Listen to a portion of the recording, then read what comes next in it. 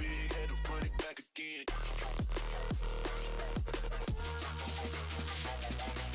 Stop. Gotta do it hella big, had to run it back again.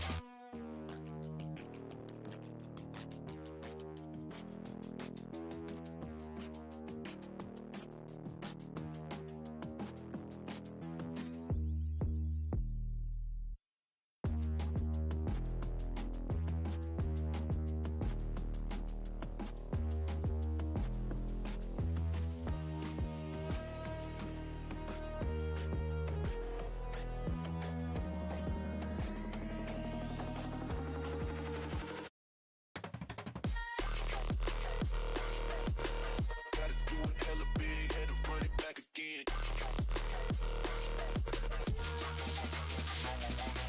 Stop.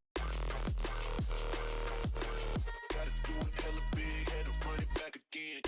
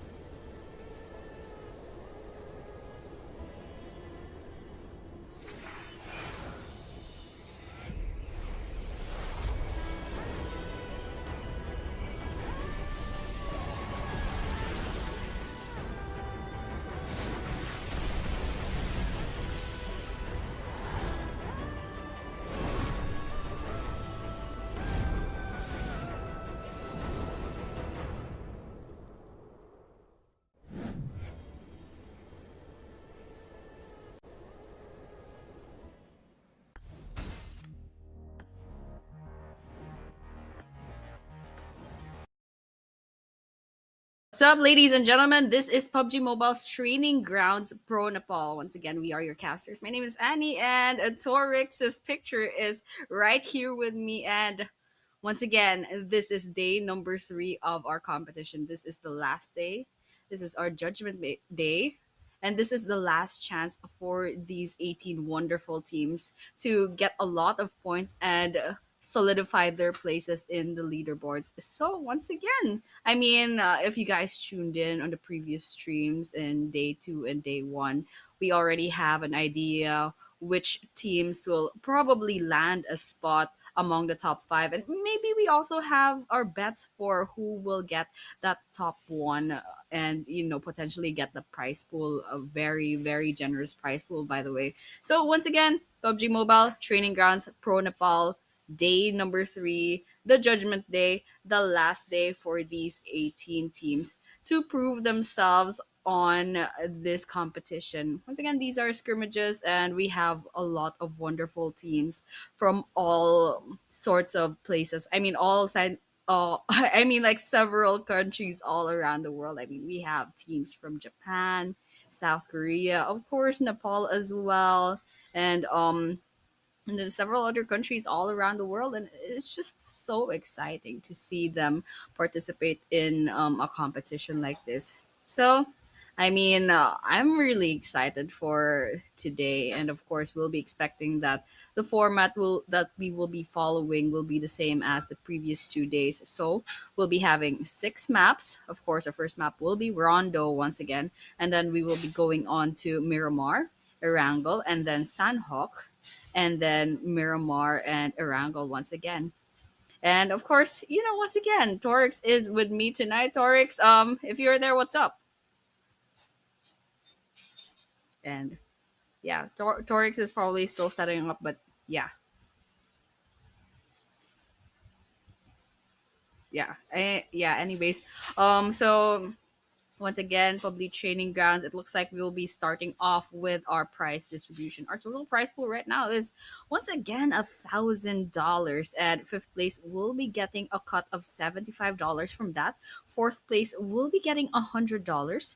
Third place is getting $175. Second place is 250, and of course, first place will get the lion's share of $400. And once again, this is the point system, and depending on what your placement point is, or basically like who dies first and who remains alive at the end, the first team will get 10 points, the second will get 6 points, third will get 5 points, and so on and so forth. It's the same thing. Fourth, 4, fifth with 3 points, sixth with 2 points, seventh and eighth with 1 point, nine to six will not get any points, and of course, as usual, every single elimination counts as 1 point. And so we have our 18 wonderful teams vying for that prize pool. We have the Xavier, Bigatron Esports, Vampire Esports, NS Red Force, DRX, FN Sejong, Reject, Kinotrope Gaming, Formical Vibes, DRS Gaming, HORAA Esports, Champions Esports, ASxI8 Esports, T2K Esports, NEPX Esports, Exotics Esports, Royal Dragon, and of course Rakshas Esports.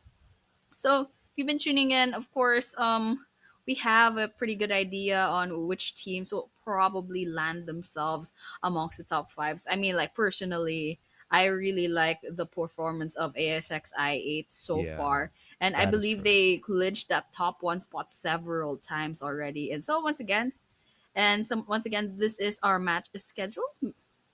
Once again, Rondo will be our first map. Miramar will be second. Erangel will be third. Sanhok will be fourth. Miramar will be our fifth map. And of course, we will be ending with Erangel. So once again, guys, my co-caster, Torix. Torix, what's up? Thank you, Annie. Thank you once again for the wonderful welcome and for carrying the whole situation all by yourself. But yes, so we have the schedule, ladies and gentlemen. Rondo, Miramar, Erangel, Sanhok, Miramar, Erangel. 2 Erangels, 2 Miramars, 1 Sanhok, and 1 Rondo whatsoever. And now, right now, it is time for the next match, next phase of the match for these teams to like play off to get some decent eliminations, and so far it has been 2 days. It has been 2 days completely done, and if you're not doing anything from this point onward, you're not going to be able to like secure those cheesy top 5 positions that will help you, that will give you the opportunity to get into the top 5 for that prize pool race. You remember, this is $1,000 on the line, and if you want to have any kind of like prize pool for yourself, or even the title for the champions, you need to be in that top 3 and the top 1 positions. Yeah, I totally agree with you right there, Tarix. I mean, even top five getting $75. That's a great amount of money. And maybe you're four in the team, you're cutting it with your coach or manager as well. It's a decent amount of money. And to think that you are fighting against 18 wonderful teams from all around the world as well. And, just participating in a competition such as this is, for me, it's quite an honor. I mean, there's some really big names over here, some big name teams, and some wonderful performances as well. So to be able to go against them in PUBG M in these wonderful maps, Miramar, Erangel, Sanhok as well. These are staple maps in official competitions. I mean, it's good practice, and to top it all off, this prize pool of $1,000, it's just quite insane. It's very generous, I might say. I mean, three days only worth of a gameplay that you're gonna do, and you're gonna win somewhere in the range of $1,000. That's the big thing. But right now, Annie, here we go. Our first match, the Rondo, is on its way right now, and you can already see the plane path, the plane taking the flight. But I want to see the plane line, and there we go. It is going all the way down to the Tin Long Garden. The eastern corners are in the favor. The western corners right now are not. The Fongton, Lanpo, Longho, Jiao, Tin, all these areas you want to go, you have to find a car, because this is also a 8x8 map. So you can say it is somewhere on the par with the Miramar. Yeah, and yeah, it's the same size as Miramar and Erangel. But interestingly, yesterday there were two flight paths on Rondo. So I'm not sure how that worked, but for now we do have only one flight path, and of course does go north to south, but very biased towards the east. So I'm gonna expect that maybe a lot of these teams will be avoiding the eastern side of the map because there's too little space and they don't want to take the risk of running into someone, especially so early on in the game. And I did notice from the previous days that these 18 teams tend to like their early game engagements. They go very aggressive, and there's a lot of casualties already within the first 5 minutes. So right now we're seeing the circle quite smack in the middle, a little bit biased to the west, however, but I mean, these teams, they're not gonna worry about rotating into the circle just yet because they can go loot the place about and then get some vehicles, and they can worry about the first stage of the circle later on. They definitely can worry about the stages later on, but we have our top performers. On the number one, we can see DRS YTT with 18 eliminations, total of almost 4,400 damage, 4,357 in fact, right now at the very exact, with 6 assists to the player's name. Similar to the side, you can see the number 2 has a higher ratio of elimination but lower ratio of the damage.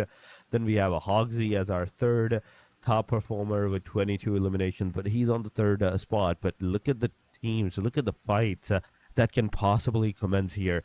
Shan has a team, like two teams right next to each other. You can already see into the kill feed. The shots are definitely coming in from the knockouts. The eliminations are already happening. We are seeing Team Exotic losing their players, losing their players' lives. And it's not going to be like too difficult for the other team to take down Exotic at this point because they have already done two of their players. They have already taken down two of the Team Exotics, but Exotics, wait a second. I saw into the kill feed, retaliating, and Exotic instantly wiping the whole team up. Oh man, that's absolutely crazy. We're down to 70 teams already, and I mean that's a great start. But right now it looks like it'll be between That's not long team name. I believe that's Kinotrope versus HORAA Esports. HORAA Esports on the opposite side of this compound. Unfortunately, Sleepy HORAA is already on the red, losing a lot of health. And over here, we're seeing the perspective on another player in Kinotrope, also half health. Finale has a pretty good um position right here, but 1 versus 1, no one goes down. However, no fear HORAA on the bottom of this compound, and we're just seeing an exchange of bullets, but so far no one's going down just yet.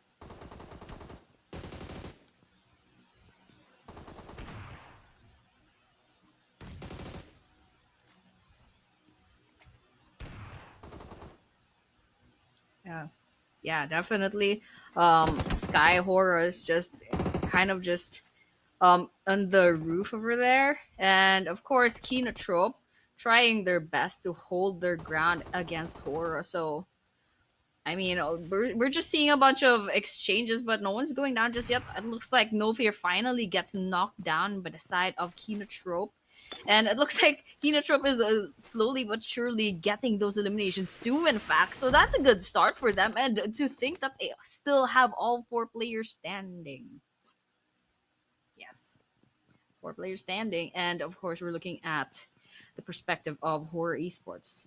Not doing well, if I might say. Jiggle is losing a lot of health really fast and doesn't look like he has any healing items. So it looks like he'll be kicking the bucket really soon. And now it's all up to Sky HORAA to carry the fate of HORAA Esports.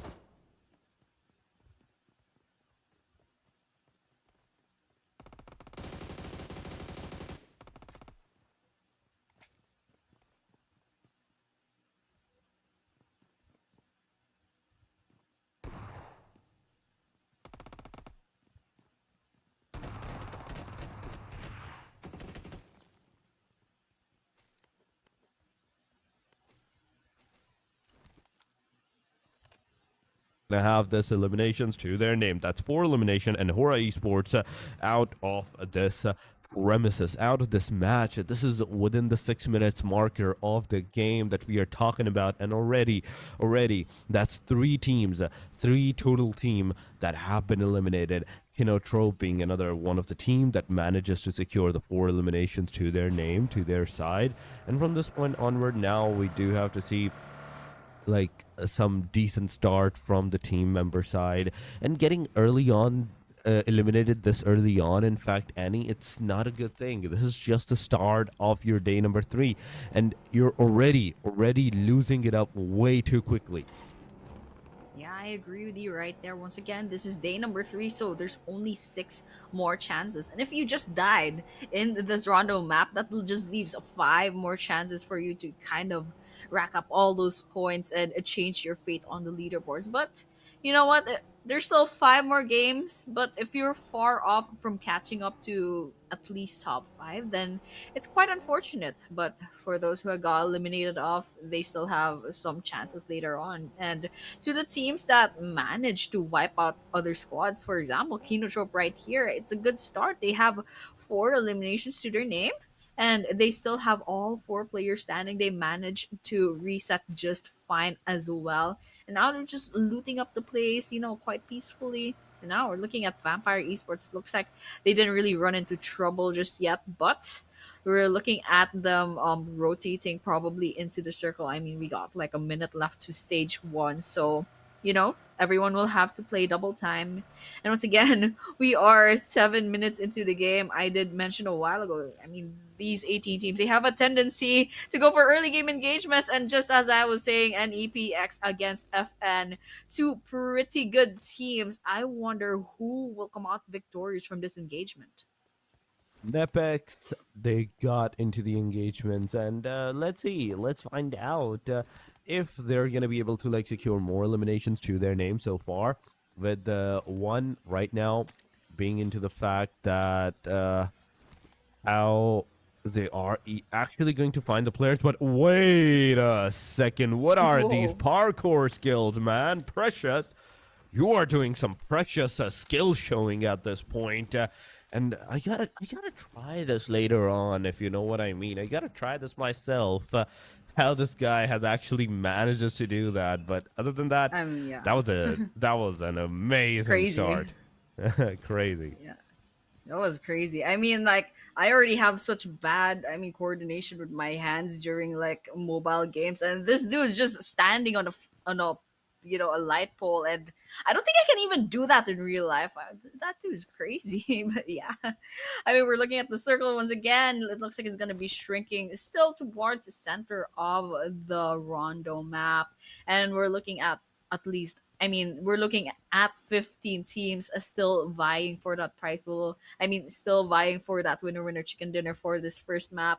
And of course, there's some teams that start off really strong, and hopefully, we see that same consistency later on.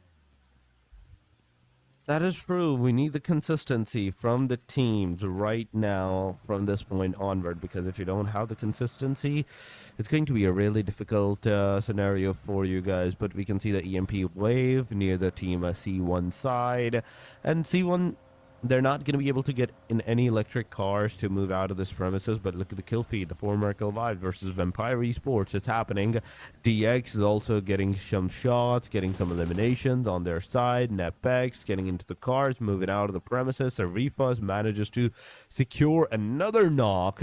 He gets a knock. He is gonna go there alongside the rest of his team inside the supercar. They want to get the confirmations.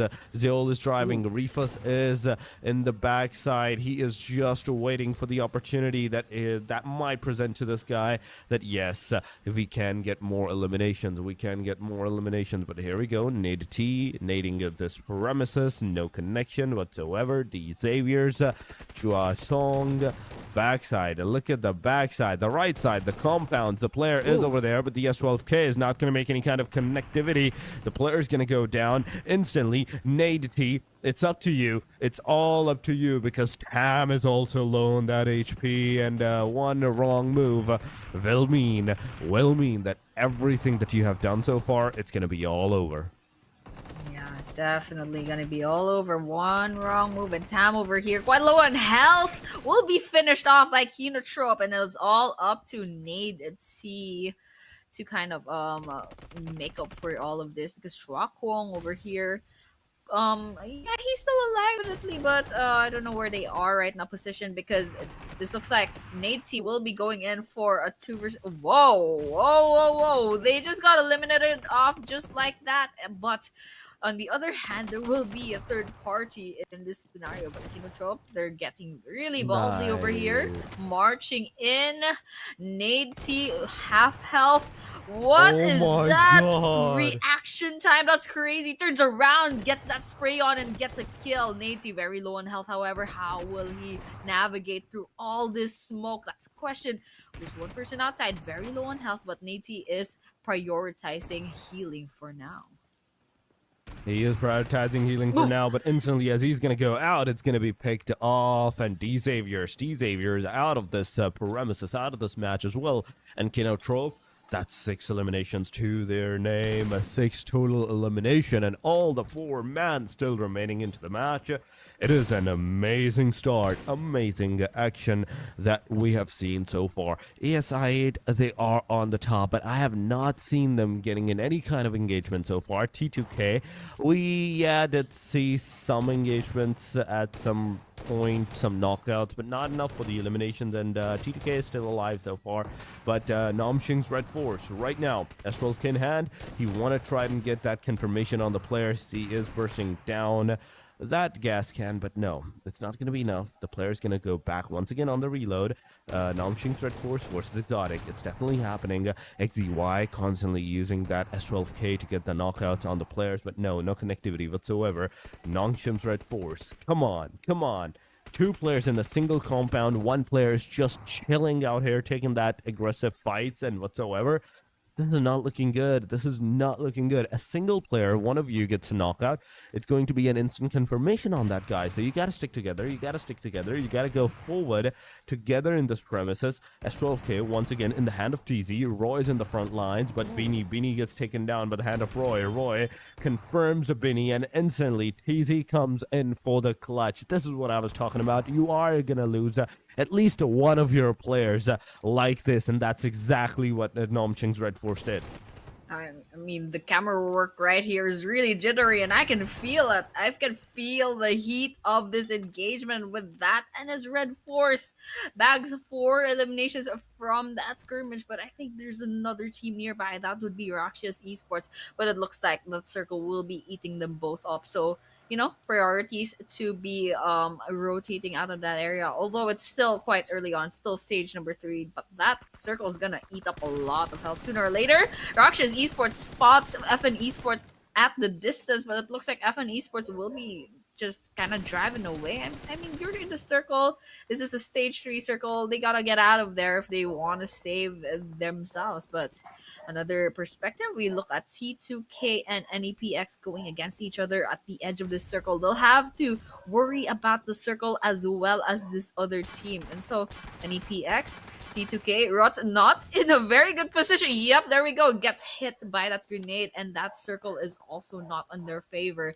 Kajaya, however, long range shots, trying to see if they can take down NEPX to no avail. However, that car is way too fast, but some bullets are connecting. However, it's not going to be enough, but there we go. It looks like Love finally puts him to the ground.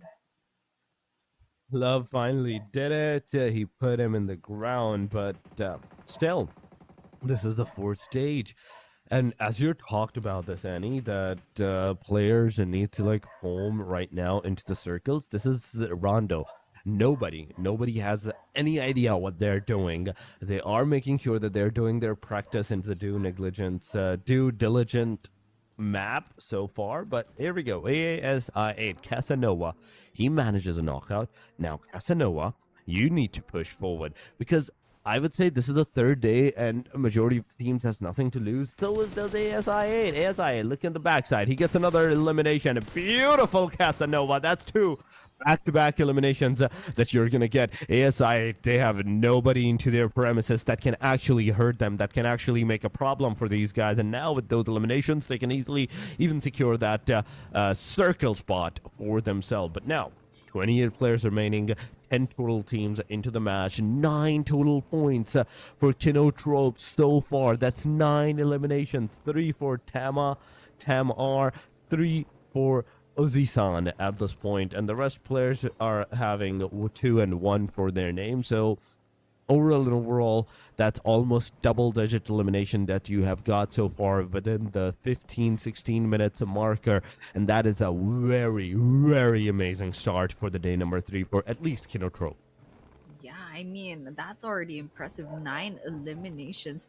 And to think that this is still the first map for tonight, Kinotrope's having a really good day. And hopefully we see that kind of, a consistency for the rest of the 5 maps. And now we're looking at 4 Miracle Vibes. We did see they had 4 eliminations, but going back to Kinotrope, once again, a very impressive teamwork. What was that? They just crashed into each other. But yeah, I mean, they have all the time in the world to kind of just reset, run their cars into all kinds of obstacles. But over here for Miracle Vibes, looks like they have spotted NS. Up in that roof, Top has their crosshairs out. They did spot that movement, but so far, they're not finding the shot that they need.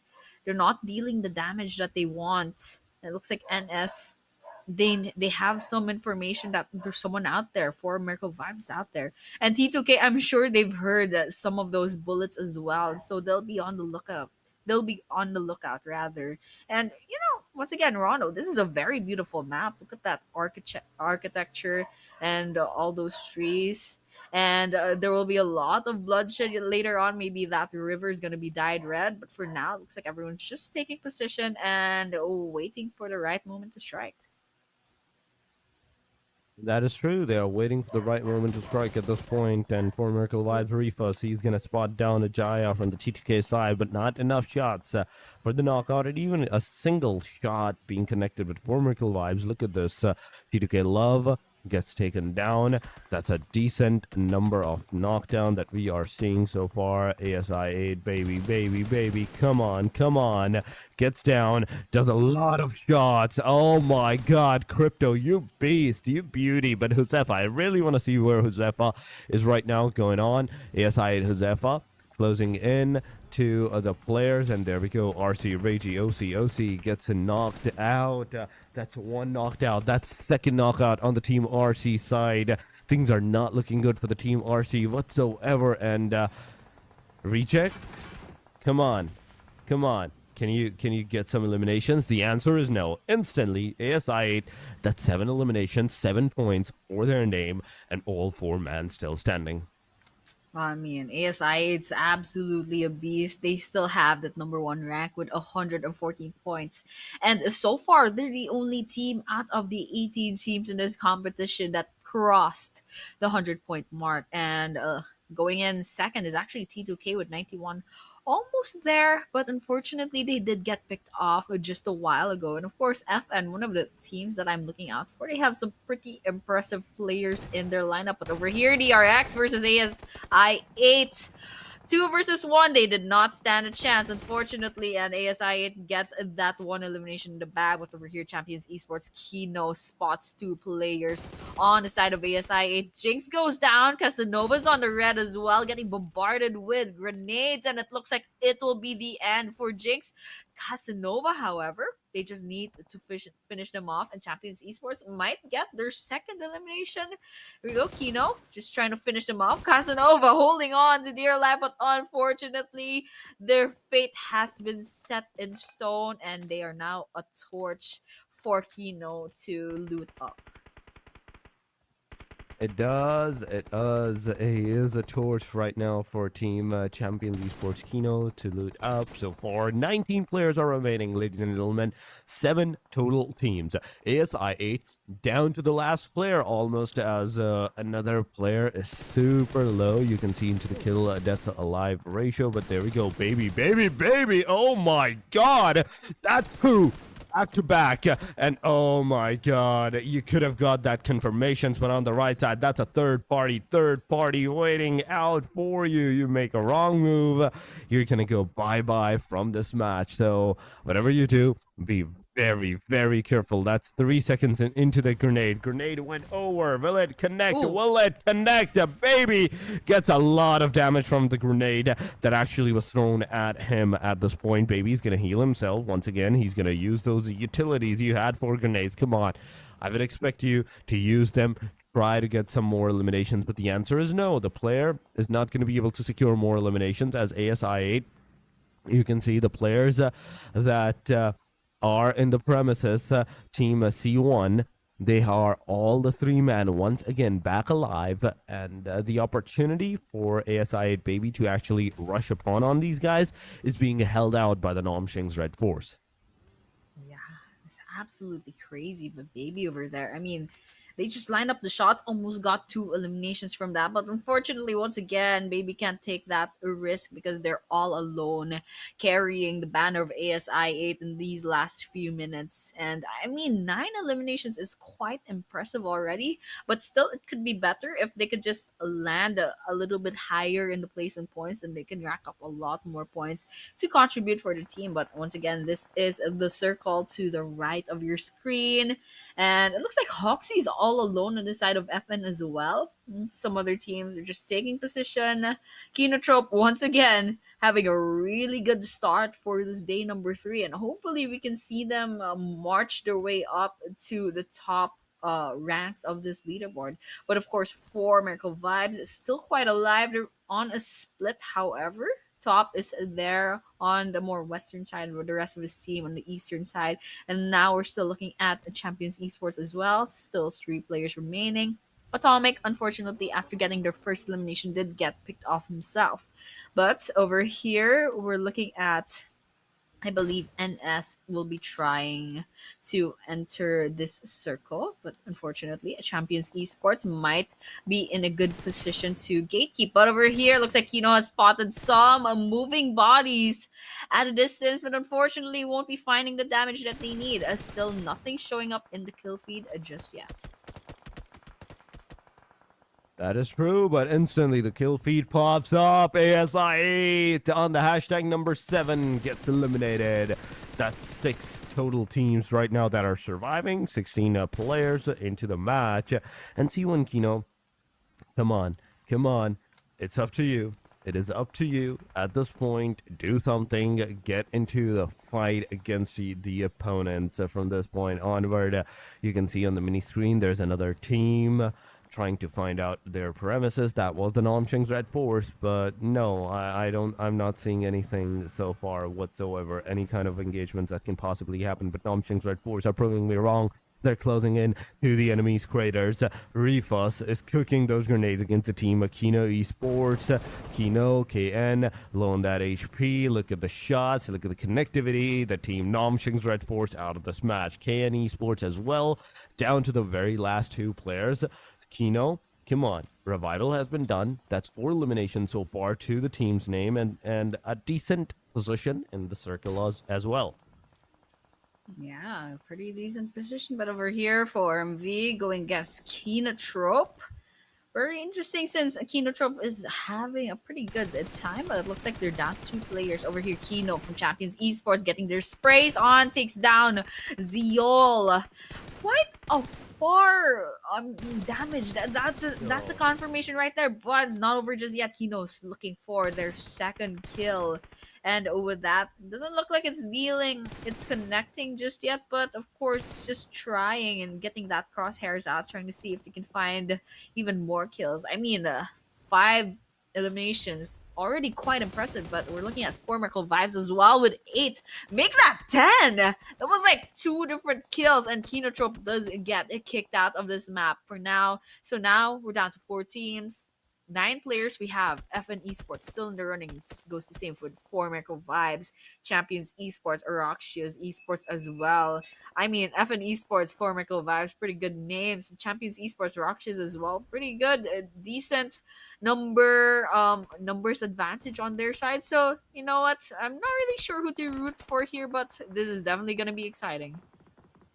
This will definitely, most certainly will be exciting in more than one ways. At this point. But Champions Esports, they have to circle. That is one thing that we all have to get ourselves accustomed to, is that this team is the only one in all of the top 4s that have the circle, that have like a decent number of players advantage against everybody else. Like it's a 3 versus 1 or 2, or as some kind of scenario. So Rakshas and Champions are the only 2 contenders that can actually go toe to toe, head to head against each other. But on the other side, the rest of the teams, they're 3, they're 2, they're 1 man at this point. But Kino, come on! You did a lot of damage on the players, but not enough to get those knockouts. Rakshas closing in, that's 1 down. The other one in the trade-off gets a knockdown as well. That's 3rd one from the Rakshas side, gets an instant confirmation as Team Champions loses 1 of their players. So a 1-3 trade-off, it's not that bad. It's not that bad. I would say it's a pretty good trade-off, but now you're in the same boat as everybody else, whether it's the team FN, whether it's the team for Miracle Vibes, and both of those teams even have the potential to take you down. Power from Champions, oh my god, manages to get another player out, so it's basically a 1 versus 2. 1 versus 2 going on, but this is what I was talking about. Refus, you beauty. Power versus Refus. It is a 1v1 from this point onward. Whosoever has a good connectivity will have the chicken dinner. Team Champions, this chicken dinner can be taken out from you guys, and that's exactly what's going to happen. For Miracle Vibes is going to secure that chicken dinner right from the noses of Champions Esports. Nah, that was crazy. Reefus was all alone, and they. I don't know what the final count of their eliminations is, but I'm guessing it's like maybe 10 eliminations just all alone, and then they're their Arifas's other players from their same team. I mean, they also racked up some eliminations for themselves. So I'm really excited to see how this will affect the leaderboards for the side of former vibes. I mean, that was crazy. It's a good start for their team, and of course that winner chicken dinner. That's gonna help them a lot. Once again, this is day number 3, so this is the last chance for these 18 teams to put in their work and rack up those points. And for Macro Vibes, they did just that on this first map. They definitely did. They exactly did this on the first match. They racked up the points. They made sure, even though if they're less on the elimination points, the players, they still manages to get that chicken dinner whatsoever for themselves, and that is a great start. That is a great start whatsoever, no matter how you say it. But Annie, yes, the first match, the Rondo has been done and dusted. And I would not blame anyone of not playing good at Rondo because it's also somewhat their first time. It's also somewhat their first start into the Rondo map. So getting some decent points, not getting some decent points, it's all part of the game. Yeah, I mean, I agree with you right there. Rondo isn't so much of a common map, especially in competitions. But of course, since they join training grounds, they'll have to deal with that. And once again, for Marco Vibes, our first winner chicken dinner for tonight. These are their stats. Refus, it looks like their total animations is 9. And Top will get 2, Zyle with 1, and Dakar will get 0. And looking at the damage as well, Refus has such an impressive amount of damage, 1,014. But look at Top over here with 773 damage. Unfortunately, only has 2 total eliminations. Then again, they have 4 knocks, so has to be calculated as well. And so MVP of the match, no doubt, it's Refus. I mean, he was carrying the team that last a few minutes of the game. He was all alone and still manages to clutch that winner chicken dinner. It's no joke for their side. And of course, these are the rest of their top players. Nate T, the side of DX Xavier with 5 finishes, and Exotic Esports Pretom as well, number 3. And yeah, these are the top 4 damage stats. I mean, Refus with 1,014, Kino with 920, Nate with 799, and Top with 773. And of course, their damage taken as well. A very, very, I mean, like, of a very big difference from their damage dealt. I mean, these are just some crazy stats from our top players for this first match. It is. Those are the top players from our match. But we have the summary: 71 total elimination, 8 grenade eliminations, 0 airdrops looted whatsoever. Healing done is 7,467, 0 vehicle kills. Come on. I was hoping some eliminations from the vehicles. Then we have the longest elimination distance of 4 Merkel Vibes Refus with somewhere over 400 meters. But we have the match leaderboard: 22 total points for the 4 Merkel Vibes, 9 for Refus, 9 alone eliminations for Refus. The rest of the team manages to secure 1-1 elimination, making it a total ramp up of 12. 22 points, C1 with 14 total, KN with 12 total, ASxI8 with 10 total points, 9 for the team FN, and Nomchings getting 8 alongside of the team DX, Exotics with just 6 eliminations to their name. But teams to focus: the top 4 contenders of the last match, it is 4 Miracle Vibes, Team Champions Esports, ASxI8, and Kino Esports. I mean, those are pretty good teams to focus on. Once again, for MV, no joke right there. But ASxI8, of course, you do have to like watch out for them. Once again, they still have the number 1 rank. For MV is quite close, however, with 99 points. That's about 18 points before they catch up to ASxI8. And of course, number 3, we still have FN Esports with 95. Once again, they're a pretty good team, but they'll have to step up just a little bit more if they really want to overtake that top 2 and top 1 spot. And of course, T2K will get a 4th place, and the Arcs will the 5th place. And lagging behind by just 1 point is actually number 6 and number 7. That's HORAA and DRS. So just one small sidestep, and we might be seeing some big overtakes in the top leaderboards. But once again, this was just match number 1. We still have 5 more chances to put their names up in the leaderboards and solidify their place in this competition.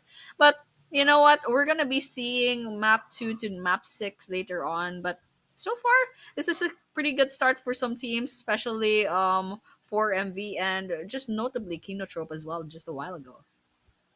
That is completely true. Kinotrope did a good job. For Miracle Vibes did a great job. Champions did a great job. ASxI8 also did a really amazing job as well into this match.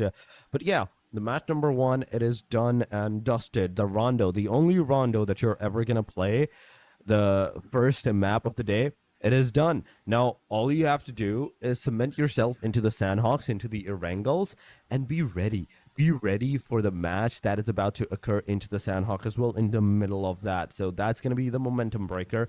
But yeah, aside from that, it is two Erangels, two Miramars for you guys from this point onward. And from what I can expect, the teams will do really decent. They did so decent in Rondo. They're definitely going to do some amazing stats in the Miramars and the Erangels. But right now, ladies and gentlemen, we will be going on a short break. Do not go anywhere. Stay here, stay connected. Make sure you like and subscribe to the channel. And we will see you after this highlighted break.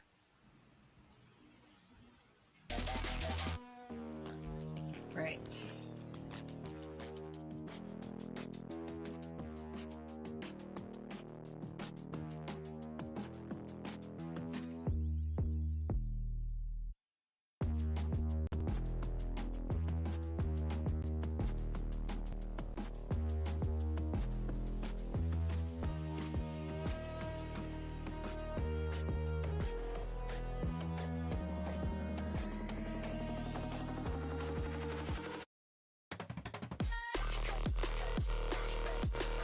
Gotta do it hella big, had to run it back again.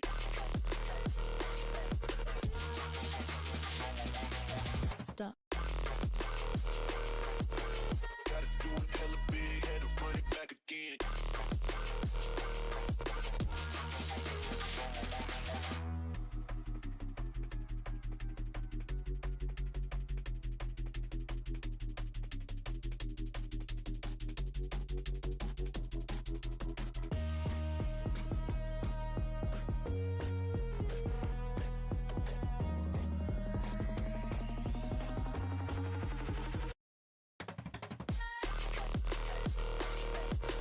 Gotta do it hella big, had to run it back again.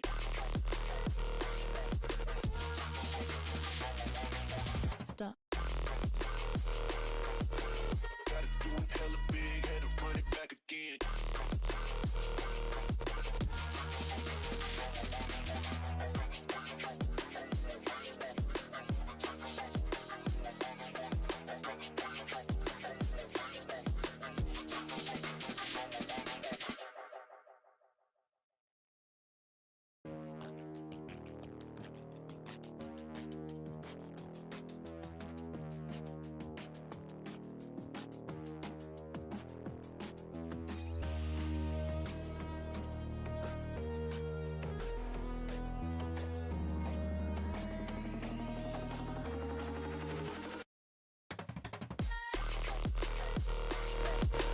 Gotta do it hella big, had to run it back again.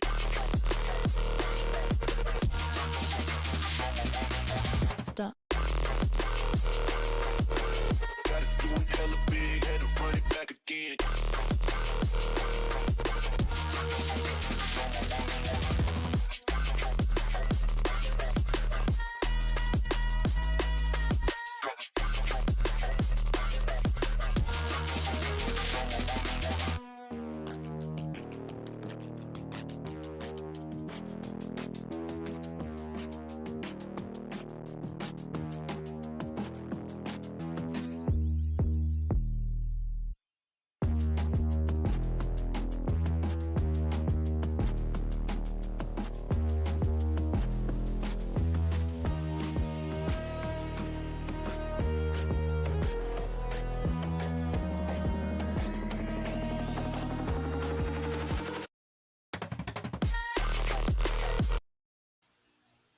We are back once again to PUBG Mobile's Training Grounds Pro Nepal.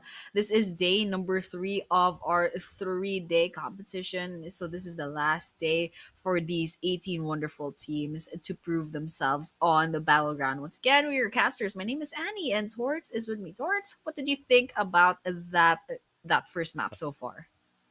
Thank you so much, Annie, for the wonderful welcome once again. And yes, the first match, as it was done and dusted, I saw some decent gameplays from many of the teams.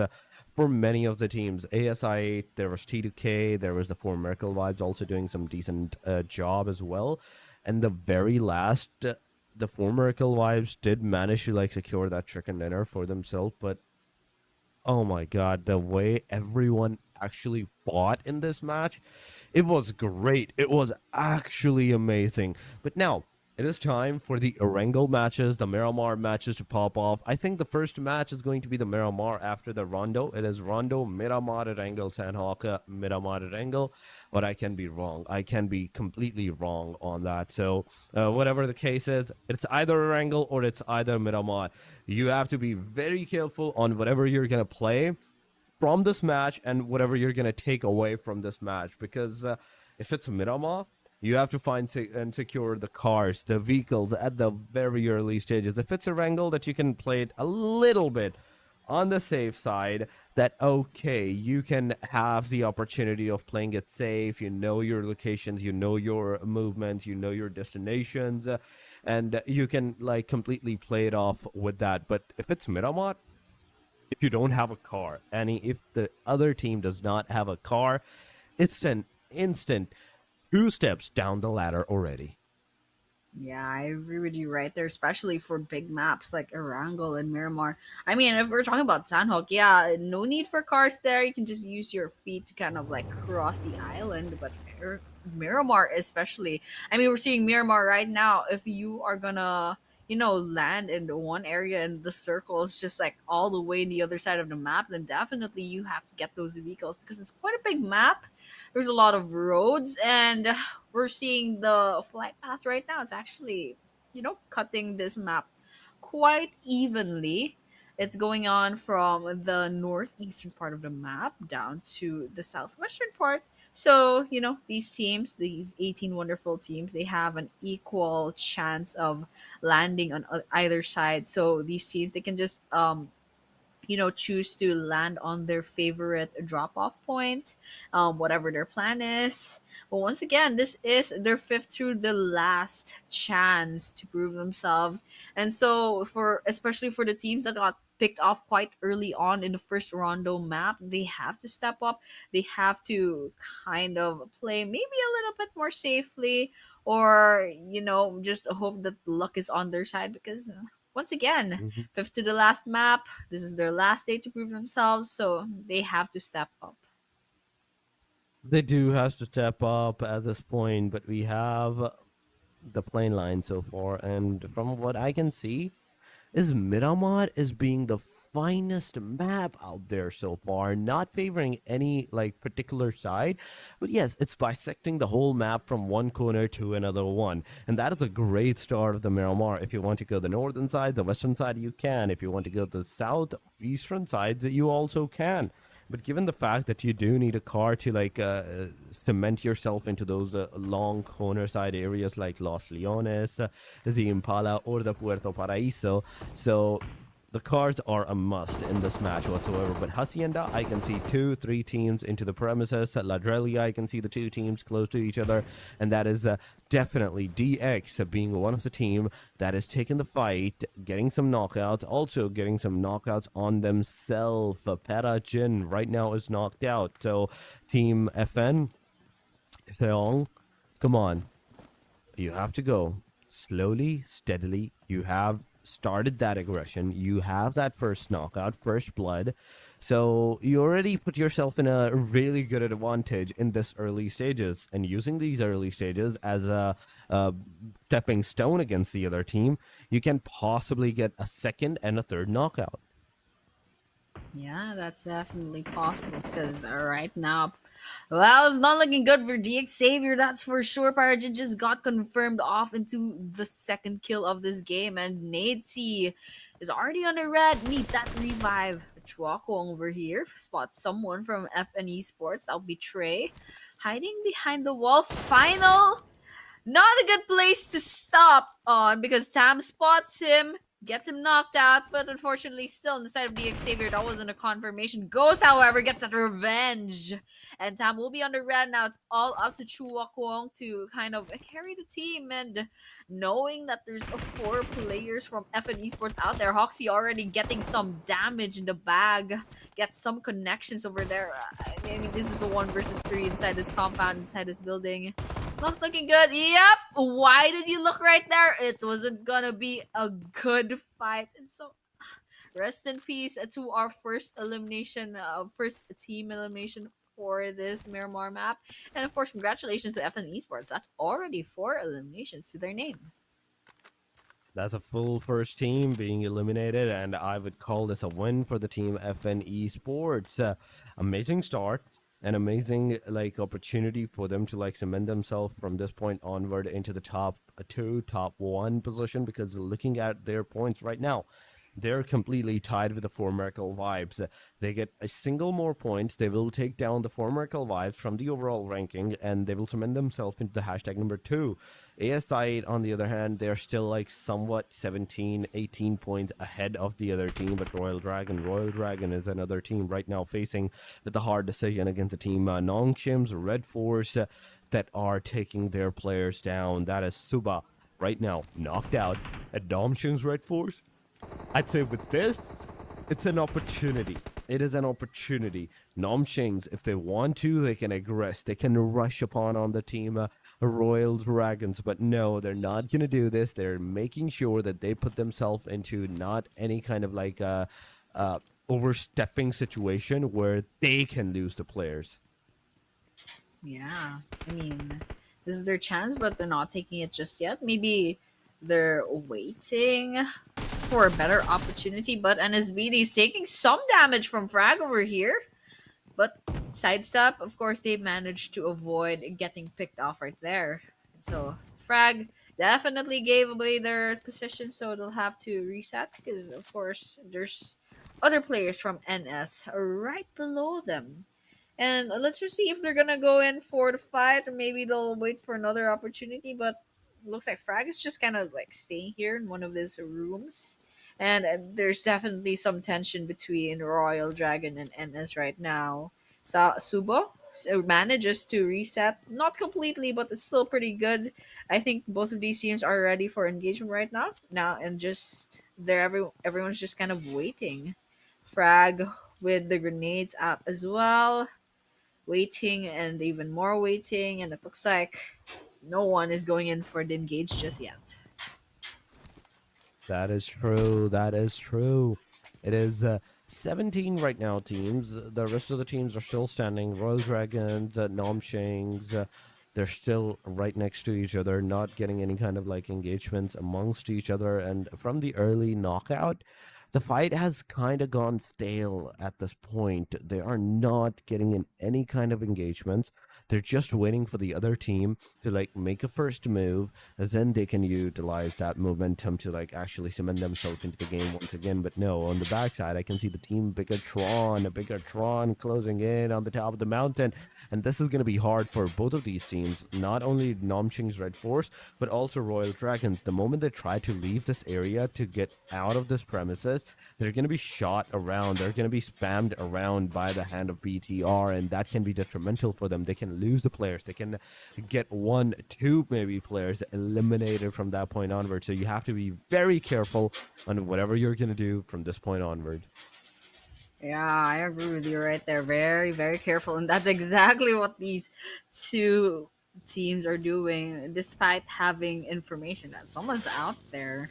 There's got to be someone out there just playing it safe and Still, we are 7 minutes into the game. This is still stage one of their circle, so they got a lot of time.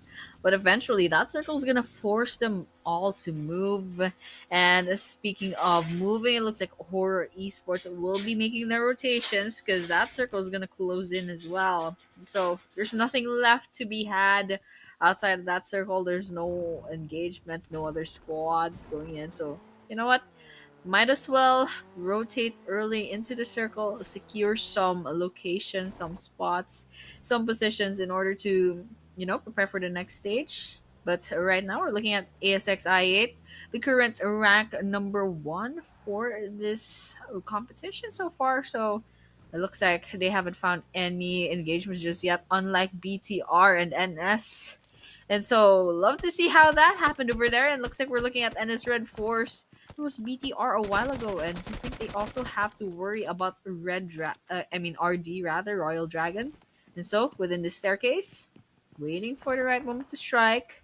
Someone definitely initiated this engagement, but they're playing it safe up in this staircase. Looks like someone does need a revive on the side of NS Red Force. Grenades coming in. Lots of damage. We have TZ's almost picked off.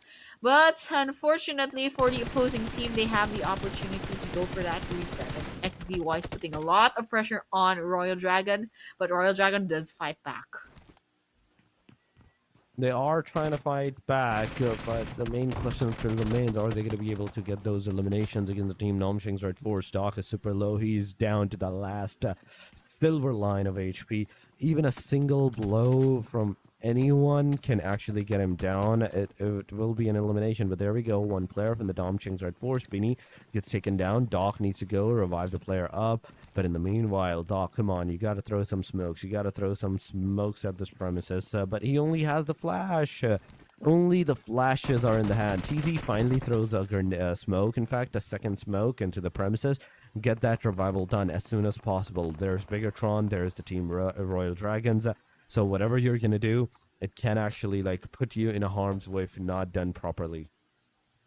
Yeah, I mean, that's true over there. They have to think of how their actions will potentially impact the rest of their gameplay. But looking here, T2K Esports, it looks like they've already lost Kajaya. I mean, Ajaya rather. And then we're seeing the kill feeds popping off with some knocks, some eliminations. Just checking the statistics for now, that's 17 teams, 65 players left or remaining as well. And so, everyone's just vying for those kills. But over here for MV, they spot DRS at a distance on that compound. There's already one on the red on their side, on the side of DRS rather. Refuse. Once again, the MVP for that previous game has their crosshairs out, trying to see if they can get those long-ranged bullets. But unfortunately, it would be Refus that will be getting knocked out from afar. That's absolutely crazy. And at least he still has the chance to reset, but I mean, that was a missed shot. I mean, Refus, I have a lot of faith in him, and I hope to see him go against DRS. But over here, we're looking at Megatron Esports and FN as well. Megatron with the upper ground advantage. FN, of course, they do have their buildings, but the question remains: who will come out alive from this engagement? Who will definitely come out alive from this engagement is a big question, because so far it is only a single team. DX was the only name that got fully eliminated, fully unfunctioned out of the sanctuary of the map. But aside from that, the rest of the 17 teams are still into the premises. They're still getting those engagements. BTR versus Team FN, I can see. Royal Dragons, I can see them outside of the circle against Team Nomching's Red Force. The fight is definitely going to occur. Once again, Bini closing in with the 1897, but instantly he's going to be taken down alongside his teammate, Doxy, XZY, the only two players that are remaining from the Team Nomching's Red Force. It is everything up to these two guys. 1897 versus 1897. You have to look at the backside, Doc. You have to look at the backside, XZY. Be careful on whatever you're going to do. 2. XZY going for the revival, as whereas Doxy is going to go for that engagement, going to go for that fight. But oh my god, come on, the player is going to heal himself back to the 75% HP. You did not a good job. You could have like rushed up upon the guy. You could have got them eliminations for your name, but now he's loaned that HP. He's loaned that bullets. Doxy is finally going to connect those bullets. And now with that, another team is finally going to be eliminated. Yeah, that makes 16 teams left standing and 59 players, but it's not over just yet. Bigatron Esports versus FN. Pretty good teams, I must say, and FN goes over there. I mean, I love his performance, but let's see what's gonna happen here.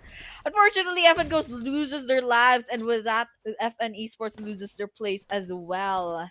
And BTR, they walk away with 4 eliminations from that. And so we got 15 teams, but it's not over just yet. HORAA Esports, KN, Kinatrope, on the kill feed. That goes the same with 4MV as well in Champions Esports. Champions Esports, 2 players on the red, needs a revive. Kino, unfortunately, on the ground already. And it's up to Urcasts. Kind of carry the team for Mako Vibes Yol. Cease and Spots Casanova. On the red, very low on health. Spots someone else, another ASxI8 player from distance, but over here Champions Esports and 4NV once again. Urcast the last man standing. If he loses his life now, it will be C1. Champions Esports will be losing their place in this competition, and with that, 4MV finally takes them down, and now they have 4 eliminations to their name. That is true, but the team, come on, champions that were so close in getting as a chicken dinner is right now being eliminated at the hashtag number 15. And on top of that, let me remind you, same team that manages to get that chicken dinner, Annie, this is the same team, by the hand of the same team that took them down first, now is going to take them down once again. But Refus, are you going to be able to secure those 9 elimination, those double-digit eliminations this time, or you're going to still stay in the single digits? I mean, we still have a lot of time. We still have 47 players remaining. Although Rivas only has 1 elimination for now, we can't say that it won't change later on, and it won't change real fast. And the good thing about 4Miracle Vibes, they still have all 4 players standing, so they have a pretty good chance of bagging maybe another winner in a chicken dinner. But of course, we might be getting ahead of ourselves. It's still the mid portion of Miramar. We're still stage 4, I believe, of the circle, and it's gonna close in on a lot of landforms. So that's gonna make the late game quite exciting. But then again, we're still down to 14 teams, so it's gonna be packed inside of this circle. There's gonna be a lot of bloodshed later on. For now, we're looking at 4Mako Vibes spot another team nearby. They're on their cars. And of course, that just gives them a little bit more armor. But once again, we see there's one on the red. Looks like Dokar, they have the chance to end them. But unfortunately, you won't be dealing the damage that they need just yet.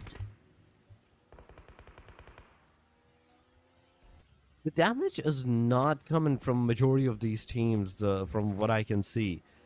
If anything comes in, it's a complete elimination sometimes. Aside from that, nobody's actually focusing on those long creating fights, eliminations, on the long stages. We are actually seeing the fights that actually occur. It's an instant knockdown. It's an instant confirmation from that point onward. But Roy, you beauty with that, just that corner side of that area, you manages to get that knock. Instant confirmation comes in on top of that too. But ASxI8 Esports, nobody received a lot of damage. He is low on that HP. He needs to heal himself as soon as possible. And with these 14 total teams right now cementing themselves into this match, another circle shift is about to occur within the 1 minute and 30 seconds. So they also have to be careful around this premises that, okay, what circle shift is going to be next one, and how can it actually affect us? But there we go. Zeol manages to get that headshot connected. Delta gets taken down. Refus confirms that elimination, and Exotic Nobody also gets taken down. Whereas the players, some players, ASxI8 on top of that, gets eliminated by the hand of BTR. I mean, maybe there's a chance that 4MV could potentially overtake as ASxI8. I mean, ASxI8, they lost their place quite early on. There's still 12 teams, so they must have been the 13th team to get picked off. So for MV, depending on if they bag that winner winner chicken dinner or maybe a decent amount of placement points, plus they're already 6 elimination points, there's a chance. There's definitely a chance that they can overtake ASxI8. But once again, we're still in the middle of the game, so let's see how four Miracle Vibes will do because it looks like they're not doing well actually. Doc R is full health. They need to revive one player. They already lost one as well, and we're looking at the perspectives of Dokar and DRS Gaming. And so with that, 1 versus 1, DRS loses their lives, but it's not over just yet. For MV throws some throw balls, but unfortunately DRS Gaming, of course, they got finished off by 4MV. They have the opportunity to reset. Rifas is still alive. Top, however, lost their life in a skirmish. And so with that, back to the game. This is Reject. Looks like they spot moving players from afar, but unfortunately, none of those bullets are connecting just yet. So far, no connectivity. Or no connectivity whatsoever at this angle. So we can see the circle taking another shift, and finally it's closing down. And this is exactly what I want to see. The circle closing down for these teams, from these teams. And 37 players that are right now remaining into the match. We can see Nomshing's Red Force being one of them, looking at the team DRX's side. They're so close to the premises against each other that even a single slight wrong move can instantly mean death, elimination for the complete team. So whatever they're doing, they need to do it super carefully at this point. They don't need to make a single wrong move, because if they do even make a single wrong move, it's an end for them.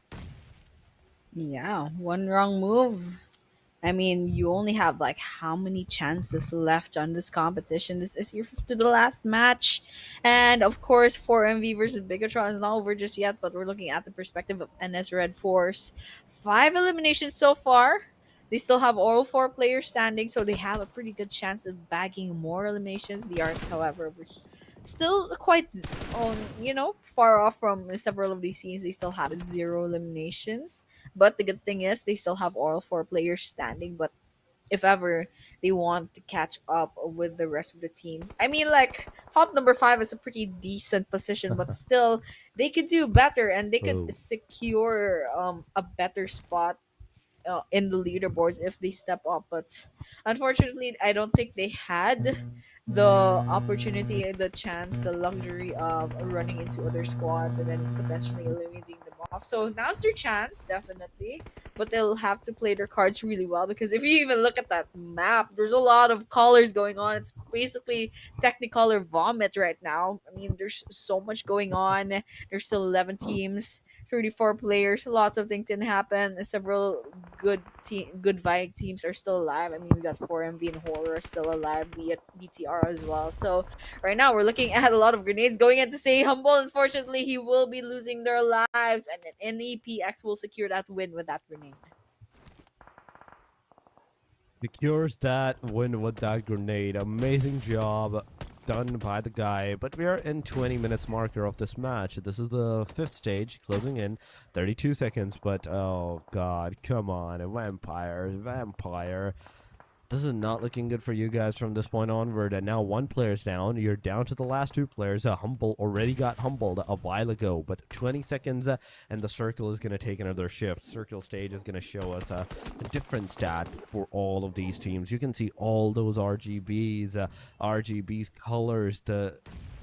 It's everywhere. Everybody is scattered everywhere. Nobody's safe from anyone. DRX, Exotic gets eliminated. DRX's player gets knocked down. We can see Big Fafa could have gone there to get that revival done, and could have been an easy more elimination for the team BTR, but BTR kind of eliminated that guy early on, and that is one of the basic reasons that Big Fafa is now nowhere to be seen into the open side areas. 4MV versus a Reject.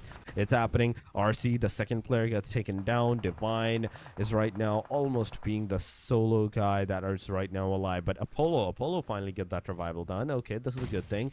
75% HP. Once again, he's back on that. Divine, 40 bullets into the off. Looking at the team RXS. ASxI8 ESPORTS, come on. Can you get some shots connected? This is the question. Because now with Divine's constant spray of a gun, he has almost provided his location to his enemies. And if I'm correct, 4 Miracle Vibes is on the left side of Reject at this point, and the throwables, the grenades that can actually pop off on this guy is an insane amount. Yeah, definitely an insane amount.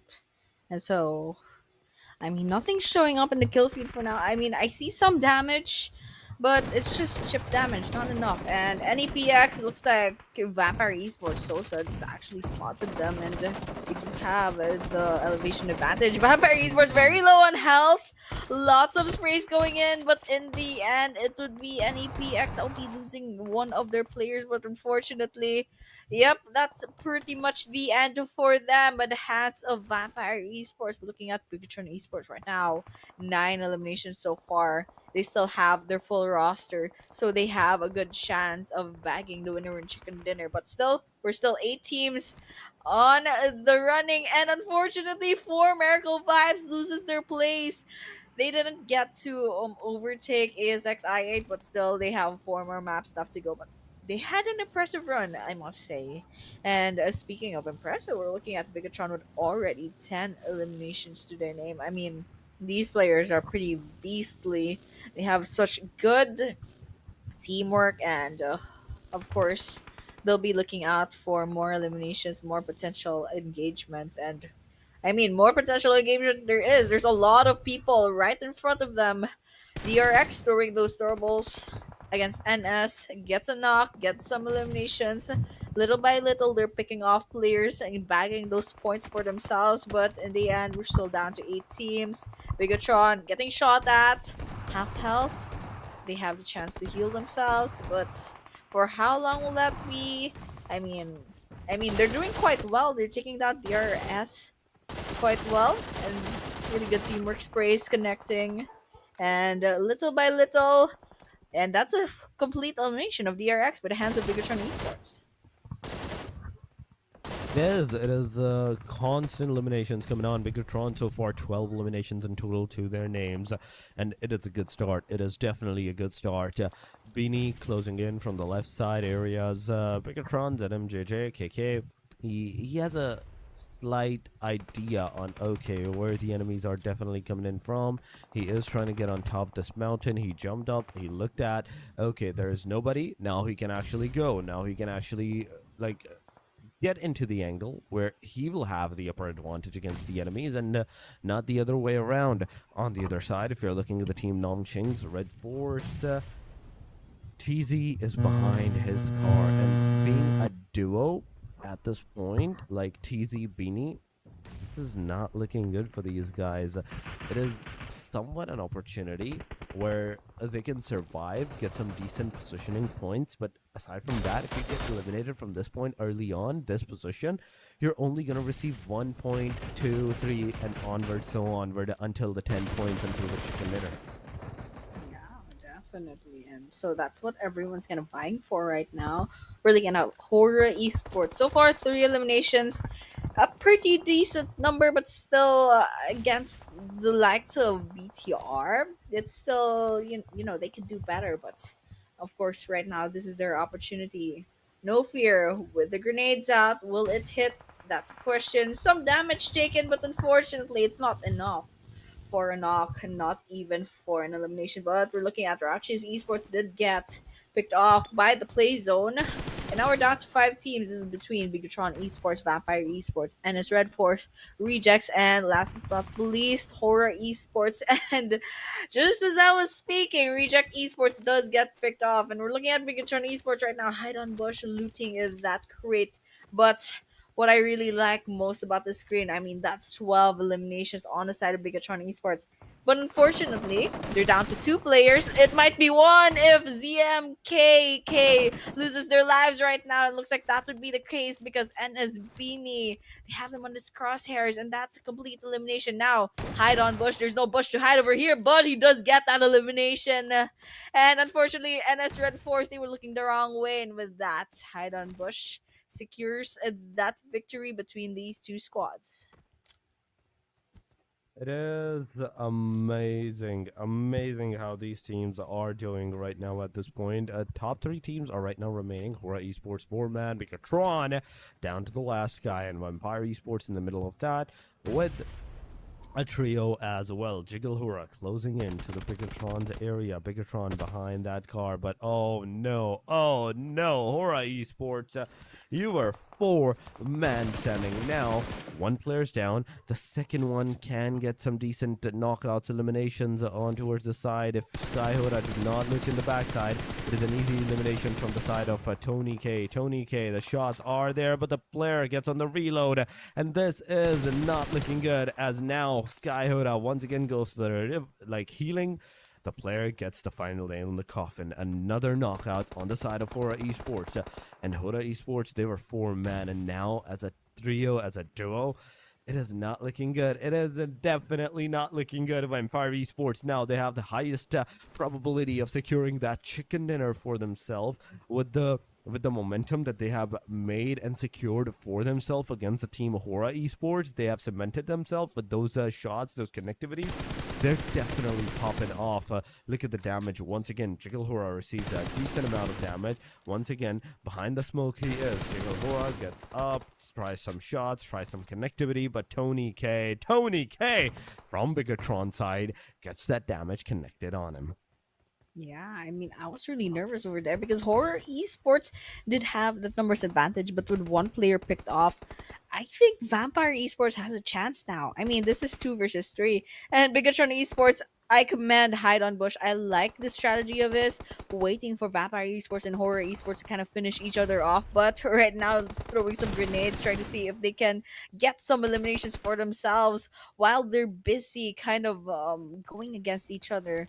So once again, Vampire Esports, Sony K managed to pick off one on the side of Horror Esports. But the question is, will he get another? It looks like Jiggle Horror will be going down as well. No fear. 1 versus 1 takes one from the side of Bigatron Esports. Tony K spots Sleepy from a distance, puts him under red, needs that revive, gets that finisher as well. Look at the elimination points on the side of Tony K. That's 7.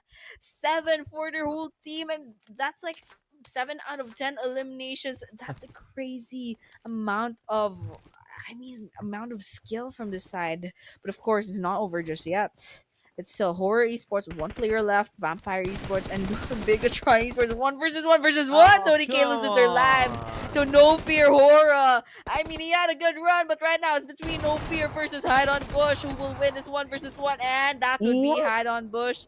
And with that, with that, the victory does go to Megatron Esports. That is the waiting game that pays off in the end. Oh my god, come on. Remember that Ohora Esports Vampire? They had 4 players consecutively, whereas a Bigatron, he was down to the very last player. But what we see a winner chicken dinner for the team BTR, and BTR. What an amazing job that you guys have done. This is a plus game from your side. I have to give it to you guys. An amazing end to an amazing start, amazing survival to whatsoever. The second match is done and dusted. It is BTR with 14, maybe 15, maybe even 16 eliminations. But BTR, we have the winner chicken dinner stats. It is 14 eliminations in total for the team BTR, whereas 6 goes to Hide on Bush, 1 for ZMJJ, 4 for the Federal, and Bigatron Snape gets 3 elimination, 1800 damage, 3 times more his elimination number. Hide on Bush managed to secure that amount of damage. Yeah, but actually, the MVP of the match does go to rather Vampire Esports Tony K. I mean, I saw Tony K a while ago kind of took down Horror Esports one by one, turns the tables around, although Horror Esports had the numbers advantage. Tony K said, that's not going to face me. And in that way, in the end, BTR does kind of steal the spotlight, but still, that was pretty impressive. They have 7 total finishes. On the other side, Hide and Bush has 6, No Fear has 4, and of course, these are their stats. Damage damage done on the side of Hide on Bush. Our very own Demon King has 1,848. No Fear 911 from HORAA Esports 1290. VPE's Tony K with 1212. And a Federal with a 786. I mean, those are some impressive damages.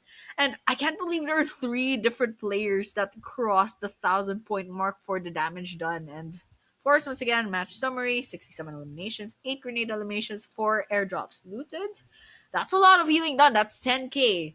And our longest eliminations, there's 393 meters done by our very own Sever Snape Bigatron Esports. That is the case. 67 eliminations, and Snape with the highest distance of the elimination, 393. Amazing job whatsoever. And that was just the summary. But Miramar with 10,000 of a healing is a amazing Miramar whatsoever. What we can say on that is. But what I wanted to see is the match ranking, and that's exactly it is what's on our leaderboard right now.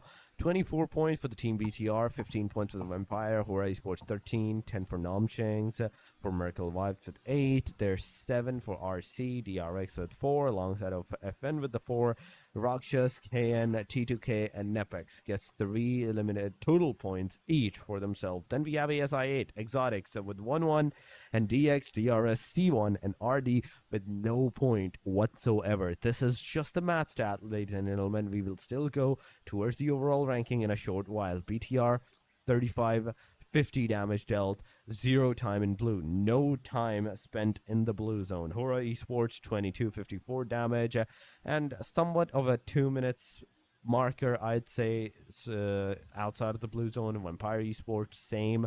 They just put their foot outside of the circle, and they were like, nope, we're out. They instantly went out once again. 2130 damage that they have dealt. And last but not the least, it is 4 Miracle Vibes with 1960 damage with no blue time whatsoever. But we have our leaderboard, 118. ASxI8 still on the hashtag number 1 whatsoever in just the 13 matches that they have played for themselves. But once again, we come down to the teams to focus. Yeah, I mean, I agree right here. Teams to focus, BTR. No, no comms over there. They did bag that chicken dinner. And at a pretty good way. It's very strategic what they've done. But over here, this is the overall leaderboard. ASxI8 once again still staying at that number 1 rank, and even has 11 points gap from 4MV from number 2. They have 107 in the top 2. In the top 3, we have FN Esports with 99, almost crossing that 100-point mark, but still not there. Number 4, we do have T2K with 94 and HORAA with 92. And of course, some of these teams, if they want a chance and to get a taste of that prize pool, they definitely have to step up. But for now, these are your teams. You can see how your favorite teams are doing right now. And so really excited. That was our second map for tonight out of 6. So there will be 4 more chances for these 18 wonderful teams to kind of prove themselves to everyone. And right now we're seeing ASxI8. They still haven't gotten dethroned, but unfortunately they only had 1 point from that Miramar map. So, to those fans of ASxI8, crossing our fingers, by the way, to see, hopefully they step up in these later games. Maybe luck will be on their side later on, but so far it's a pretty interesting setup right now. It's a pretty interesting competition. That is true, Annie. That is true. And with this, we do have to see what's the next move for these teams are, and how they're gonna cement themselves into the Erangels and the next Miramar as well. But right now, ladies and gentlemen, we will be going on a short break. Do not go anywhere. Stay here. Stay connected. We will be right back.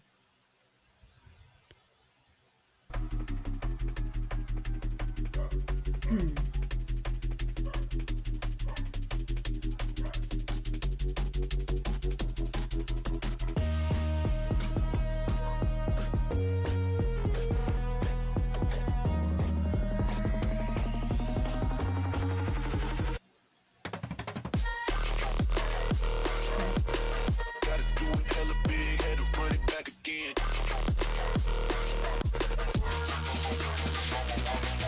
stop, Gotta do it hella big, had to run it back again.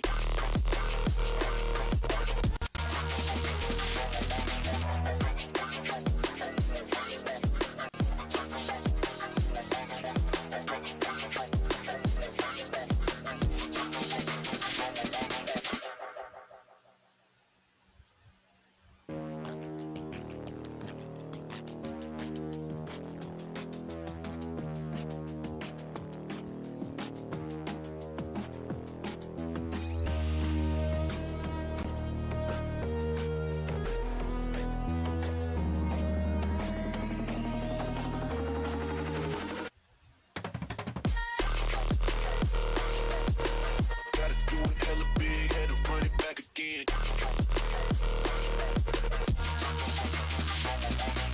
stop, Gotta do it hella big, had to run it back again.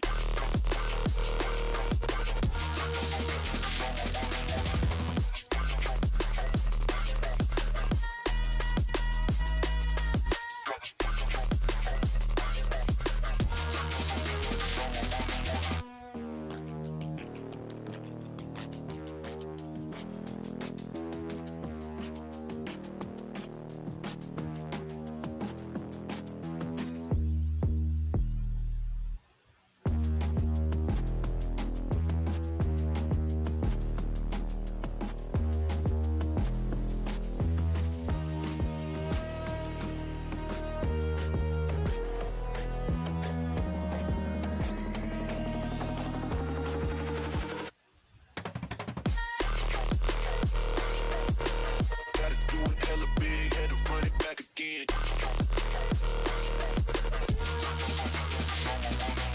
stop,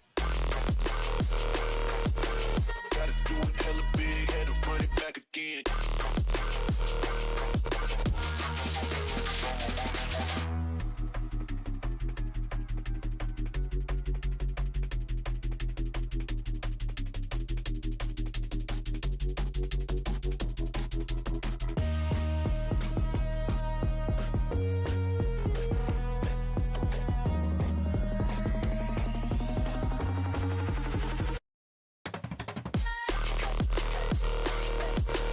Gotta do it hella big, had to run it back again.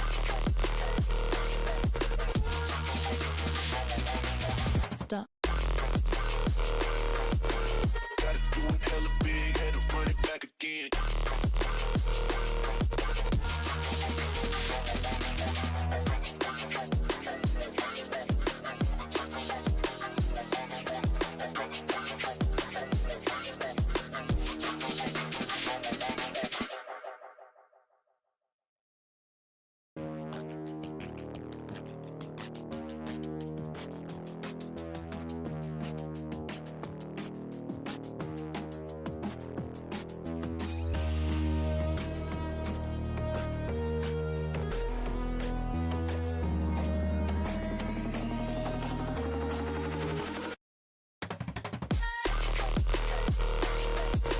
Gotta do it hella big, had to run it back again.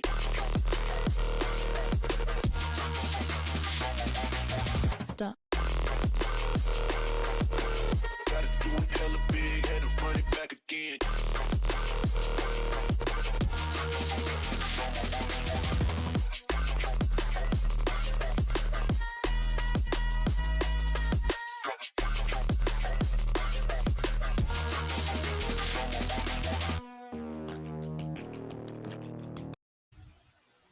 Yeah, once again, we are back to PUBG Mobile Training Grounds Pro Nepal.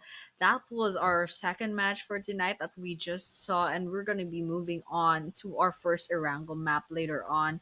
And of course, that was quite an exciting game. I mean, Bigatron Esports just clinching that win towards the end while playing the waiting game, just stealing the spotlight from Tony K. But, I mean, that was amazing. But once again, we will be moving on to our next game. We are your casters. My name is Annie, and Torix is with me tonight. Torix, what are your thoughts right now?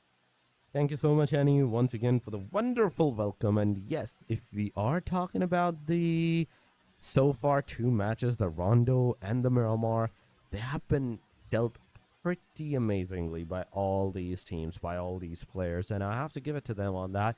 The way Bigatron took that last fight, they were the winner chicken dinner contenders. Last match where champions had the opportunity of securing that chicken dinner, a 2v1 versus the Four Miracle Vibes. Four Miracle Vibes at that point took that chicken dinner from them.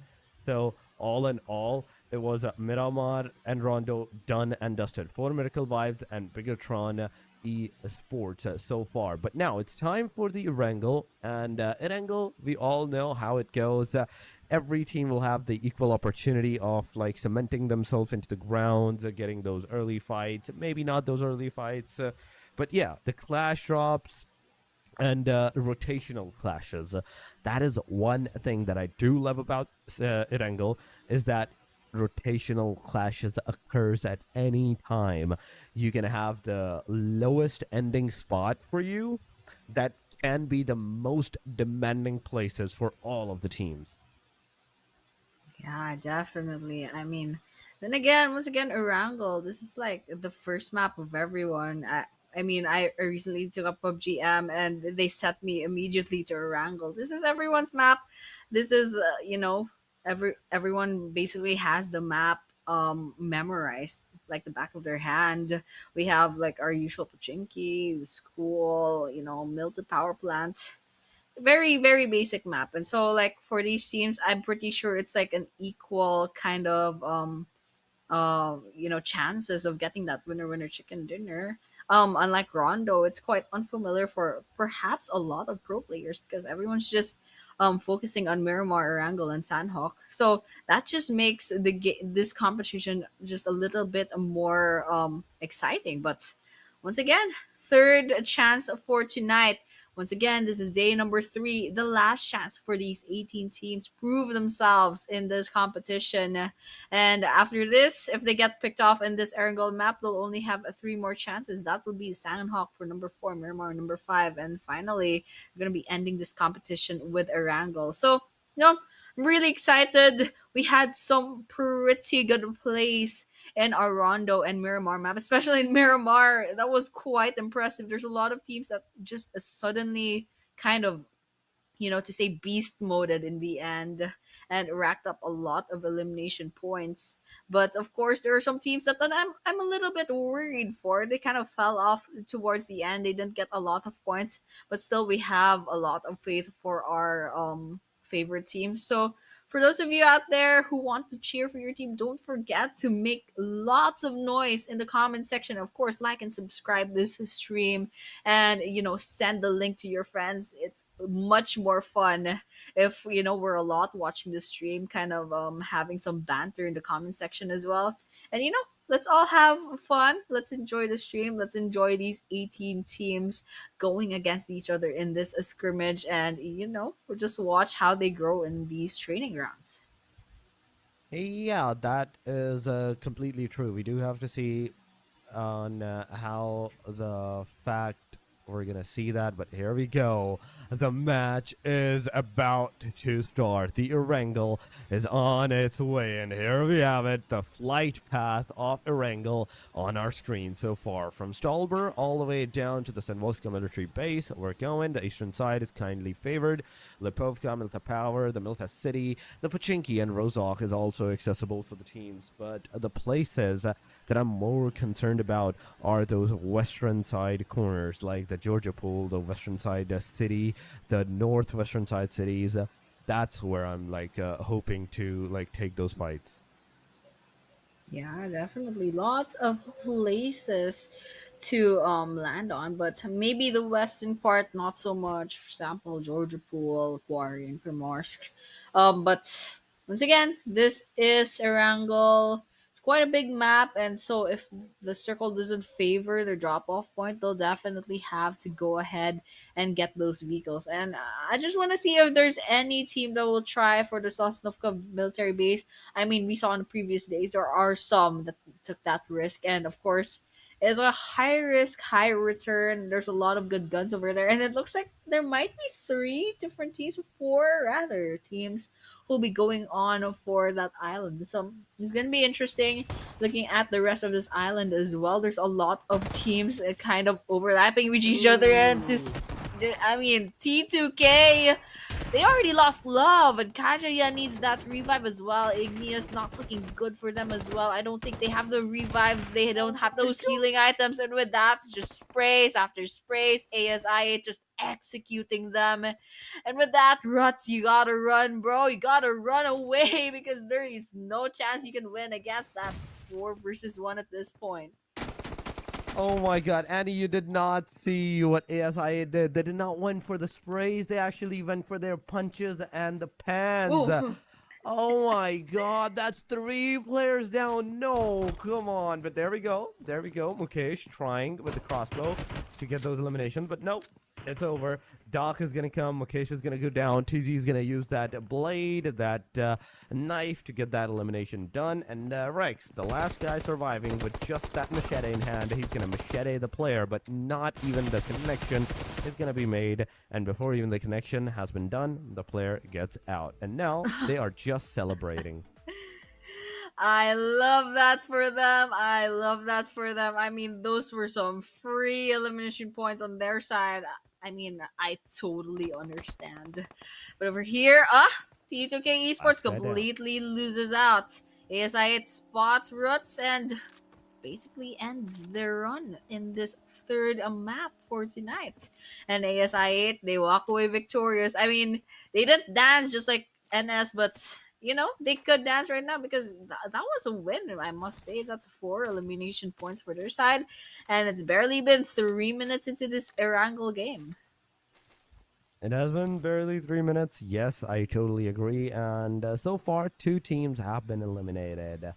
And with this, now ASxI8, they couldn't secure themselves that decent amount of points into the previous match. But here we go. Finally, a great start again from the side of ASxI8. And similar situations amongst all the other peers.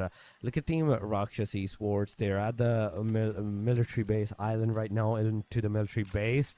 And alongside of them, there's going to be another team. But aside from that military base contestation, I don't see any more. I don't see any other team close to the proximity of like each other that can possibly take those shots, possibly can take those fights or anything like that. So what we have to see is we have to see Rakshas right now against the team 4 Miracle Vibes. As 4 Miracle Vibes manages to get 1 player from the Rakshas Esports down. Kenzo is down and dusted. Lucifer in the backside, away from his teams. If he even show his face to the side, I think it will be an instant knockout, and then it will be an instant confirmation. Because just look at 4 Miracle Vibes' position. Just look at Refus's position. This guy is on top of this launch pad. Yeah, I mean, pretty good position actually.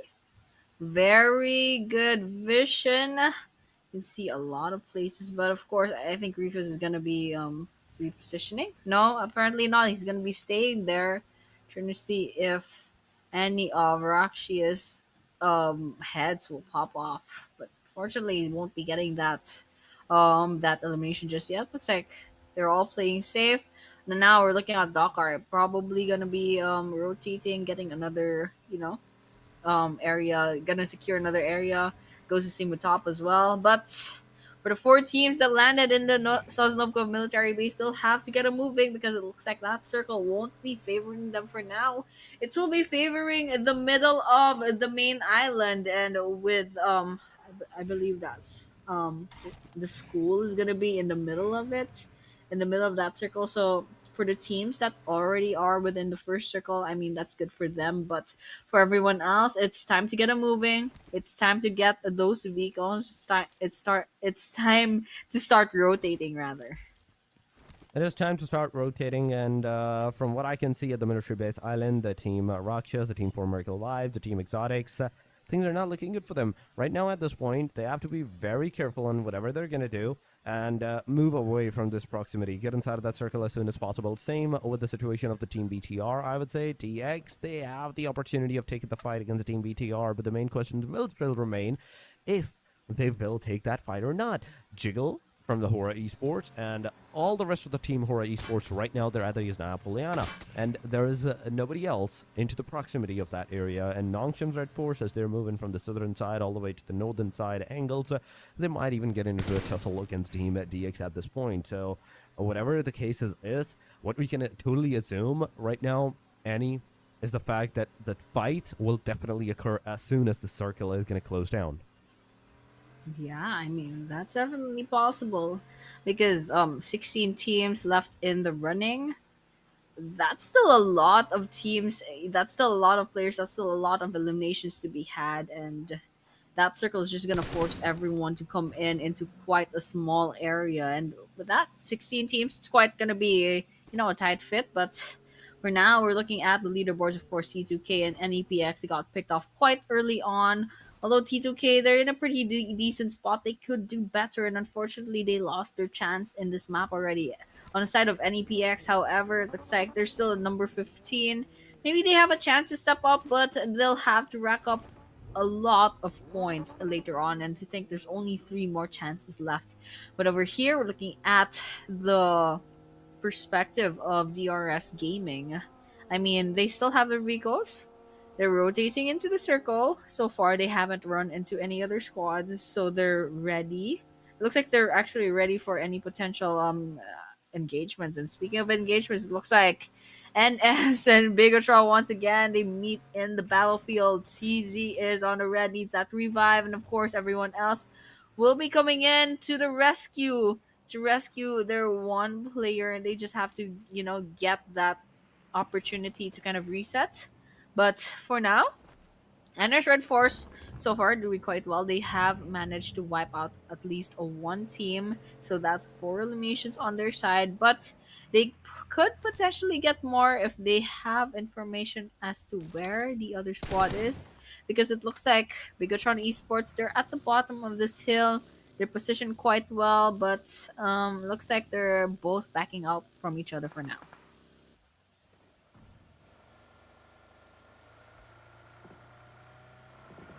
Yeah, I mean, definitely we're looking at the circle.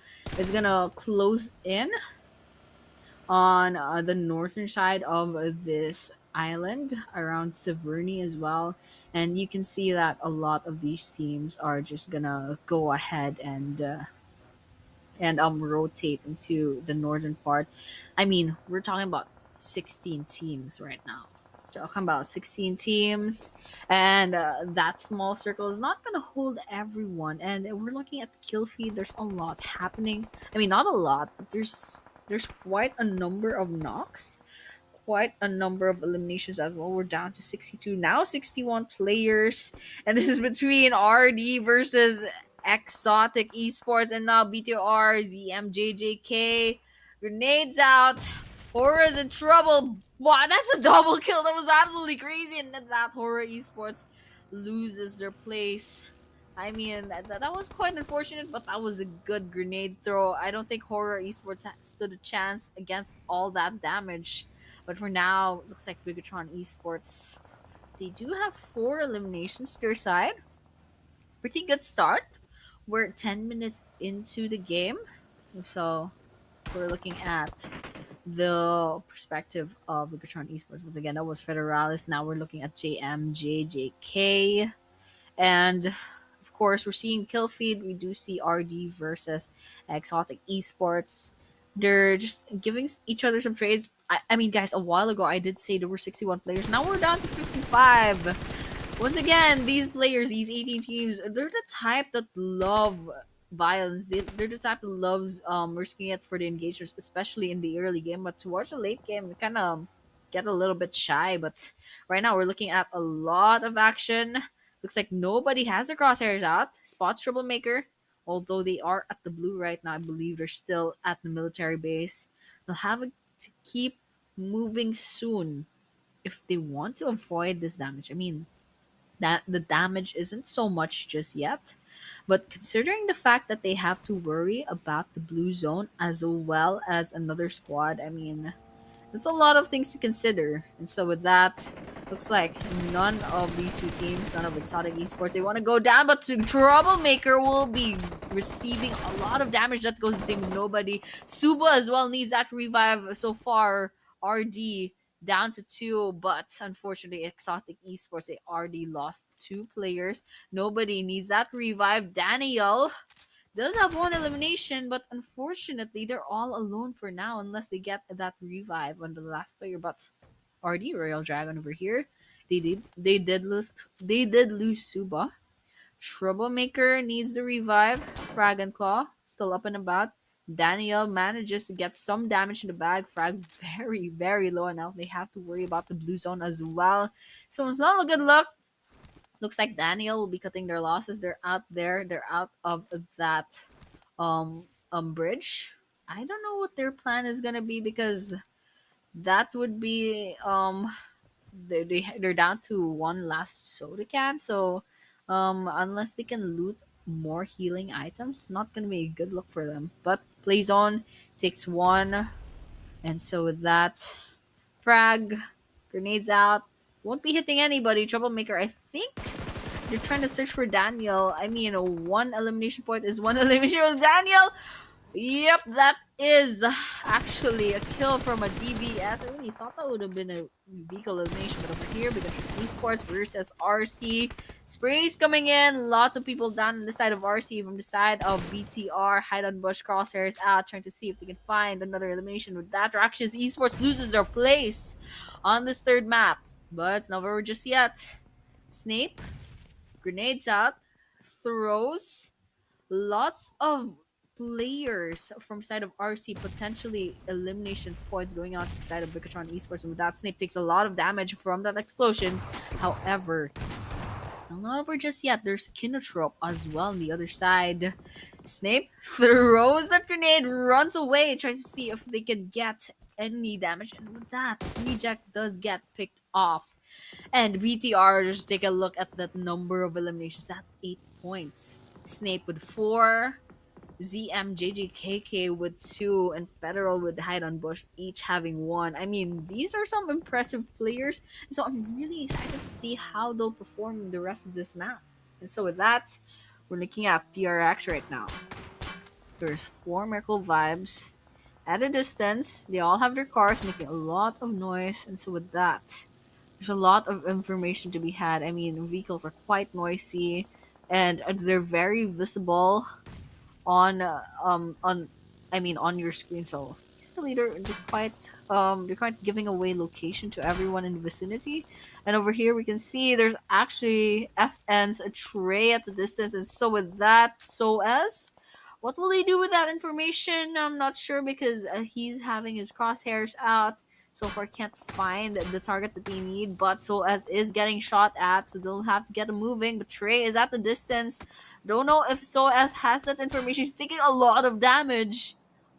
Will be losing their health. I don't know if he'll get eliminated here, but it looks like he's still out of the woods. But over here, top.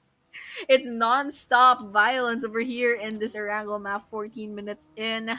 Top. Man, this tree. Trying to line up their shots. Sees the smokes. Sees the moving vehicles, gets some damage, but it's not enough for a knock just yet. It looks like Tony K will be trying to get a better position. DRS is at a distance, grenades out, throws, will it damage? Yup, YTT takes damage down to 2/3 of their health, and so with that, Tony K, what will you do? It looks like he will be resetting his positioning. DRS does the same. YTT still in the same spot, and it looks like DRX is completely eliminated while we're talking. So with that, FN actually finds some eliminations to their side as well. And so one after the other, there's kills after kills after kills. But ASxI8 joins the fray, takes down FN final, gets a knock. And speaking of not talking, Tony K gets knocked down as well. Vampire Esports joins the fray, of course. DRS versus Vampire Esports. We're gonna see if they can get some elimination, but unfortunately it's not looking good for them. And with that last kill, Vampire Esports loses their plays as well. And we're down to 10 teams, but it's not over just yet. It's really not over just yet. ASxI8 spots FN Esports. Without throw some grenades. Yes, final does take damage. There's some knocks, but say there are eliminations, there are confirmations. We can't say that just yet. So ASI8 Jinx, and it looks like actually their team, they're doing quite well. They have 5 eliminations. No one's knocked down just yet. No one has been eliminated off, and so they have a pretty good chance right now in this map. And looks like they have information that there's a stray player from the side of 4 Miracle Vibes just strolling around. That'll be Zyle actually. And so with that, that's one more elimination to their side if they can catch Zyle, but they'll have to well, basically connect those bullets. But right now, Casanova trying to see if he can line up the shots, get some bullets into the bodies of their opponents, but to no avail. With that baby, the car hides behind this building, and I see Zyle's car making a lot of noise. And so with that information, the question is, what will baby do at this point? I mean, actually, as we were speaking, Jinx actually loses their lives to the plays. I'm not sure how that happened, but it, it happened. It is what it is. But going back, we're just switching between 3 different teams. Actually, 4 Miracle Vibes, FN Esports, and ASxI8 in this vicinity. It's gonna be a lot of bloodshed later on. Some 3 pretty good teams going against each other. ASxI8, 5 eliminations. Final, getting that kill, and Ghost as well, getting that kill on the side against the 4 Miracle Vibes. So with that, lots of things happening. RD versus DRS, some other part of the map, but Ghost throws a grenade. See if it will get someone. It actually knocks down Refuse, and so with that, FN Esports doing quite well. And Royal Dragon, while we were speaking, eliminated off. Huzaifa rather, lining up their shots against 4MV. There's a lot of damage taken, but unfortunately, it's not enough for a knock just yet. And FN over here is not looking quite well. Trey's the last healthy person, and if Trey goes down, it's not gonna be good for them. But NS Red Force sprays coming in, gets a lot of kills, and with that, the Xavier does get picked off. But over here, NS Red Force actually doing quite well. That's 8 eliminations on their side. NS Red Force is XZY rather lines up their shots, spots a moving vehicle, but they'll be forced to hide behind this elevation for now. And over here, top 4 Miracle Vibes at the top of this hill gets some long-ranged bullets to connect. Trey's crawling for their lives, gets completely eliminated off by the hands of top, and with that, that's actually the last nail in the coffin. FN Esports gets picked off. Now we're down to 7 teams. Now we're just seeing the perspective of Zyle for 4 Miracle Vibes. You can see a moving vehicle. No one's giving away their location just yet, however, but there's a lot of moving vehicles. BTR, it's spotted by DRS Gaming. Grenades coming in, unfortunately not taking the damage, however, but it looks like someone fell to their deaths. That'll be Tamra from Kinotrope. And with that, hide on bush in their beautiful, beautiful sports car, going in to kind of regroup with their team. And of course, NS is at the distance as well, but no engagement just yet. But there is Kinotrope from a distance. So Bigatron Esports, they have a decision to make. Will they go ahead and rotate into the area and kind of start this engagement, just do some initiation? I mean, Bigatron Esports so far doing quite well. They have 9 eliminations, but looking at the leaderboards, they're still number 4. They still have to overtake FN Esports. Then again, FN Esports only 5 points away, and it looks like Federal. They spot a potential kill, but Dakar over here spots Kinotrope. 1 down on the side of Kinotrope. Snape actually backs that kill, steals it for 4 Miracle Vibes.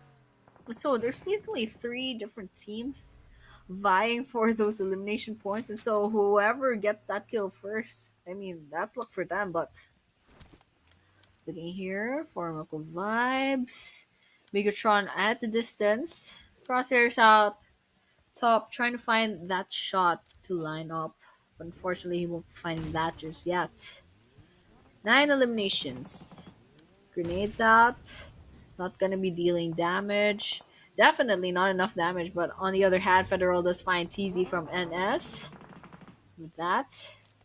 Actually, Beanie gets that a revenge knock, and looking at NS, it's only XZY left. And so with that, if XZY goes down, it's gonna be the end for NS Red Force. And with that, as just I was speaking, it's Snape who will be putting them onto the ground. And with that, Snape does have the opportunity to go ahead and revive Hide on Bush. And if they can get to Federal, I mean, that would be great, but 13 eliminations from this one map. BTR is just on a roll right now. I mean, one more point, and they can potentially overtake FN. And I believe they have placement points already. And so that's a good thing for them. But of course, back to the game, we do see King Trope, Tamra. They are within this building, just waiting for the right moment to strike. Snape as well. I mean, BTR is doing so well. Snape has 6 skills to their name. Spot C1 puts some bullets, but Atomic is just not getting knocked down. And so Snape, they have given away their location, but what can Champions Esports do with that information? With lots of pressures going in from all sides. And so with that, C1 does get a player from BTR. Zyle over here from Formicable Vibes. Within the safety of this building. Of course, crosshairs out. Top. Trying to see if they can find their 5th kill. Docker as well. Trying to see if they can get a pick off. Bigatron Esports. 13 kills already, but they did lose 1 player. Grenades out. Federal. Will he get the kill that he needs? It won't be a yes for now, but Hide on Bush does get a 1 knock on their side. And so it's all up to them to kind of get that finisher. So disembark. With that, those sprays just ends Urkas from the side of Champions Esports. And with that, Hide on Bush gets another point on their side. And so we're down. With that Champions Esports elimination, we're down to actually 5 more teams left. And now we're down to 11 players as well. And so this is going to be between Bigatron Esports, Kinotrope, Formicable Vibes, DRS Gaming, and ASxI8 Esports. And unfortunately for ASxI8 Esports, you're down to 1 player. And so good thing is Kinotrope and DRS Gaming, they both have 2 players left. And Bigatron and Formicable Vibes, they still have 3 players. And so numbers advantage going in to the side of Bigatron and Formicable Vibes. But so once again, I mean, if we're talking about the previous game in Miramar, numbers advantage didn't matter over there. It was the strategy, especially from Bigatron Esports, the side of Bigatron Esports. But over here, Formicable Vibes top, they did spot the player from Kinotrope, but while they were looking the wrong way, BTR finds their chance to take him down, but that was just a knock. And they'll have to hunt down or finish the other members. But looks like 4MV is in a little bit of a pinch. Doc R is the last person standing that could possibly carry their team. But Hide on Bush, 1 versus 1. Looks like it looks like he'll be fine. He'll be definitely fine shooting the vehicles. And yes, with that, well, Torx, I'll just totally update you right now. I mean, we're down to 5 teams, 9 players remaining. Looks like Bigatron Esports has a numbers advantage right now. That is totally true. 5 total teams are remaining into the match, and so far I can see the Formicable Vibes, the first match chicken takers, the Bigatron Esports, the second match chicken takers. They're still into this match, into the race of the chicken dinner for this match as well. The ASxI8, they're surviving a solo. DRS, they're a duo. Formicable Vibes, a solo. Kinotrope, a duo as well. And Bigatron Esports, the only team that right now has the highest probability of securing that chicken dinner with the most player remaining. Kinotrope, in the meanwhile, gets a finisher, and another team gets eliminated. 11 elimination. Wait a second. Formicable Vibes. I was expecting, okay, 5, maybe 6 elimination, but no. those are some 11 juicy elimination that these guys have so far for themselves. I mean, if 11 eliminations impresses you, take a look at BTR, Big Strong Esports, with a big Ooh. number of eliminations. That's 16. And Hide on Bush is looking for their 17th spots. DRS at a distance, but unfortunately, none of those bullets will be connecting. And so with that, have to reset, trying to see if they can find any more other potential kills. We can see ASxI8's Casanova finds one and picks off one team on the other hand. But Snape spots Casanova very low on health, and with that, Hide on Bush gets another kill. The 17th one, in fact, puts ASxI8 onto the ground. Now this is between Bigtron Esports, DRS Gaming. That's 3 versus 2. Numbers advantage going on to Bigtron Esports, but DRS Gaming, depending on how they play their cards right, let's see what's going to happen in these last few minutes of the game.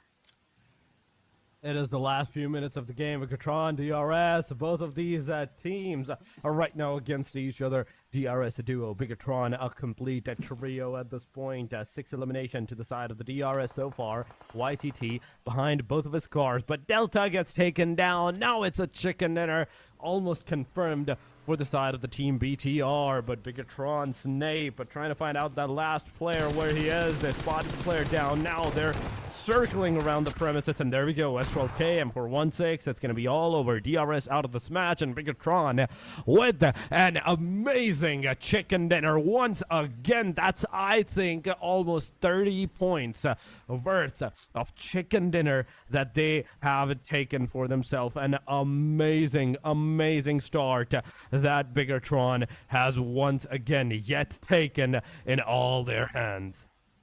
I mean, this is also a back-to-back winner chicken dinner for the side of Bigtron Esports. That's absolutely crazy.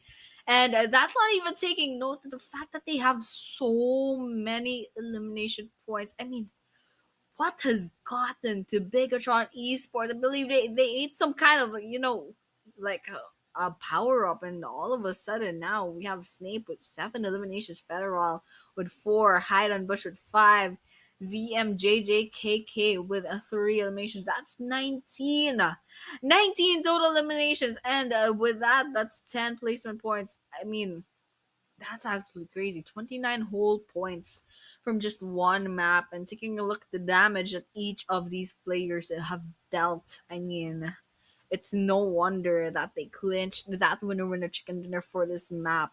And with that, MVP of the match is none other than Bigtron Esports Snape with 7 eliminations and 1,089 damage, total healing of 197. And of course, again, survived until the end with 26 minutes and 23 seconds. There's no doubt Bigtron Snape did a lot for their team in that previous match. I mean, at this point, how Bigtron has played into their last match, there is no doubt. There should be no question about the fact that they're not going to be on the top, whether it's the MVP ranking, whether it's the like overall leaderboard or something, and even the total elimination from the match summary. I would say majority of those eliminations are from the side of the Bigtron Esports. 5 grenade elimination, 1 airdrop looted, 3 vehicles elimination. Then we have 7,640 of a healing done. And last but not the least, it is 4 Miracle Vibes with the highest, longest elimination of a distance, 361. But we have the match leaderboard, 29 points for the BTR, 15 for 4 Miracles, DRS with 12 alongside of ASxI8 in this match, 9 for Nomshings, 5 for FN, RD, KN, C1 having 4 points to their name, DX, 3, VPE, Vampire Esports with just 1 alongside of Exotic. The rest of the teams from 13 onward all the way down to the 18 in the match leaderboard, 0 points whatsoever. Yeah, I mean, there's some crazy plays coming in from these teams, but of course, these are the teams to focus. BTR, of course, no doubt, with a lot of damage dealt as well. But we're going to talk about 4MV as well. 4 Miracle Vibes, really good performances so far today. ASxI8 always consistently at that number 1 spot, but we'll be seeing the leaderboards later on to see if they managed to still keep their spot over there, or did they get taken over. But with that, we're moving on to the leaderboard, and yes, ASxI8 remains at number one. Number two for MV with 122 points, only 8 points away from ASxI8, but still quite a slippery bunch. ASxI8 just won't let anyone overtake them. Coming in third is BTR, 119 points, three shy away from 4MV, but still, I mean, 29 points in one map. That's quite impressive. If they keep this up, if they keep this consistency, then perhaps we might see them all the way in number one. But of course, FN Esports with 104 and T2K as well with 94. That's our top five teams. And you see the rest of the leaderboards. You can see how the rest of your favorite teams kind of performed in this map. Once again, that was map number three. We're gonna be moving on to a Sanhok map for map number four. And I'm really excited, Torix, on how everyone else is gonna play in this next few games. Let me tell you, Annie, this was the halfway point markers for the day number 3 for all of these teams. From this point onward, now, whatever you do is going to actually determine whatever else is going to happen to your positioning at this point. But right now, we will talk about this later after a short break. So don't go anywhere. We will be right back.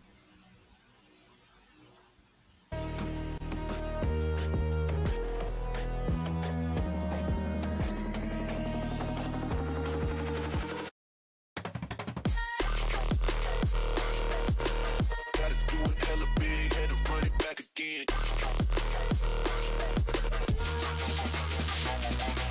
Stop. Gotta do it hella big, had to run it back again.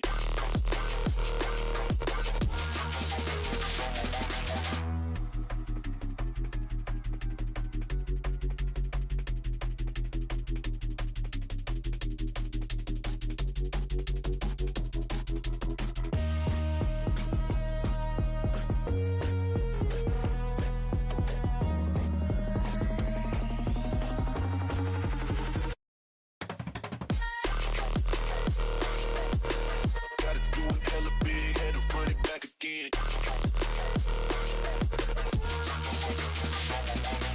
Stop. Gotta do it hella big, had to run it back again.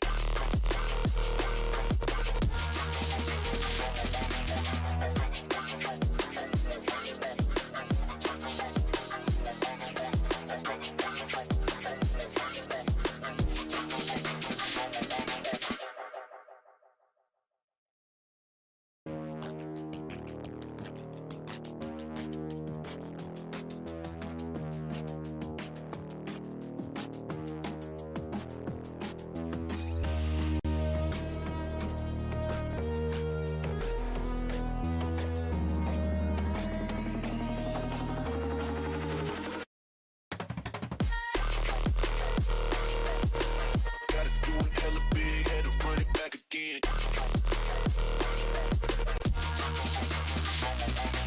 Stop. Gotta do it hella big, had to run it back again.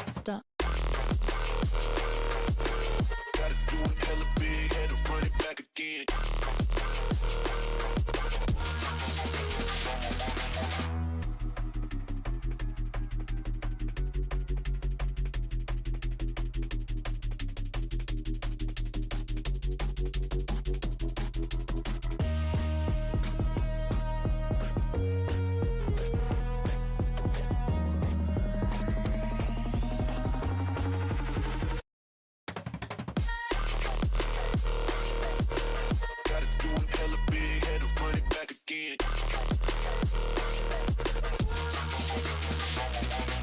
Stop. Gotta do it hella big, had to run it back again.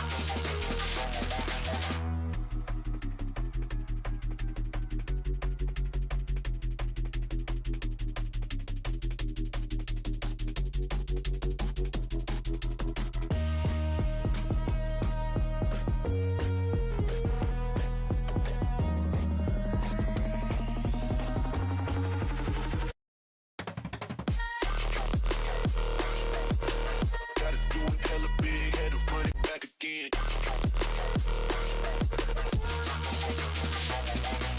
Stop.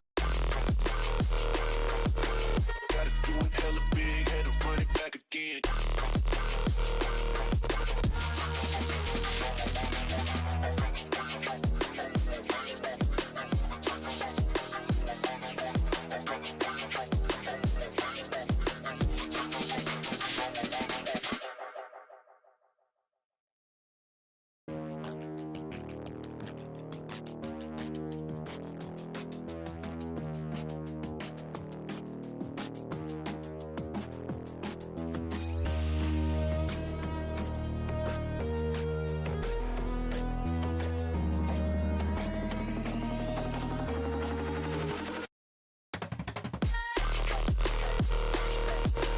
Gotta do it hella big, had to run it back again.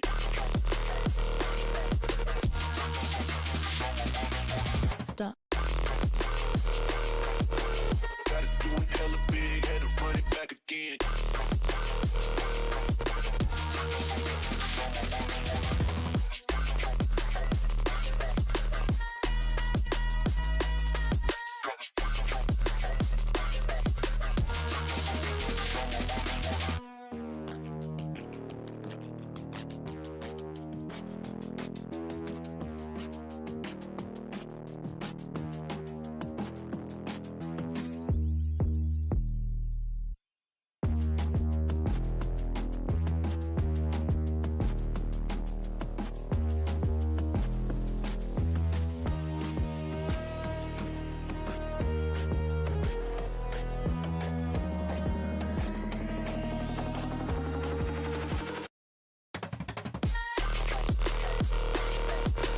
Gotta do it hella big, had to run it back again.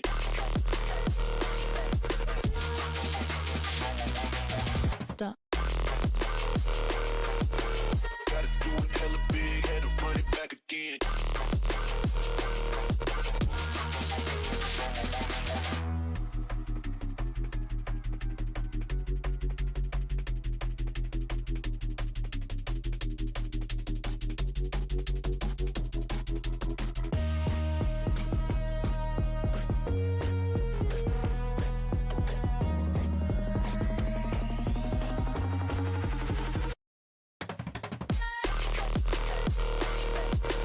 Gotta do it hella big, had to run it back again.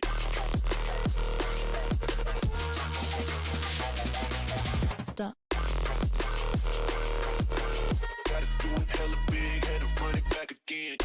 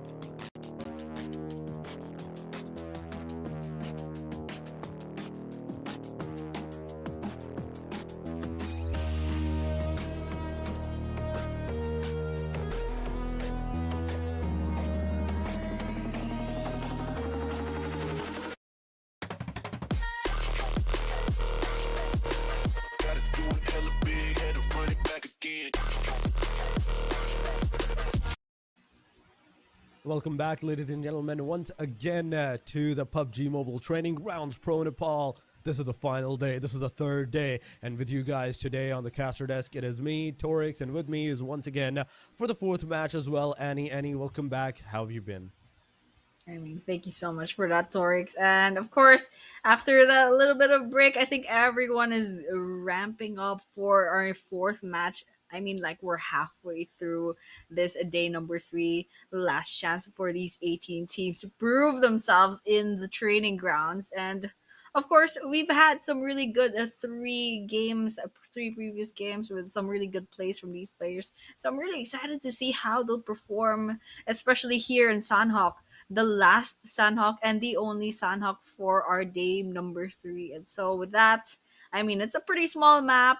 It's not like Miramar and Erangel where it's very dependent on vehicles. And I mean, it's still a Mhm. pretty standard map in like most competitions, unlike Rondo. And so, you know what?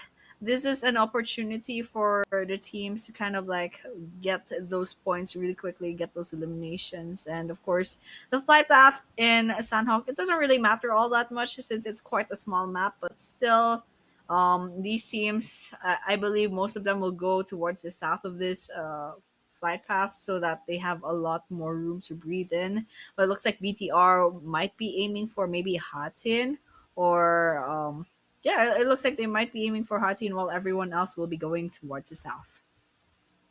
Yes, I totally agree on you with the point that the plane line does not matter in the Sanhok, but right now the plane line is kind of mattering for some of the teams. Some of the teams that do go to Urshami, the Camp Charlie, the Camp Om, the Lakavi areas. Aside from that, the Boot Camp, the Paradise Resort, the Painan, the main three drop locations, the major drop locations are actually easily accessible for the teams. And already we can see at the Paradise Resort, the fight has actually commenced. XT Roy getting FN goes down. D Xavier's Tam getting that knockout, getting that confirmation. Wow. FN Esports instantly with the single elimination, they go out of this match from this premises. D Xavier, now they're the one closing in on the team ASxI8 right now at this point. The grenades are being cooked. It are being thrown. There we go. No connectivity whatsoever. It's a 1v1, and there we have it. Nade T manages to secure the last guy. Team ASxI8, Zefa, and all the players from the ASxI8 side, they have been eliminated. On the other side, if you're talking about the team Vampire Esports, they are right close to the proximity of the team Nongchim's Red Force. It is a 1v1 once again. The DBS did made a connection, a huge connection in fact, and the player is just barely stranding on the thin of his hair. And there we go. Tony K pushing on. Ooh. DBS in the hand. Come on, XZY. One good shot. He gets one connection. He makes one knockout. Confirm that elimination. There we go. He does that. He instantly goes for the confirmation. Tony K now chasing him out. The player needs to heal himself as soon as possible. Both of the players need to heal themselves as soon as possible. But XZY finally going to be back on his feet, 75% HP. If he has any kind of first aid kits, which I do assume he doesn't. He just have those boosters, but third party going on. DRS into the vicinity of Vampire and Team Nongchim's Red Force. I mean, that's less than 3 minutes into the game. We're seeing a lot of casualties already. We're down to 46 players out of 72, and we're down to 14 teams as well. I mean, this is quite a small map, and we have 18 teams, so it's a little bit crowded, and it's to be expected. There's a lot of bloodshed, but this is a lot of casualties. Grenades coming in, and it's Red Force XZY. It's the last person standing on their team. 1 versus 1 in this corridor. So say, backs away a little bit. XCY positions themselves, puts on those sprays, but that's just giving away his location. So with that, so say, peeks, takes some damage. XZY very low on health at this point. So it's all down to these two. They're both reloading. Knives out on the side of say. Let's see. It looks like Vampire Esports will be backing down, leaving the corridor. XCY doesn't have that information, however. Moves in. Knows that he's not there anymore. Looks like Vampire Esports will be backing down. Sosei right behind this wall. And I guess none of them are really like initiating anything. But Smoke's out, SMG out, XZY. It looks like Sose might be going in for the initiative, but XZY sidesteps all that damage. And all the while, I'm pretty sure on the other side of the map, there's a lot of things happening, but still, I'm still watching out for Vampire Easters versus NS Red Force. So far, we do have to see how the engagement is actually going to go. So far, Vampire Esports, they have the 3 elimination. It is a 1 versus 1. Both parties, whether it's the Namshings, Red Force, or the Team Vampire Esports, it is a 1v1 from this point onward.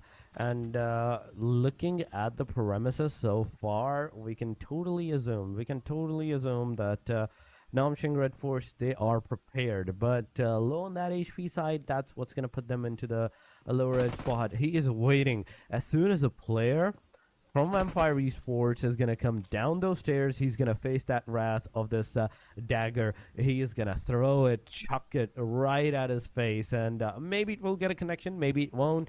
That is one thing that we will have to see, and we will have to find out in the later stages. Yeah, and I hope we find out soon because Sose versus XZY, it's been a while. But none of them are giving up until now. It looks like Sose peaks at the wrong time. Wipes away Vampire Esports from the map. And with that, we're looking at Exotic Esports as well. It looks like Daniel is kind of in denial that the rest of their team is kind of down. But still, 4 eliminations, that's pretty decent. But still, being all alone, that's gonna be hard. I mean, you'll have to play for placement points from now on, but depending on your confidence, I guess they could get some pickoffs every now and then, but it's quite risky. Taking a look at the other teams, however, I mean, ASxI8, they did get eliminated off quite early. Still, they still have that number 1 spot, but honestly, I don't know, 4MV does have a chance at overtaking, especially if they manage to get enough elimination points and placement points to kind of overtake ASxI8. But speaking of which, 4MV Stop gets a knock on their side. Will that be a confirmation? I mean, we'll have to check later on. But for now, we're down to 41 players and 12 teams left remaining. And of course, we're 6 minutes into the game. We are definitely 6 minutes into the game, and so far, 6 teams have been eliminated. ASxI8 being one of them, Team FN being another one, Vampire Esports, TXC1, and Team Rakshas Esports as well. But right now, we have our eyes on the Kinotrope so far. Hammer, we have Ozisan, we have a Finale, we have the other guy, I don't know, I can't pronounce his name. But let me know down in the chat. Come on, guys, you let me down there. We will be having a look at it. But Finale finally getting a knockdown. And it's an instant confirmation. RD frag. Oh my goodness. Team Royal Dragons coming as the dragon, making a view move right there. But now, once again, a beautiful shot. Frag. Oh my god. This guy is on another level right now. Look at that. He got the shots first, but he still manages to take down the player instantly. Now, with the new momentum that this guy has, he's definitely going to go forward and will try to get some more connectivity and those eliminations done. Yeah, lots of sprays coming in from Claw over here from Royal Dragon because so far, although Frag had some pretty good plays, they still only have 1 full confirmation on their side. So they'll have to step up, trying to see if they can get that finisher on the other teams. But right now, they don't have that opportunity just yet. So they'll have to go ahead and, rotate to the other place. See if they can run into any other squads. Because after all that bloodshed in the first few minutes of the game, it's a little bit quiet until now. Looks like we got on Snape. This does get knocked down, but Foxy is trying to get those revenge kills against 4MV. They're kind of just lining up at the bottom of this elevation over here. And so top might be taking some damage. Jayal is very low on health. Snape and Hide on Bush from the side of Bigatron Esports needs that revive. Foxy and Federal is still up on their feet, but on the other hand, 4MV, they're still up and running, but I mean, in this position, I think Bigatron has a better chance of getting those eliminations. That is true. Bigatron, they definitely have a decent chance of getting those eliminations, but you cannot forget about the Four Miracle Vibes. They do a wonderful job as well. But Bigatron right now, they're facing some casualties. That's one down. I see right in the face of the stream Four Miracle Vibes. I think that's another one down. That's two down of the team BTR, but a solo player can do wonders, and we have seen that, and that guy has proven it to us. Back and back into the games. And once again, they're going into the close vicinity, and Doc Art, that single grenade is going to be enough to take down the wrath of Bigatron. All the momentum that Bigatron esports secured for themselves in the previous three matches. Now, they're one of the few players, one of the few teams that got early on eliminated. Yeah, I mean, Bigatron Esports, he had a pretty good run, but for now, they'll be shut down by Formico Vibes. And speaking of which, they're already up to 125 points, but NEPX all the while inside and trying to see if they can get some eliminations against the side of T2K. Rex just sidestepping all around this house, but T2K, they're a little bit confident they're gonna run in 1 versus 1 in this corridor, but unfortunately T2K backs out. HORAA Esports, a third party. What is their plan? Throwables inside. I believe that was a Molotov, I believe. But T2K rather. DBS in hand, gets a knock. Jiggle, the last person standing, the side of HORAA Esports. A third party not looking very good. Might not have been a very good initiative, but they do get one. Jiggle very low on health, but still manages to get one kill on their side, but still not out of the woods. There's still T2K on the other side of this wall.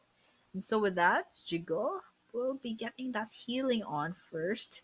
Because, I mean, there's a potential bloodbath outside. There's T2K, and I believe there's another squad as well. Molotov coming in. The ground is just not on Jiggle's side. With that, 2 versus 1 potentially. Throwables, grenades, sidestep. Jiggle's still alive, however. With that, goes into the room 1 versus 1. Jiggle loses their lives. T2K comes out victorious. Not for long. Hurrah, hurrah, hurrah. They are done and dusted in this match on the hashtag number 6 that they're residing right now. And unfortunately for these guys, even in this match, they're not going to be able to secure that 100 points market, but T2K Ajaya finally gets it taken down. Instant confirmation, and T2K now in the same position as where they actually put the HORAA Esports players a while ago. Now Love is a solo player, the other team is a duo, and they're kind of pushing against on these players. Love's super low on that HP, and it's all over. T2K Esports out of this match. 4MV is the only team right now into the top contenders of the overall ranking that are right now surviving with a 3-man squad. And given this match, if they manages to secure some decent points, some decent positions in this even match, they will be instantly be able to take down the team ASxI8 from the top contenders. They just need 7 points, mean 1-2 eliminations. And on top of those 1-2 eliminations, they just need the top 3 position. That's all you require to take down all the momentum that ASxI8 has secured for themselves so far. But right now, if you're taking a look at the circle is going somewhat to the southern side. The water area, I can see the splashy areas of Vantai being still in the circle. So I can totally assume that yes, this might be a decent fight, whereas everybody's fighting for the breather positions. Exotic Esports in the meanwhile gets a confirmation, so it's a back and forth eliminations of the teams that are happening. Kinotrope versus DRS right now close to the proximity. Yeah, I mean, lots of things happening. Still 13 minutes into the game. Still have 7 teams left in the running. Royal Dragon's Troublemaker, they have themselves positioned into this building. Crosshairs out trying to see if they can find some potential kills. I believe they have some information that there's someone out there, especially Kinoshop, but DRS spots DRX into the water, put some bullets into their bodies, go searching for the rest of those potential eliminations. But right now, it looks like SOS gets spotted. It takes some damage. Delta getting those bullets in. Some connections, spots another player. Looks like DRX is actually dodging those kills quite well. Delta's having a hard time, kind of spotting them, but they'll eventually get it. so far. DRS Gaming does have two eliminations so far, so that's a pretty good start. But talking about the other teams, especially for MV, once again 7 points away from overtaking ASxI8, and unfortunately for ASxI8, they were picked off quite early, and so there's a chance that they'll lose their place as number one. But still, there's still two more maps remaining left in this whole competition actually, and so depending on how ASxI8 performs in the next games, and that goes the same with 4MV as well. We might be. I mean, like, I'm really excited to see who's gonna end up being the top one in this event. This guy is proving himself. He's not the shining knight in the armor. He's actually the dark horse for the team. He has a dark horse for himself. Look at that obsidian horse. Oh my goodness. I'm It's in love with beautiful. this. It is beautiful. But DRS, now, jokes aside, you guys need to get yourself back together in a single position. Right now, what I'm seeing is Reject is rushing up on the DRS, whereas the backside is also kind of not secured for them. So they're getting sandwiched, and Big Fafa getting Deontay down. That's one down. XMPL example gets taken down as well. That's two. Oh no, things are not looking good for the DRS at this point. Big Fafa from the backside manages to take down two of the crucial player of the DRS, and now as DRS is struggling with just the two, YTT and Delta, it's all up to them. Get Big Fafa down. The shots are definitely connecting. The player gets taken down. Sidus, he is in the front lines, instantly getting taken down. Oh my god, it's an equilibrium going on, but Reject, taking down Delta. Delta gets a confirmation, and with this, YTT, the solo guy that is right now remaining, it is all up to him. And this watchtower, I don't think so that's gonna be any good help to you. No, I mean, there's quite a lot of things happening, but these last few minutes are very crucial for these players. And we're looking at the RX right now. QXZZZ, a pretty good position, but in this position, and looking at how many eliminations they have, they definitely have to step up if they kind of want to at least get into the top five. But we're looking at DRS Gaming YTT. They're up here in the watchtower, of course. XMPL, unfortunately, I don't think they have the opportunity to go ahead and give that revive. Yep, yeah, they definitely get finished off. But however, YTT has a vision over RC. So with that, still full squad. Possible four eliminations on the side of BR's Gaming if he gets it. But for now, it doesn't seem he has a really clear shot. But over here, DX Hyunbin, you have the opportunity to revive Big Fafa.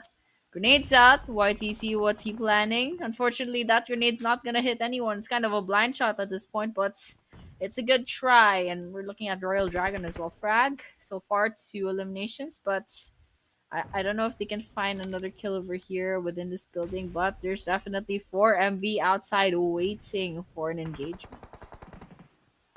They are waiting for that engagement. Yes, I totally agree. But will the engagement present themselves to these guys?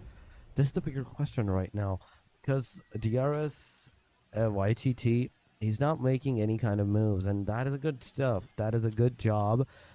Because at this point, whereas you know that you're kind of like completely surrounded by all the teams, you have nowhere else to go, staying in one position is better than going out. But for Miracle Vibes, oh my goodness, that shot, those connectivities, it's beautiful. But right now, finally, the shots are coming. The shots are coming towards the Team DRS side as well. Team Reject is causing all this havoc, but oh my god, YTT is a havoc in itself as well. But Reject finally gets Duello gets a confirmation on DRS's YTT. He puts a lid on that loose bottle, and it's over. It's over. Reject surviving with the 4-man still, and getting elimination for their team. Still on the hashtag number 16.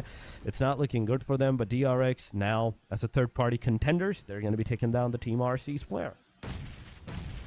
Yeah. And with that, we're down to 5 teams finally.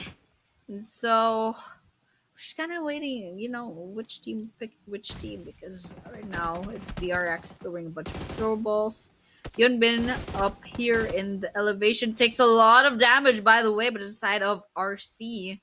Really good shot. Really good aim, but on the other hand, DRX, they have to fight back because RC, I believe they might have. No, they definitely do not have the numbers advantage. It's probably like a 3 versus 3 at this point between RC and DRX. Lots of bullets coming in. Big Fafa on the ground. DRX Hyunbin getting one knock on their side. That's actually a full elimination. That's 4 eliminations on their side, but they did lose Esdes, so they're down to 3 players. Apollo did not get hit by that grenade. Unfortunately, that did not deal any damage to anyone on the side of RC.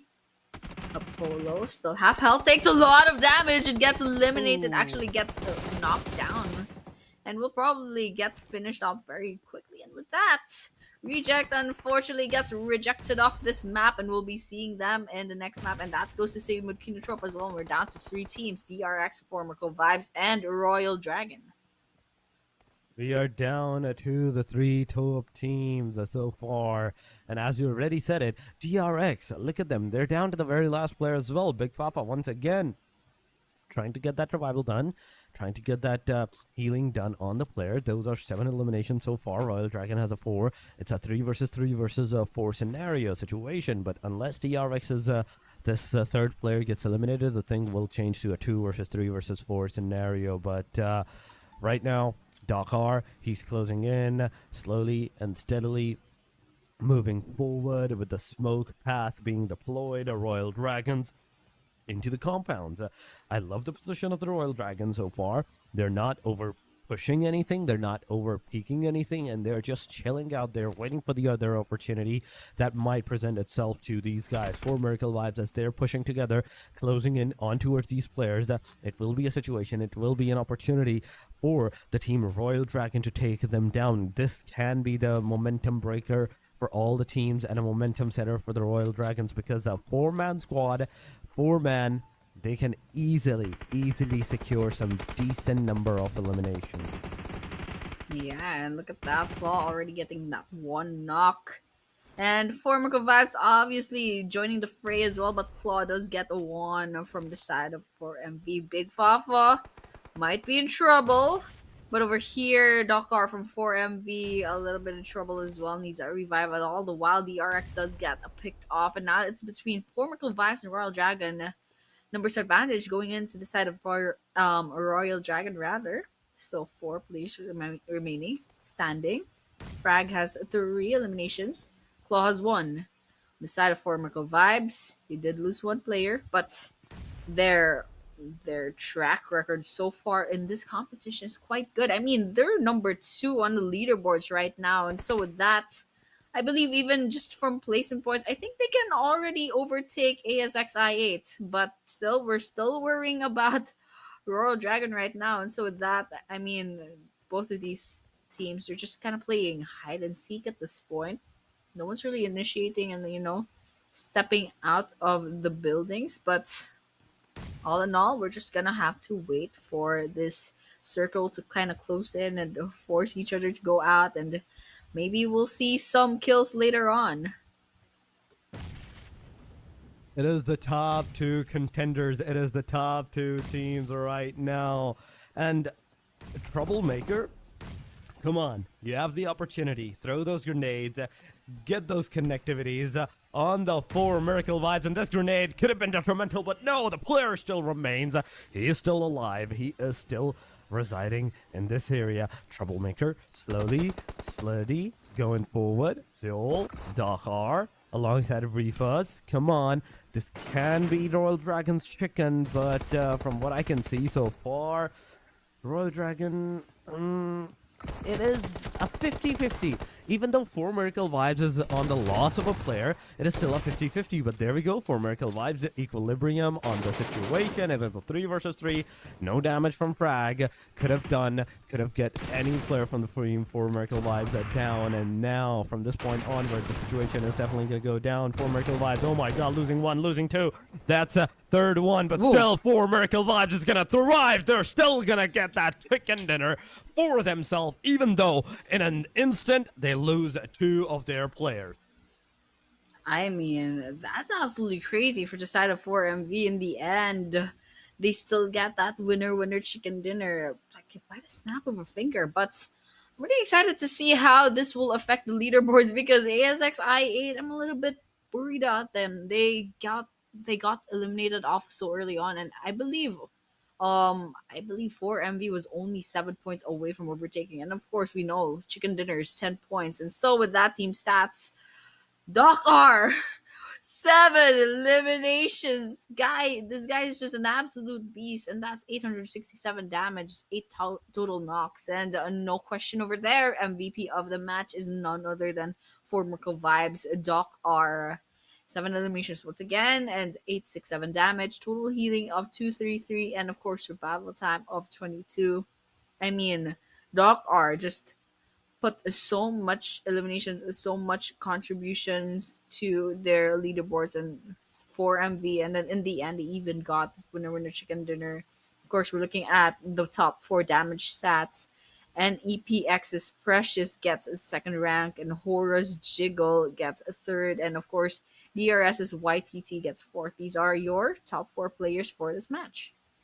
They are the top players of this match. DRS, HORAA, and NEPEX 4MV. I do love the fact that every single team has a player in the top four. But right now, going to the match summary, it is 64 eliminations, 6 grenade eliminations, 1 airdrop looted, 0 vehicle eliminations whatsoever, 4,661 of a healing. And then we have, last but not the least, it is NEPEX domain with 285 meters of the longest elimination distance. This guy had the highest longest elimination distance, and nobody even came close. Maybe they came 284, 283, but not 285, and that's why he's there. But here we go, the match leaderboard, 19 total points for the four Miracle Vibes with 9 total elimination in the match, 7 elimination to the DRX's side with 12 total points, RD with 10 total points, RC with 9, NEPEX with 7, 6 for HORAA, 5 for XT, 5 for T2K, KN for 4 for DRS alongside of DX as well. Vampire and NS actually manages to secure 3 points, whereas the ASxI8 only manages to secure 2 in this match. But I do love the fact that every single team, at least in this map, Annie, got at least 1 point.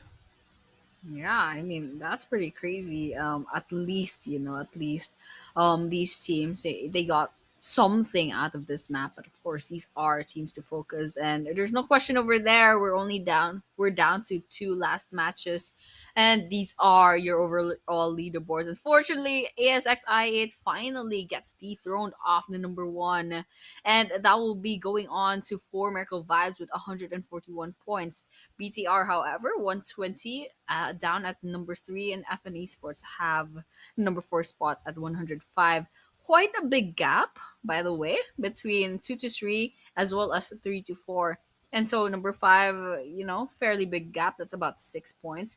But T2K does have a number 5. And so with that, you guys have a pretty good idea on how your favorite teams are basically faring as of the moment. And so we're going to be moving on to our last 2 matches. That would be a Miramar map as well as an Erangel map. And so, you know what? I'm really excited to see how this will play out. I am too, Annie. I am too, because the last 2 maps are the ones that teams usually play the most, that they love, in fact, the most. It is a Miramar and Erangel. And before actually heading over there, so far talking about the overall ranking, Annie, things are not looking good for majority of the teams. But right now, what they can do is they have nothing to lose. They can easily go and break the other team's momentum. They can stop their opponents from actually qualifying, from getting into the top 5. But right now, ladies and gentlemen, we will be going on a short break. Do not go anywhere. Stay here. Stay together with us. We will be right back. You have 5 minutes.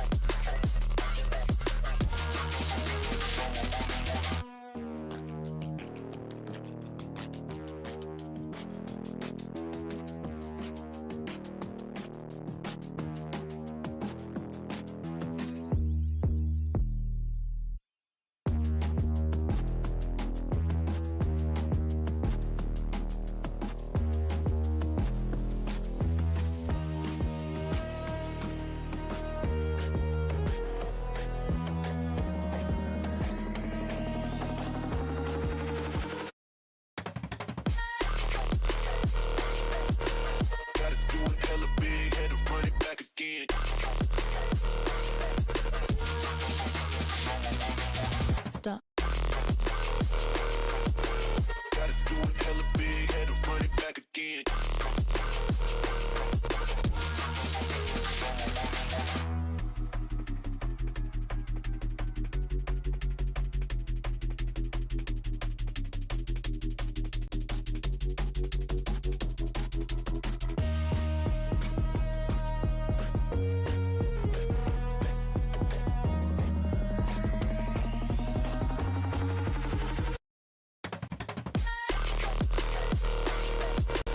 Gotta do it hella big, had to run it back again.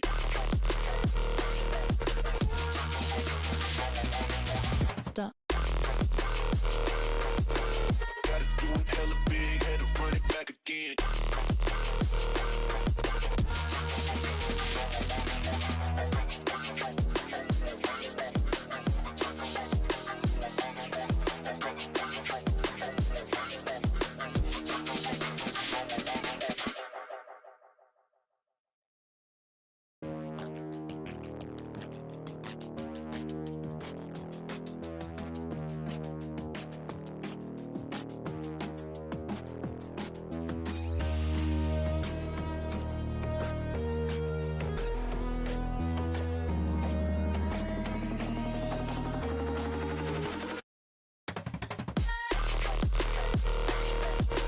Gotta do it hella big, had to run it back again.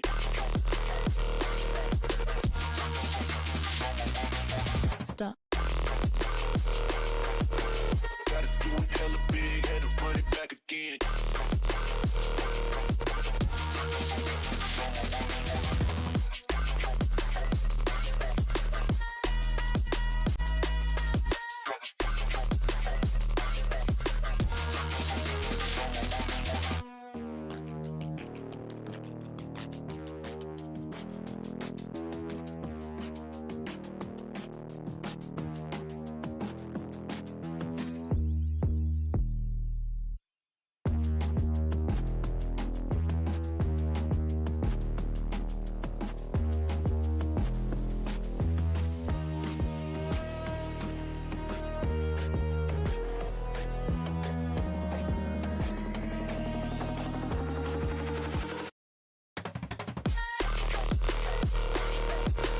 Gotta do it hella big, had to run it back again.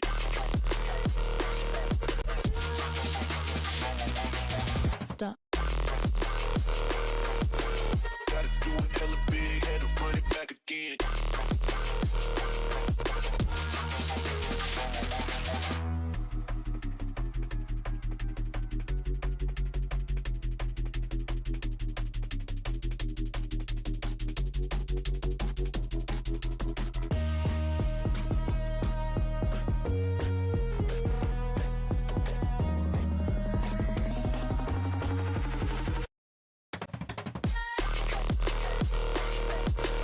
Gotta do it hella big, had to run it back again.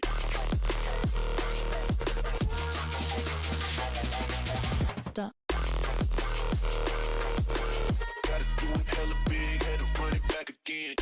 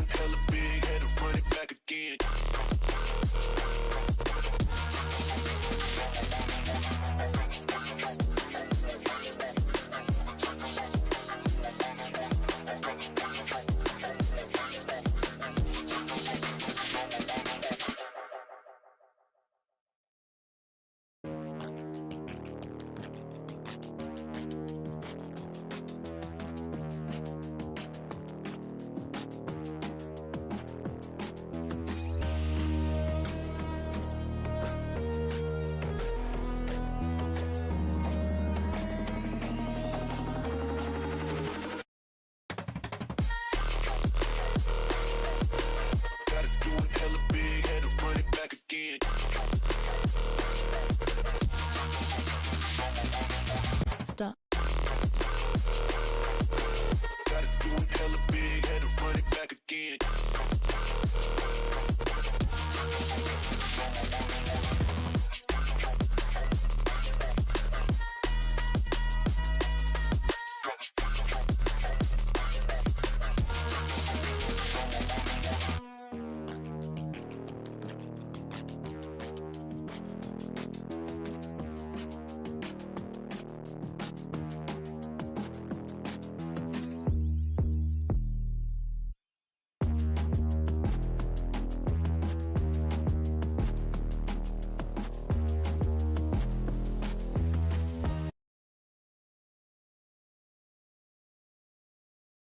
Pro Nepal, we just witnessed our fourth map in Sanhok with, some pretty good plays. But yes, once again, we are down to two last maps before we can end this competition. Once again, we are your casters.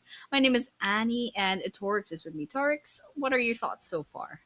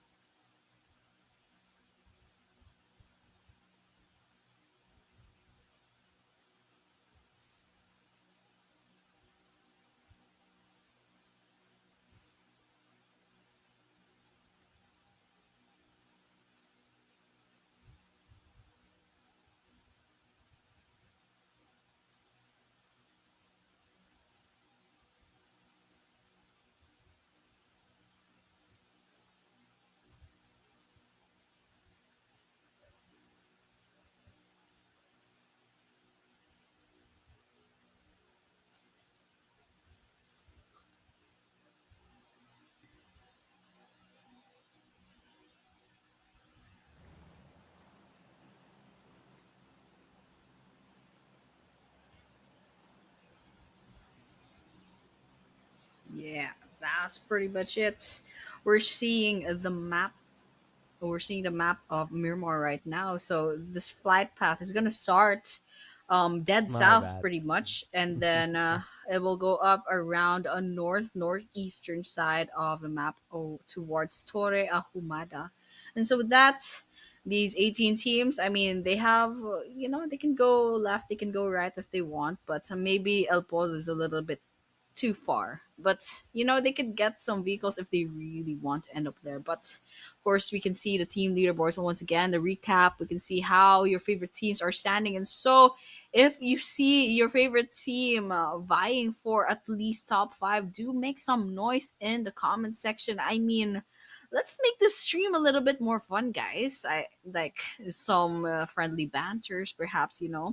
Cheer on for your favorite team, especially Formical Vibes finally clinching that number one spot. I mean, I know a lot of people are rooting for them, but of course, we're looking at the game screen right now. It looks like there's only 17 teams inside this game. I don't know if someone got picked off already, or maybe there's a team that missed the game, but whether or not that's which of those is true, we'll be finding out later on. But for now, we're seeing that circle going into a lot of land, so there are a lot of teams within that circle, so they don't have to worry about rotating just yet.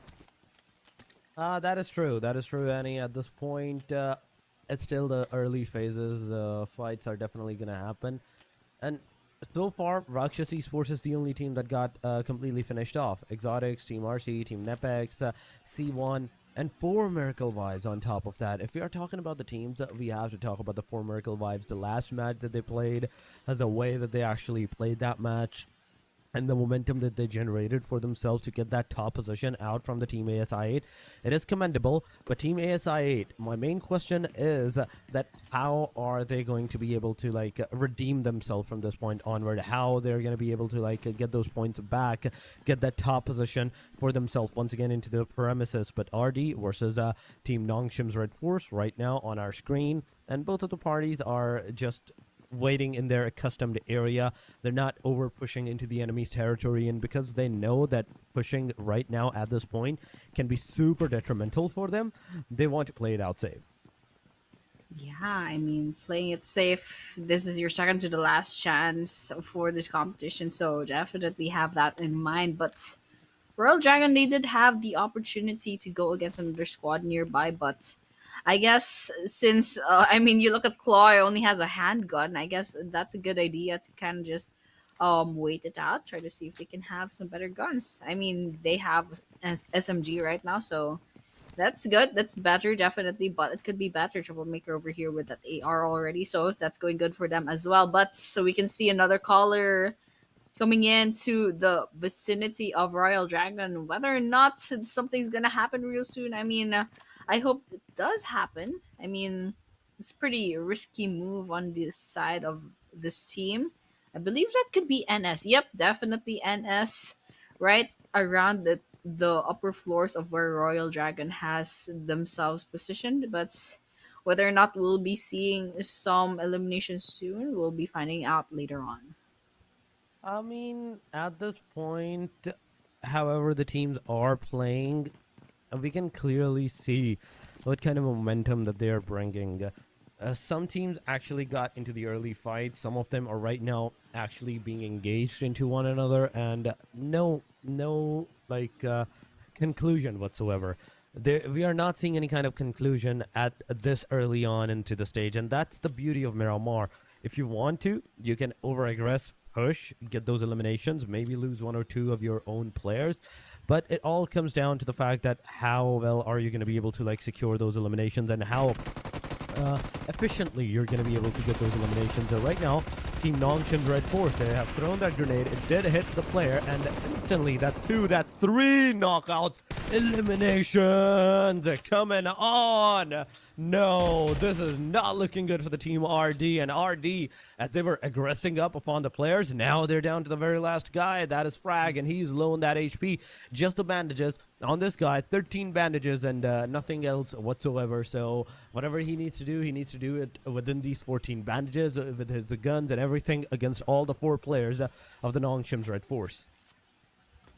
I mean, that was pretty unfortunate for the side of RD. I mean, Royal Dragon, yeah, definitely. I mean, they were the ones who initiated this engagement. They rushed towards the staircase, but unfortunately, they had the lower ground, so it just wasn't on their side. But over here, Frag is trying to see if they can find an elimination, but that would be a potential, perhaps 4 versus 1. So I don't know if it's a really good idea. Frag is half health. I mean, they have some healing kits, but over here, still trying for some eliminations. Gets one knock, but unfortunately, Royal Dragon gets eliminated with 0 points. And with that, I mean, that was their second to the last chance. We'll be seeing them in Erangel later on. It was a good try. It was good. It was good, team effort. But in the end, NS Red Force, they will reign supreme in this situation. But it's not over just yet. It looks like DX versus RC somewhere out there in the map. All the while, NS Red Force, of course, they're gonna be, resetting, looting the place up now that they know that they've eliminated off RD. But over here, once again, Reject versus DX. Grenades being thrown. Apollo getting friendly fire. Unfortunately, Reject will be saying goodbye as the second team eliminated off of this map. Another team eliminated. In fact, this is the first team. No, not the first team. Second team that got eliminated. Yes, you are correct on that. Reject, Team RD. Both of them are completely gone from this match. We still have the ASxI8. We still have the former Vibes. And I kind of want to see them. Same as the Biggertron. Biggertron did a really amazing start of the today's matches. And even the third match where they actually manages to secure that chicken dinner. It was an amazing feat for the BTR side. But 59 players are right now remaining into the game with the 15 total teams. So we have one player missing from a team, and that is the team at DX. DX has lost one of their players, so that instantly means that they're in a setback momentum right now. And judging from the positioning on the overall ranking, number 12 that they are, it is going to be super hard for them to climb out that tree, get that 5th position, top 5 positions from this point onward. So whatever you can do is what I can suggest for the teams is they can go aggress and get their job done. Either get those eliminations or get eliminated from this point onward. Yeah, I mean, it's kill or be killed at this point. And that's the fun thing about PUBG, survival of the fittest. But for now, about 8 minutes into this Miramar map. Looks like, everyone has calmed down. Everyone has secured their favorite location, but that circle is gonna close in real soon in a few seconds, and it's gonna force everyone to come together. But over here, for Merkle Vibes, they spot ASxI8 ESPORTS. XC Roy goes down first, and Arifas gets another. That's pre-time down as well. So this is basically a 2 versus 4 at this point. Nobody very low on health. Daniel as well running around will be the last person standing on their side. And with that, 1 versus 1. And Daniel takes some damage. And in that end, yep, definitely called that one. ASxI8 ESPORTS gets wiped out by Formical Vibes. And Formical Vibes, they have to revive Refus. But in the end, they walk away with 4 elimination points. They do walk away with the 4 eliminations so far, but judging from the circle, oh my god, this radius, Hacienda del Patron, the water treatment, Minas General area, it's kind of in the circle, but look at the teams. The amount of teams that are in the circle right now, it's so much. There's so many.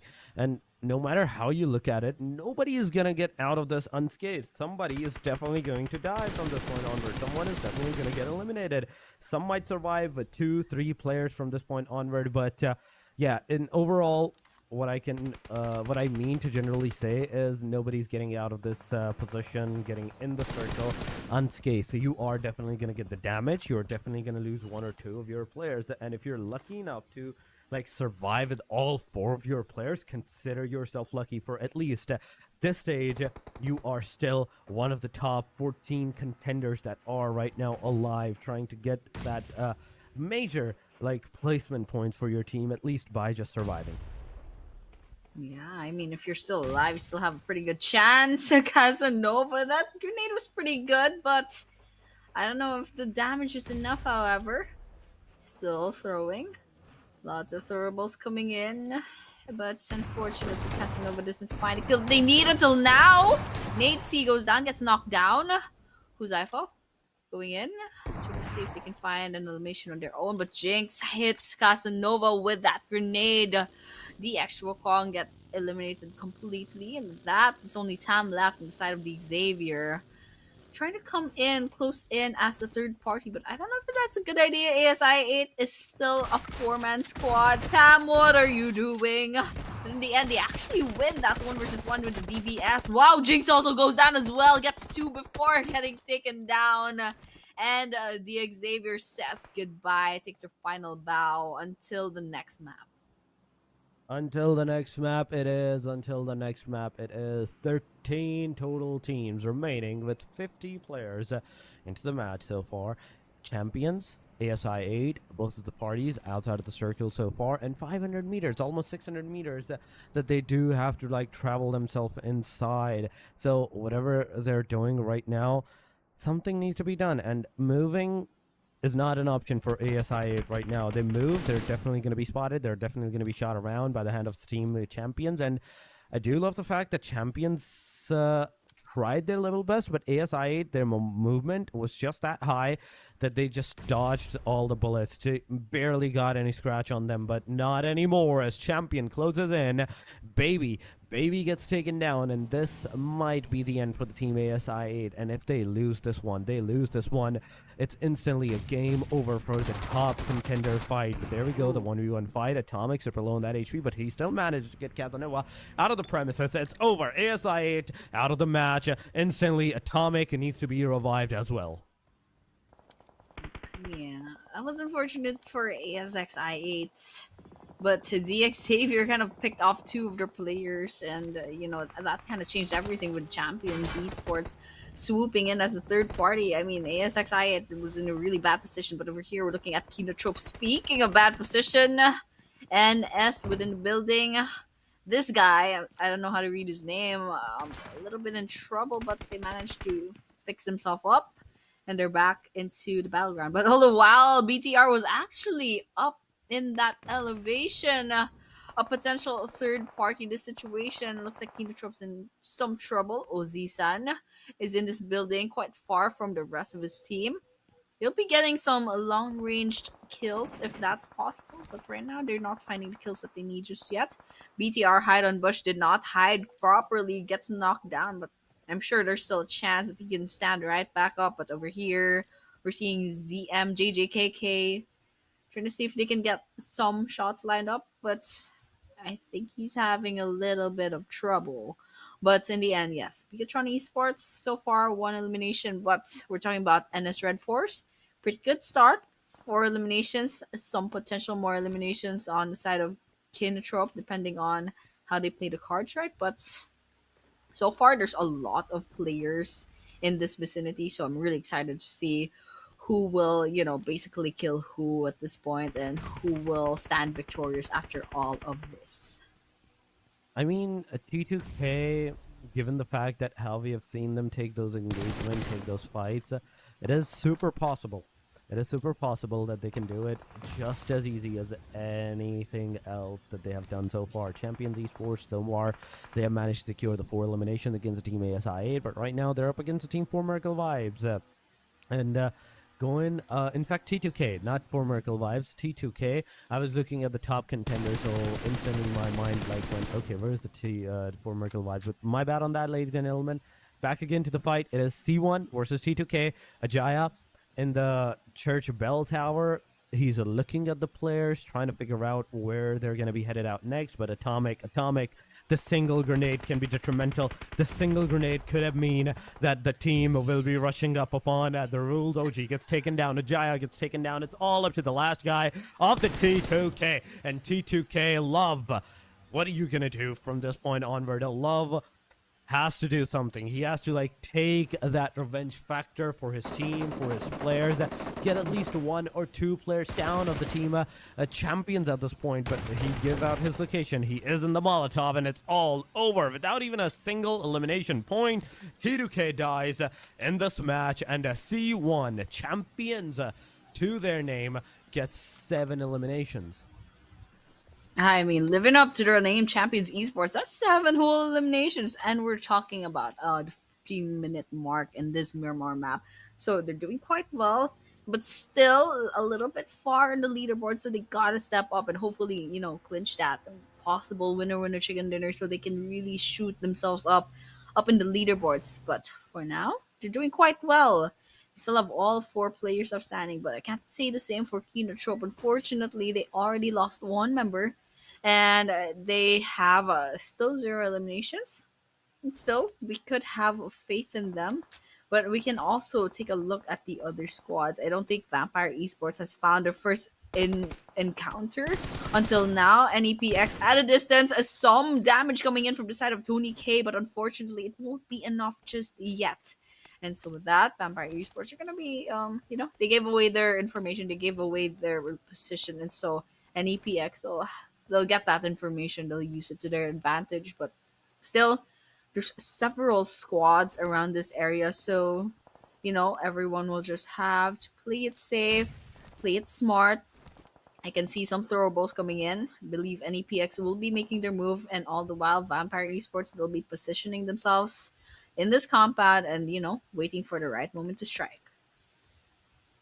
Well, they are waiting for the right moment to strike at this point. 11 total teams are remaining, so this is one thing that everyone has to be careful on whatever they're going to do, how they're going to place it up, and how well they can actually get that positioning or eliminations for themselves. Because this is the second last match of the whole tournament.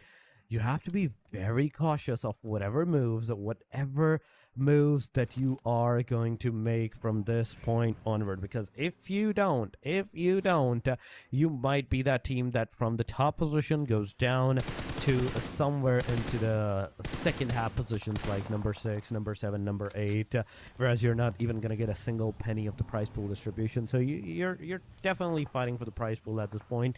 You're definitely fighting for the glory as well, and for that glory, for that prize pool, you have to stay into the top 5 to be worthy of getting that chunk of $1,000 distribution for your players. But aside from that, talking about the circle's closing on in 15 seconds at 12 and 10.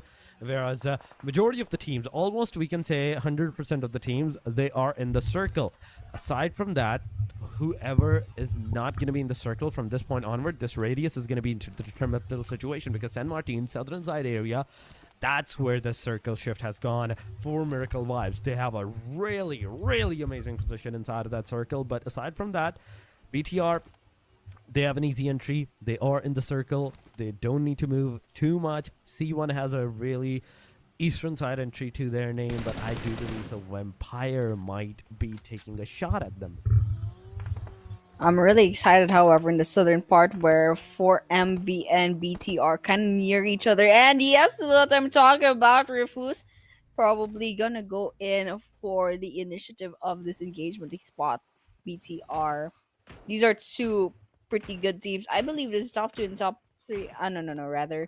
Top 1 for 4MV and top 3 for BTR. So it's really exciting. But for now, we're looking at another part of the map. That's DRS getting those sprays on against FN Esports. And it looks like FN, I mean, they're taking some damage, but on the other hand, DRS Gaming has yet to find the first elimination. So with that, they're trying to get some damage in, but unfortunately, they can't find that just yet. But on the other hand, DRX over here, possible third party on the side of BTR.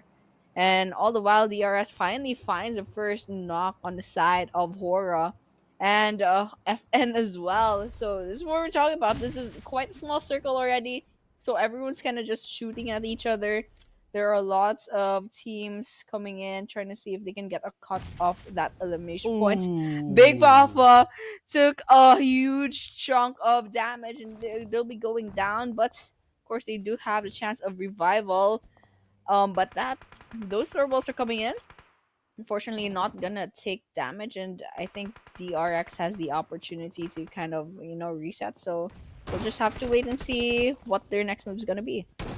We do have to see what their next move is definitely going to be, because Big Fafa definitely took out a big grenade to his name at this point, and that's why he's knocked out. But we could call on Esports right now.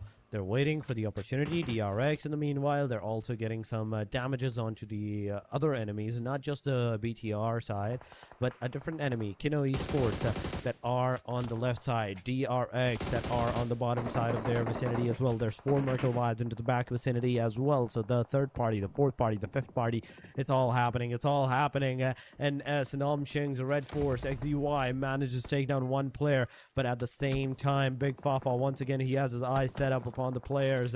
Tam R gets a confirmation. Another elimination coming on the way. Kino Esports, now you guys need to get inside that circle as soon as possible. The players are completely out in the open, are in the surrounding vicinity where they can get the shots, where they can receive the damage. And you have to be super careful on which side you're going to go from, because one wrong move is going to instantly mean that you might not be able to survive the next sprays. That's going to come out at you. BTR's at MJJ. KK gets a confirmation. He gets knocked out. Stay humble someone as well from the Nepex domain. And there we go. Ozi-san also getting knocked out as well. So it's all 11 teams, out of which I can safely assume 7 to 8 teams are constantly fighting amongst themselves, Annie. Yeah, definitely. I mean, these are like around the last legs of this game, so we're expecting a lot of bloodshed, and you can see the kill feed is just going kill after kill and just elimination after elimination. Slowly and surely the number of players are going down, and Federal throws that grenade. DRX is in trouble if that connects, but yep, over there it looks like there was a grenadier. There was an elimination of a whole squad, but DRX is still alive. Federal trying to get those kills in the bag. Unfortunately, just not connecting, not giving that damage. All the while, Hide on Bush is hiding behind these walls. Spots another squad. That grenade's not gonna hit anyone. Voxy is just kind of standing there, waiting for the right moment to strike. All the while, there's a lot of things happening in the kill feed. Someone loses their lives to the play zone. That'll be Delta from the side of DRS. And all the while, 4MV still alive and kicking, racking up all those points. In fact, they're 10 points away from ASxI8, which is on in the number 2. And so that's going well for them, especially for the fact that their squad is still alive. And speaking of squad being alive, DRS is definitely not alive anymore. DRX over here, DRX is with still four of their players. Unfortunately, zero eliminations, and so this might be their first. Hopefully, if they play, if they get a kill against DTR, and with that, QXZC does secure 2 kills from that engagement. He does secure 2 eliminations from that engagement, but right now, look at this. DRX getting more and more eliminations. Vampire Esports gets eliminated. Bigatron gets eliminated. Big Fafa gets another big grenade right on his face. And Hyun Bin, the last guy, the solo guy right now that is surviving, DBS in hand against the team of the Namshing's Red Force. Namshing's Red Force, I do believe so. He's going to take at least one player out with him before getting eliminated.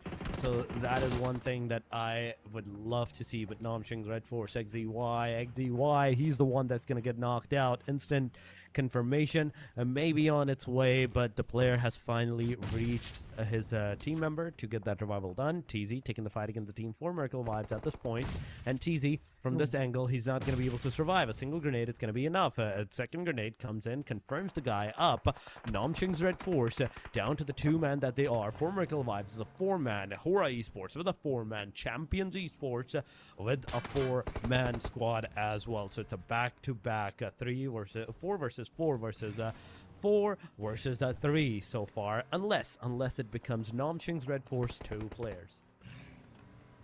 Yeah, I mean, we're down to 4 teams. Lots of teams still have all 4 players standing, so that's good for them. But on the other hand, for Miracle Vibes with 6 eliminations already.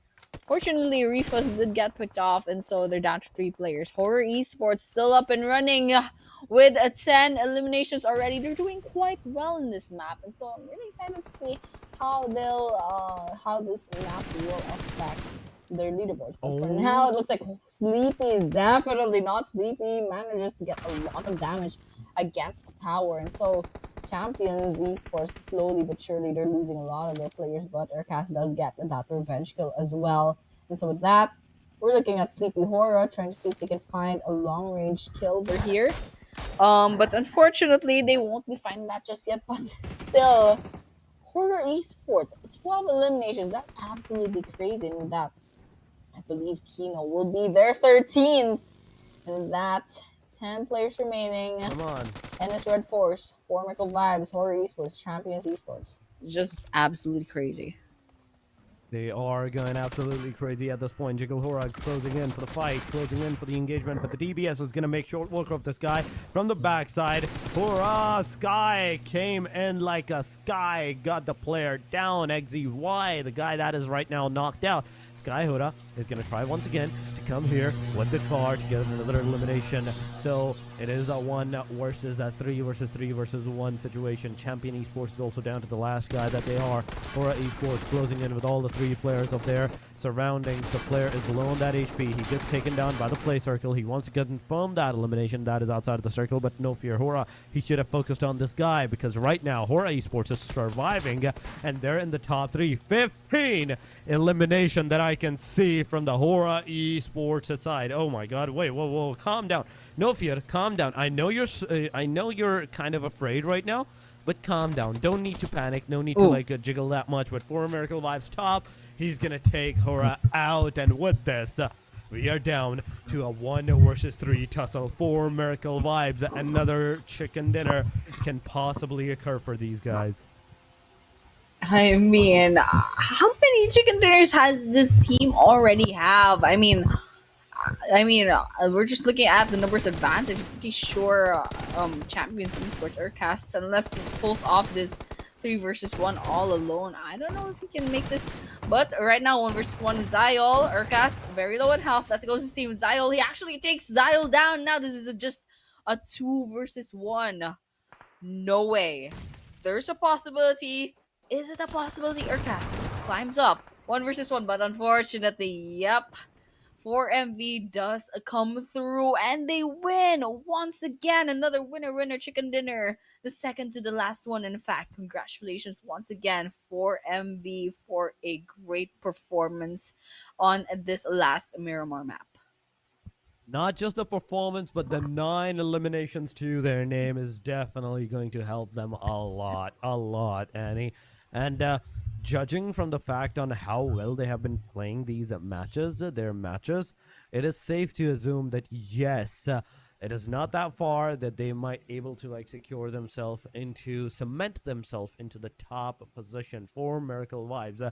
This was a well-deserved chicken dinner to these guys' name. An amazing end once again to an amazing start. So it's a back and forth going on. Look at the eliminations. Zeol has 3, Dakar has 4. That's 7 elimination. Top has 1, and Refus has 1 as well. That's total of 9 elimination and a 19 total points with the chicken dinner points concluded. 2 knockouts for Zeol, 4 knockouts for Doc, 1 knockout for the top as well, and Refus with the 1 knockout as well. Damage dealt is not that much, 500, a maximum of 600, but the MVP goes to none other than No Fear HORAA. 6 eliminations, 742 damage, 436 healings, and a survival time of 24 minutes and 27 seconds. I mean, just one person getting 742 damage is absolutely crazy. No Fear definitely has no fear. I mean, call 911, but not for No Fear. HORAA Esports, lucky to have this player on their side. I mean, 6 eliminations from just one player. So no wonder that they are the MVP of this match. And just looking at the rest of the team, I mean, for top 4 damage stats, we have 1,083 on the side of Doxy. And of course, Sleepy HORAA has 1,050. No Fear 911 HORAA, however, is all the way in the top 3 with 742 damage. And of course, a Sky as well has 673 still from HORAA Esports. And yes, this is the match summary. We're seeing 62 eliminations, 11 grenade eliminations, 4 airdrops looted, 3 vehicle eliminations, 8,398 healing done, and the longest elimination, it's quite a low number. It's only 171, unlike the other games where there were like 300 meters and stuff. That is true. That is true. Compared to a Miramar, that's a really low longest elimination of a distance. But there we go. The match leaderboard is on our screen. 20 points for the HORAA Esports, even though they did not get that chicken, even though they were on the hashtag number 3. Then we have 4 Miracle Vibes, the Chicken Tickers, 19 points, and Namshing's Red Force, 14 total points, C1 with 13 total points, DRX with 6, Vampire with the 6, 5 for BTR and DX, ASxI8 with 3 in this match, DRS, RC, and Nepex with 1 point each. But FNK and T2K, XT, RD, RXS, all these players did not manage to get even a single point to their name in this match. To go into the teams to focus, we talk about HORAA Esports, we talk about Namshing's Red Force, 4 Miracle Vibes, and Champions C1. 3,000 damage dealt, 2,551 damage dealt for Namshing's, 1,882 for 4 Miracle Vibes, and 1,374 for the team C1. Yeah, and these are the overall leaderboards. For MV managed to secure a 25-point lead on the top one. That's 160 total points. Coming in second is ASxI8 with 135, with BTR coming in third with 125. That's a 10-point gap between the two. And number 4 is HORAA with 118.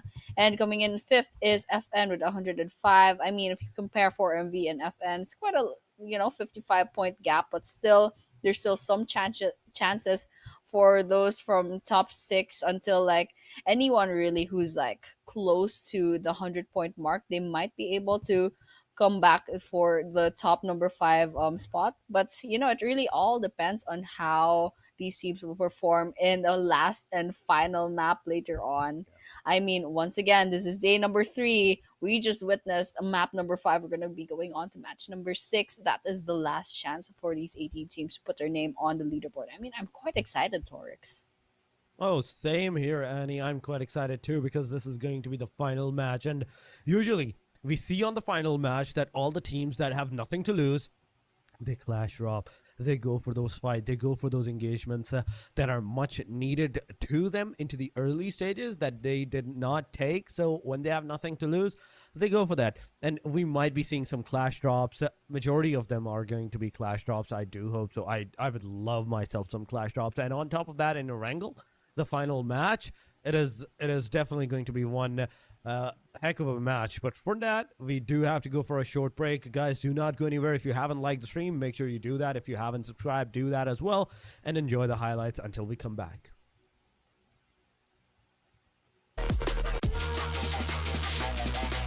Stop. Gotta do it hella big, had to run it back again.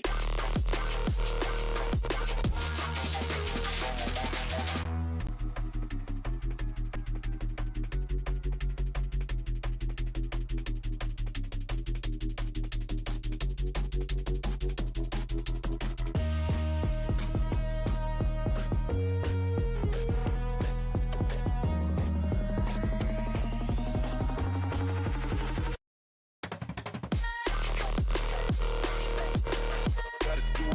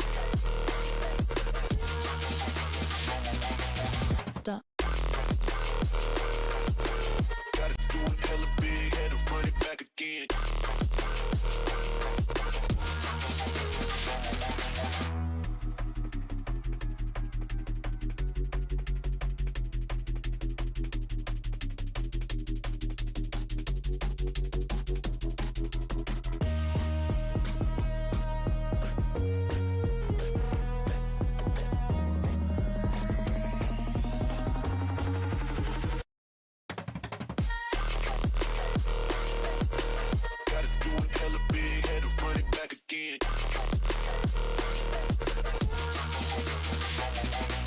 stop, Gotta do it hella big, had to run it back again.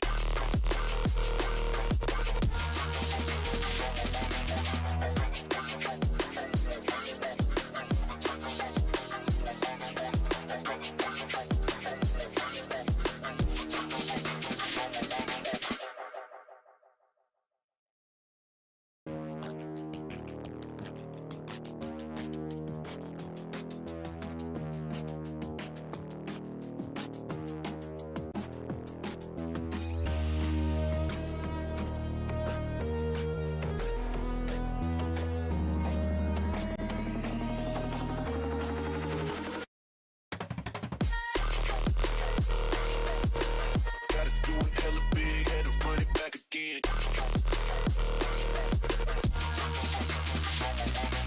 stop, Gotta do it hella big, had to run it back again.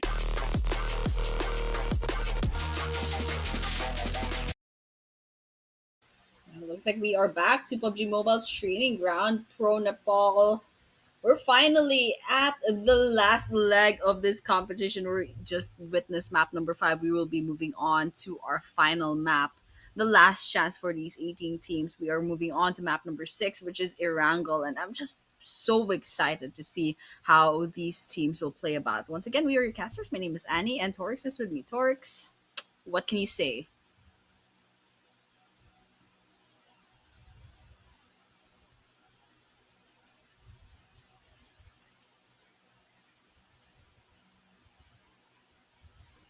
Thank you so much, Annie, for the welcome. And yes, we do have to see on the fact that how well the teams are actually going to be able to take the fight, how well the movement and their rotations are going to be, because this is the final match. And as we were talking about in the previous one, that this is a do and die situation for the teams.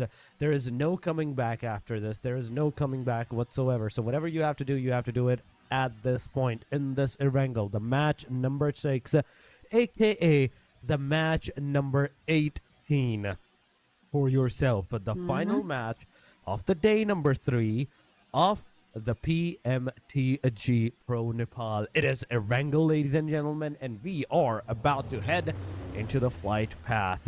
2023 PMGC plane finish comes up, and from the Primox all the way up to the Solber side. Yeah, I mean, pretty good flight path for our final map. Just cutting this whole island into half. So these teams, they have like an equal chance going left, going right, going northwest, going southeast. But I'm not sure with Zarki or Milta Power. I don't know if they can still land onto those areas. But so well, they can just get their vehicles later on if they really want to. But once again, these are the team leaderboards. You can see how your teams are faring. Of course, Formical Vibes does have the 25-point lead against ASxI8.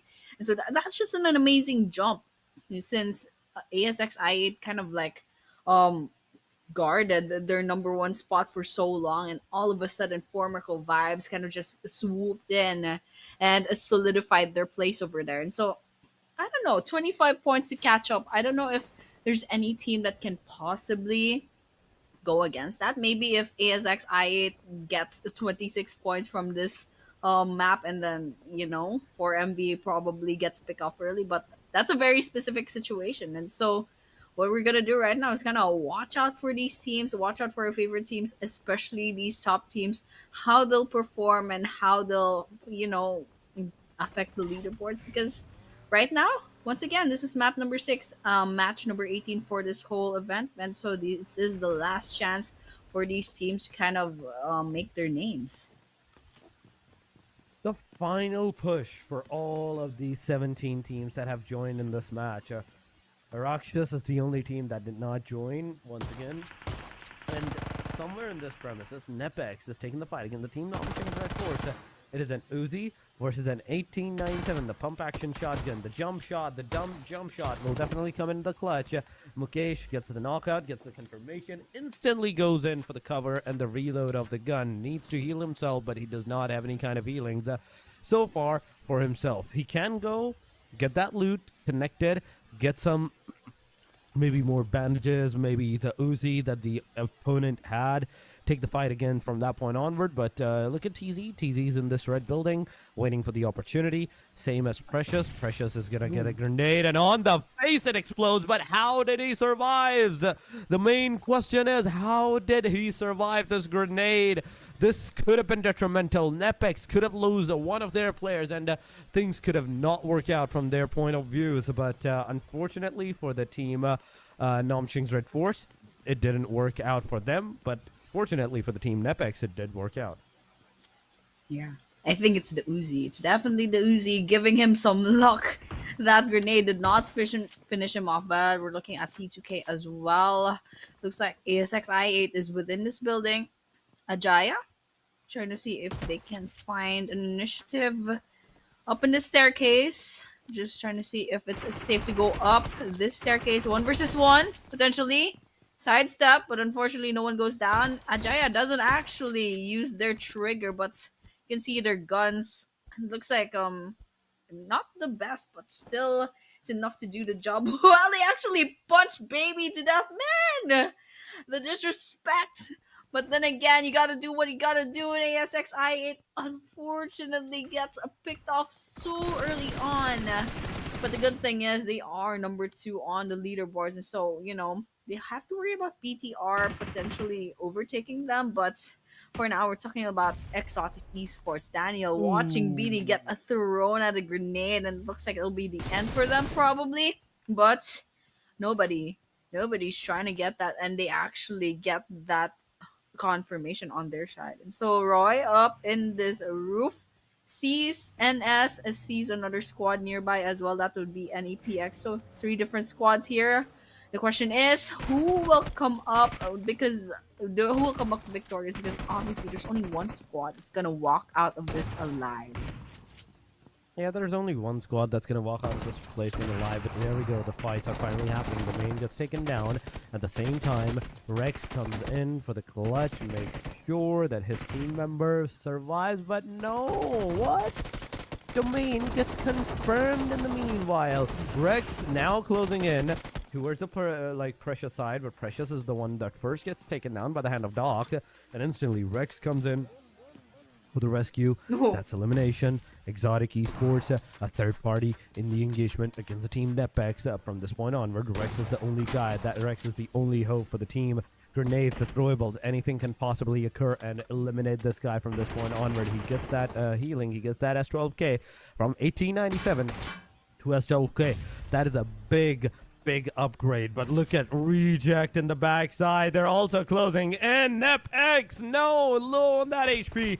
Duello is gonna throw that grenade. It's not gonna hit the player, but unfortunately Duello is the one that's gonna be taken down. Daniel gets out of this compartment, but instantly he's being taken down. That's 2 down, that's 3 down to the last player, NepX, alongside of Reject. Reject is the first team that gets eliminated. Team ASxI8 is the one that gets eliminated. Other than that, and Nepex still surviving for some reason.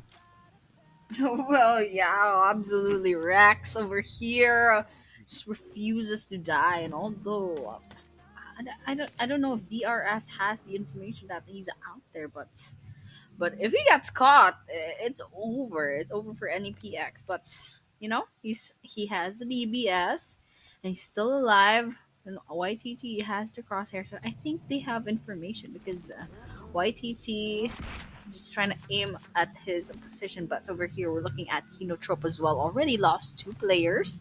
On the other hand, they do have 2 eliminations already. Smokes up, Finale. Their plan is probably to throw off DX from distance. They are on this truck, trying to get that rotation. Oh no, Zizan was on his last leg, but still gets a shot at. Looks like that would be the end of him, because I don't think Finale has a chance of reviving at this point because they're surrounded by another squad. But over here, Rex once again looks like it's attracted the attention of DRS. That's 1 potential elimination. Yep, there we go with that. Grenadier win. That is down for their side, the side of NPX. That's their end. It'll be a goodbye for now. Now we're down to 11 more teams left and 38 players remaining. 38 players remaining and 11 total teams. 4 Miracle Vibes still in the match, and ASxI8. I am so sad for them that they were on the hashtag number 1 in the first half of even the day number 3. But from the day, like, match number 4, they started to, like, go down, gradually down, and now instantly they've been taken away. BTR even right now have the chance to even like take away their hashtag number 2 position, get themselves over there, and push team ASxI8 down to the hashtag number 3. But there we go, Bigatron Esports. So far they have 5 eliminations, out of which Federales has 4. That's a 1 versus 4 that this guy has managed to done against the player. So overall, this guy's a beast right now in this game at the very least. But look at the team DR. Bigatron, in fact. Bigatron is actually pushing in towards the vampire side. But I think they did not realize that, okay, there was another team. They were just chilling out there, scatting out there. As soon as they spot down the player, instantly, look at how Bigatron resummon themselves, repositionize themselves back to their own player. Yeah, I mean, pretty interesting positioning from the other teams right here. There was the squad. I believe that was RD, Royal Dragon, that's still in the Sanhok military base. And so I don't know what their plan is on the rotations, but they'll have to make a move on later on. And so looking at Vampire Esports, it looks like they have 1 elimination so far, but they don't really have any other engagements. Until now, I believe this is BTR, Bigatron Esports. Stay humble. Getting on that flying car a la Ron Weasley, but here Bigatron Esports inside of this house getting stormed out by Vampire Esports. Looks like they find one. Of course, Hide on Bush will be trying to find some more. Grenades out. Just putting a little bit more pressure on the side of Bigatron Esports. The spray's coming in. Stay humble. Gets knocked down, however. Falls off the roof. Federal, half health. Voxy, very low on health. Hide on Bush, and unfortunately needs to go into hiding because it's a bloodbath out there. Lots of smokes. Bigatron Esports manages to secure the inside of this building, but Vampire Esports are not stopping at anything until BTR comes outside. But unfortunately, Tony K gets knocked down as well. BTR doing quite well. Already 6 eliminations. Unfortunately, they did lose 1 player, and Federal's the last person standing. And so far, Hide on Much very low on health. I don't know if they can get that revive, but it's not a good position. Vampire Esports, they finally finished Bigatron Esports. Woo! Well, that was kind of unfortunate to watch, but congratulations to Vampire Esports for getting wiped out by a third party, which is Champions Esports. When did they get there? The moment BTR gets eliminated against Team Vampire Esports, Champions comes in for the clutch and take down the last guy that is remaining out of the proximity as well. That's 8 teams right now surviving. We are down to the top 8 already. This is huge for Miracle Vibes. Constantly going on forward, throwing those grenades and everything. DRX in the forward side. And let's see if any of those grenades are actually going to hit the player up or not from this point onward. Refus closing on. DRX moving out of these premises slowly and steadily. ERK for ST. 3 eliminations so far for the whole team, for the champions esports at this point. But Troublemaker, he's going to loot that airdrop. He's definitely going to loot that airdrop. But look at this. Champion Esports. Atomic getting all those shots from the Team FN. Hogsy manages to take him down. It's a knockdown. Will it be a confirmation, or will the players be able to revive their own kin up right now at this point? The circle's closing on within 3, 2, 1. The next stage is about to occur. The fight is definitely going to happen. In this proximity, we can see the Team C1 against the Team FN closing on. ERK getting that first shot, second shot from his side, getting the FN ghost down. The third one could have been eliminated, but no! Backside, a single grenade from the champions. It's enough to get all the FN players out of this proximity and out of this match as well. They know there's another team out of this area, and that is the DRS so far, but they don't know which team it is. They only know that it's a third party for them. This is absolutely interesting. We're down to 7 teams. It's still 12 minutes into the game, and I don't know. There's third party after third party after third party. This little compound started off as a one squad versus one squad, and everyone's here congregating in this area. Now DRX is gone. We're down to 6 teams. What is happening? But all the while, Champions Esports actually manages to hold their ground so far, despite so many teams trying to vie, trying to compete for this area. But we're looking at the other squads filing in as well. HORAA Esports tries to join the fray. Unfortunately, 4MV kind of gatekeeps them, and so we're looking at DRS Gaming. Still, 4 players standing on their side. 2 eliminations so far. 4 Miracle Vibes, our current top 1. I mean, they can kick their feet up. I don't think HORAA Esports can possibly overtake them at this point, but still, they're doing quite well. They have 3 elimination points. They still have all 4 players standing. They're kind of just, drifting with their cars around. So they're having fun. They're definitely having fun. But for the rest of these, DRS Gaming, Champions Esports throwing everything that they have. I'm pretty sure they're kind of like letting it loose now that they know that this is the last map. So, very fascinating game. We're down to 6 teams. One more team. We're already in the top 5, and it's still 13 minutes into the game. 13 minutes into the game so far, and more players are getting eliminated so far. Royal Dragons getting those shots connected on the team of DRS. DRS is also getting those shots from a different side as well. That's not only a 1-party, 2-party, 3-party. This area, this outskirts area of the Pachinki side has actually, in fact, the Ruins side has actually became a 4-5 party section at this point, because we have seen 2 teams fighting at the early stages. Then the 3rd party came in as DRS. Now there's Champions.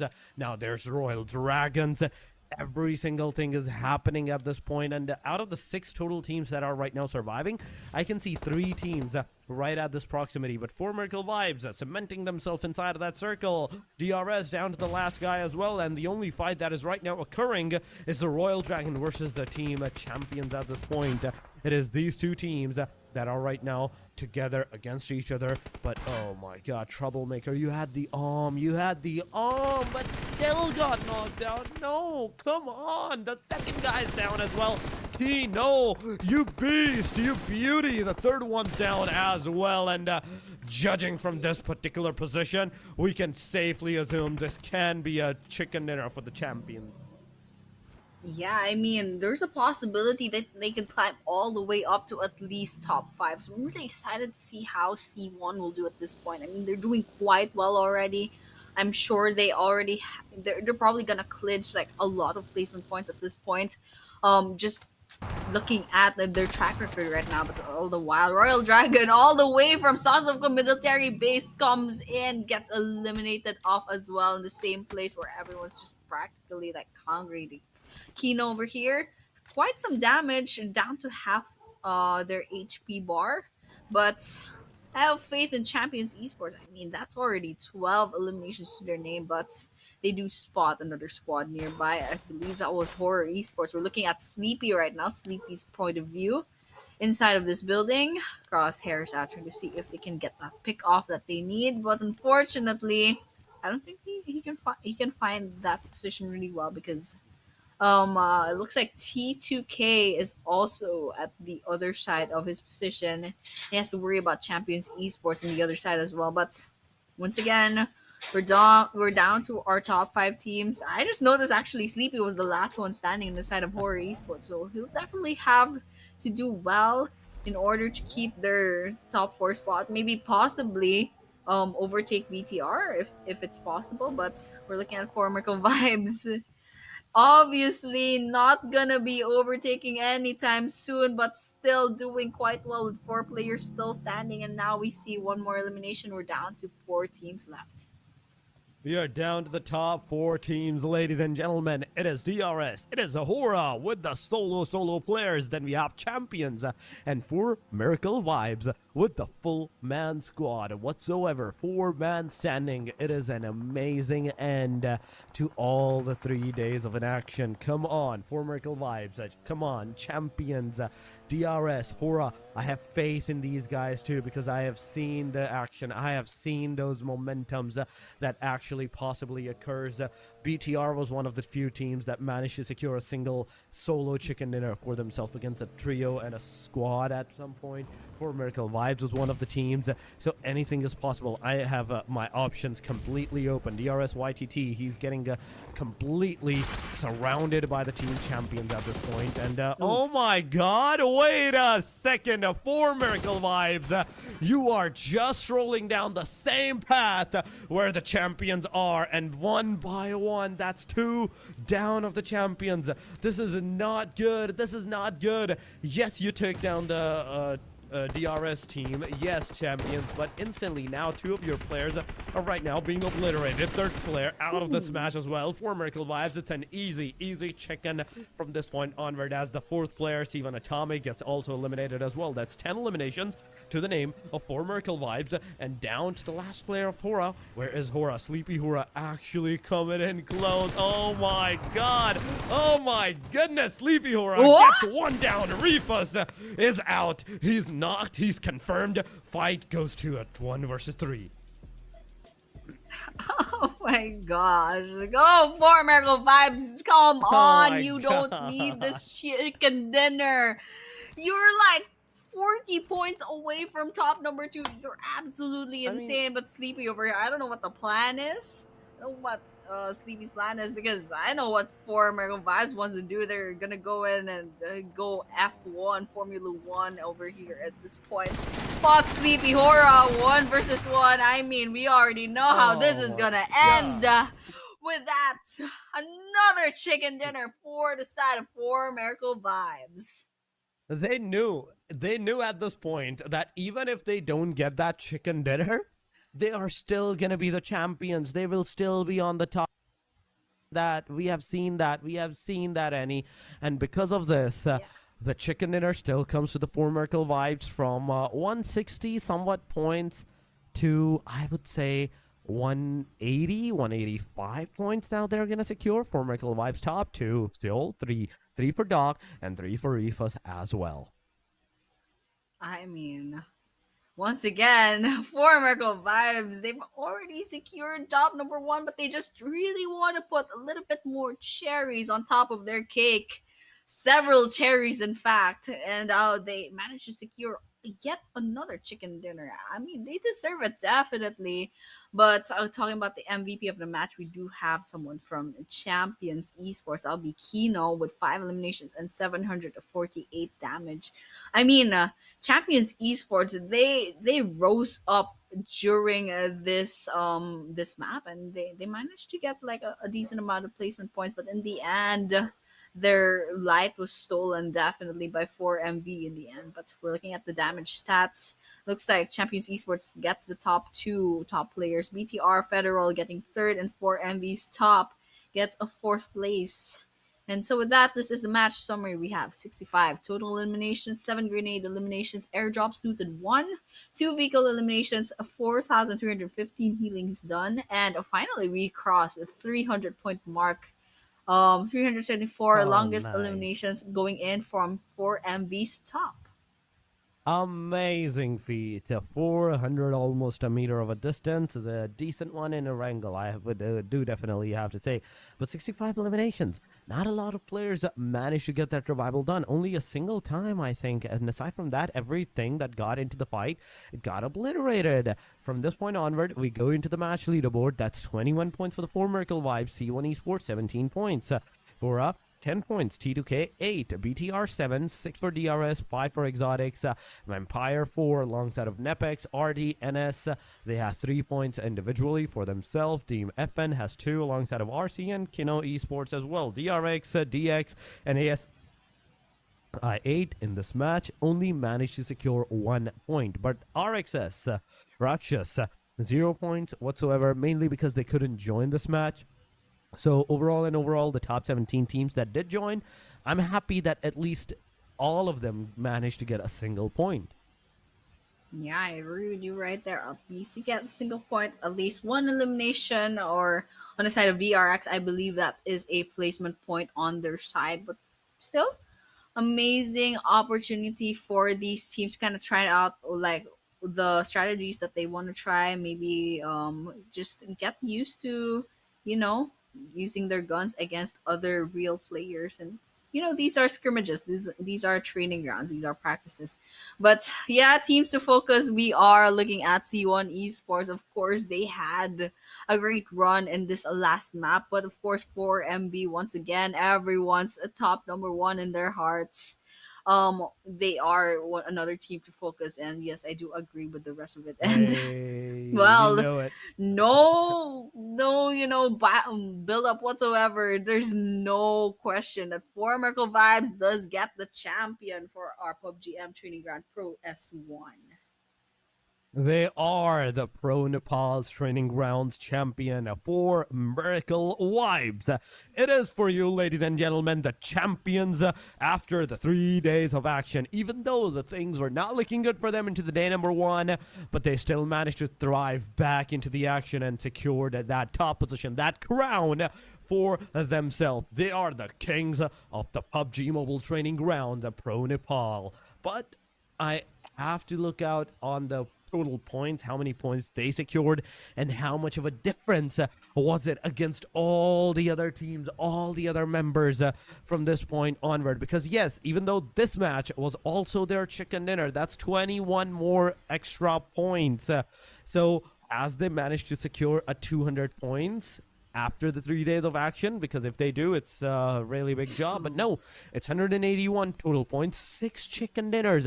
So totally we can assume that out of the 3 days, 1 whole day chicken dinner can be assigned to the 4 Miracle Vibes. 181 points. ASxI8, 136 points on the hashtag number 2. BTR, 132, 128 for the HORAA, 107 for the T2K. Those are the top 5 contenders that will be getting the prize pool. But FN, just because of that single less chicken dinner, they were not able to secure that hashtag number 5. They're residing with the same points on hashtag number 6. 107 points, 106 for the C1, DRX with 103, DRS for 102. Then the 100-point marker goes completely out of the window. NS 96, 93 Vampire, RD 92, 84 for the DX, and slowly and steadily Rakshas, we can see on the very bottom, they only had 28 points, Annie, and judging from the 181 marker all the way down to the 28, that's a very big jump.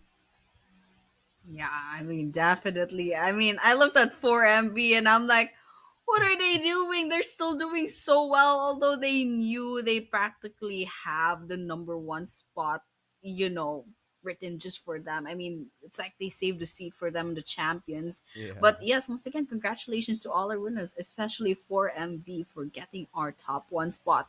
That is a delicious $400 on their side. And of course, congratulations to all the teams that managed to clinch a spot within the top 5, because, the prize pool's pretty generous. I mean, that's $1,000. And thank you so much for PUBG Mobile Training Grounds Pro Nepal for organizing this wonderful event. I mean, without the back end, without the organizers, and without everyone behind the productions, including you, Torix. Actually, I know you were doing production before. You got pulled into the caster's desk.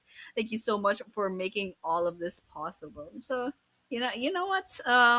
This was a good run. 18 teams going against each others, so it was a pretty good scrimmage. But so, what about you, Yeah. Torix? What's your thoughts so far? It was a job well done. I would say everything happened. The teams played, and I'm happy for the teams. Like they played all the matches diligently, like with the every single maps being determined for them. It was an amazing end.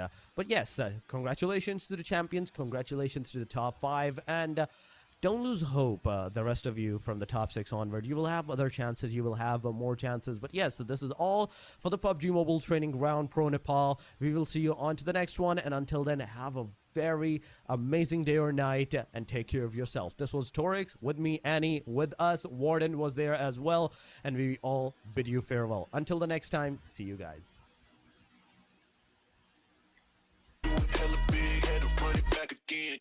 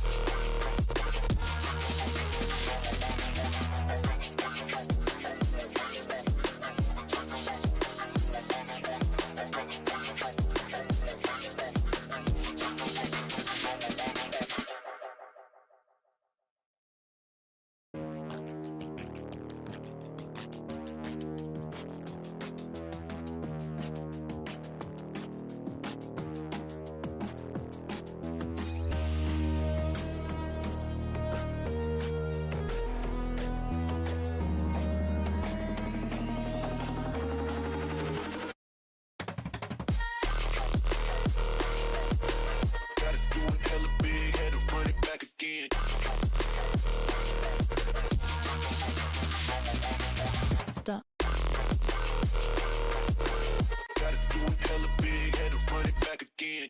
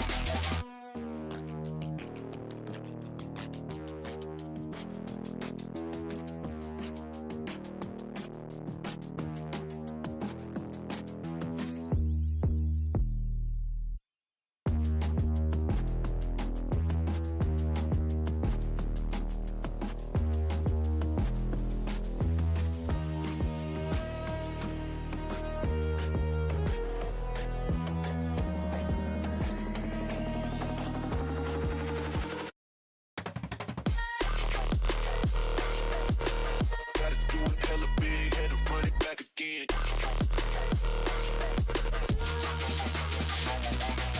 Stop. Gotta do it hella big, had to run it back again.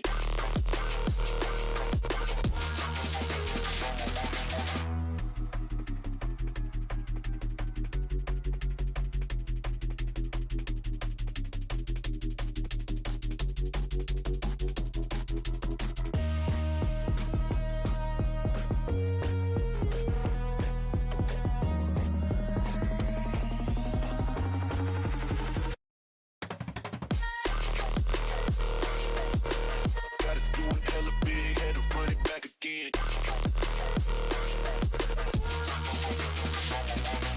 Stop.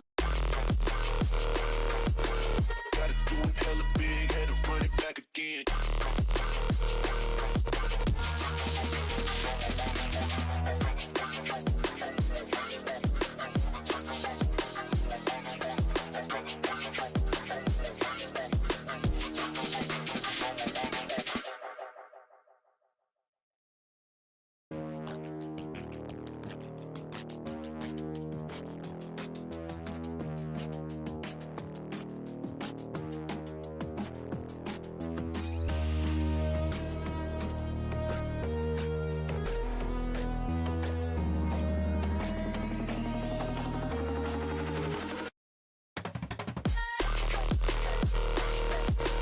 Gotta do it hella big, had to run it back again.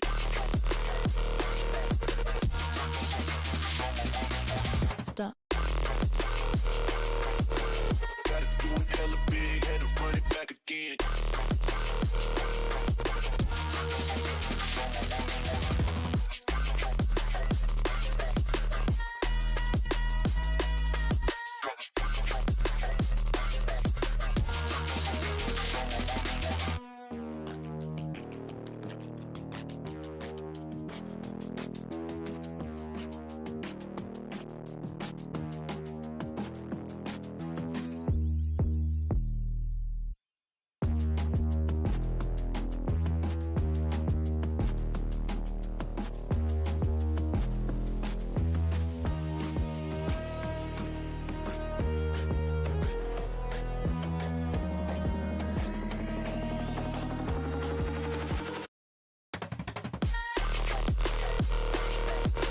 Gotta do it hella big, had to run it back again.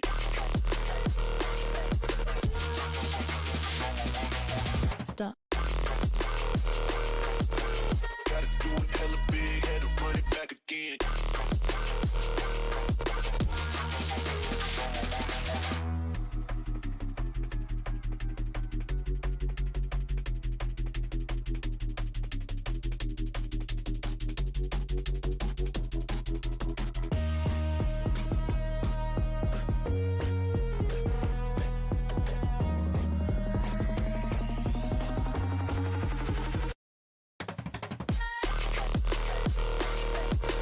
Gotta do it hella big, had to run it back again.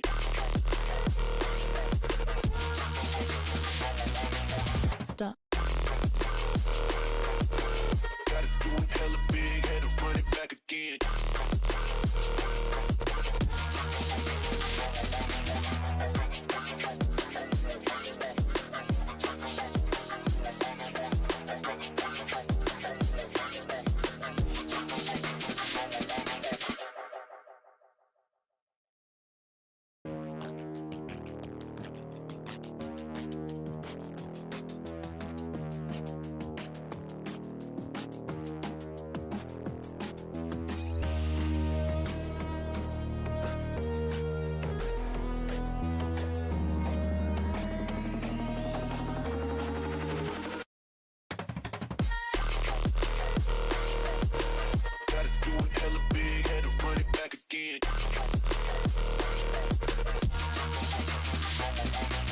Stop.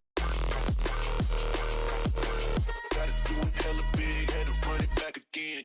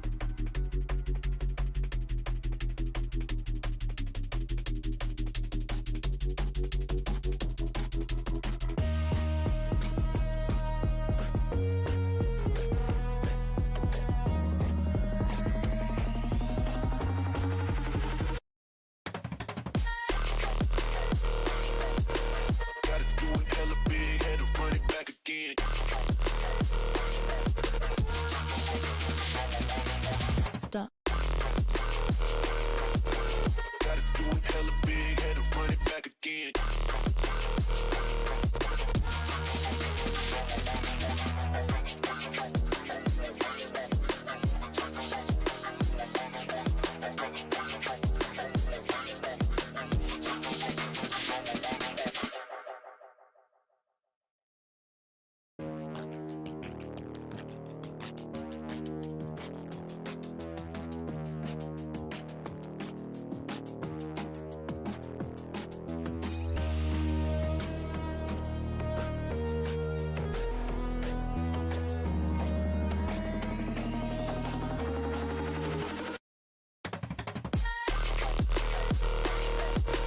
Gotta do it hella big, had to run it back again.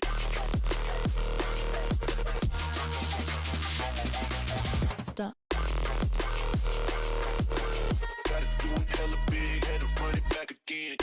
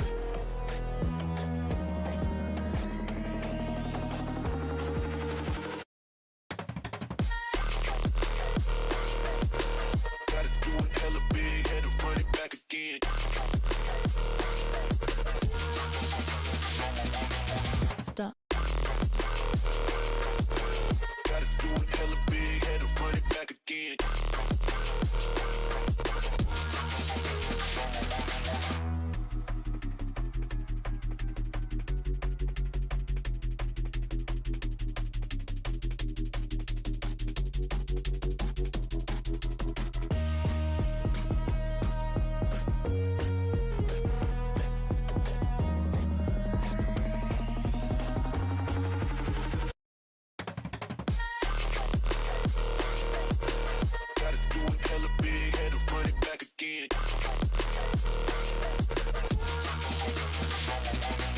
Stop. Gotta do it hella big, had to run it back again.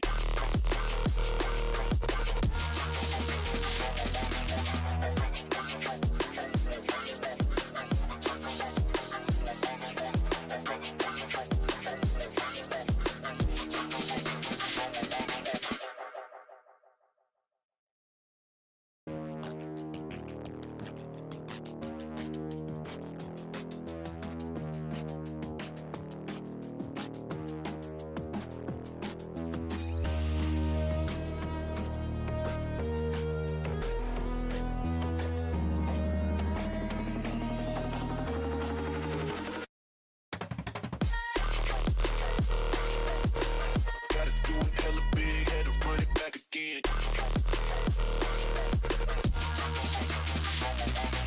Stop. Gotta do it hella big, had to run it back again.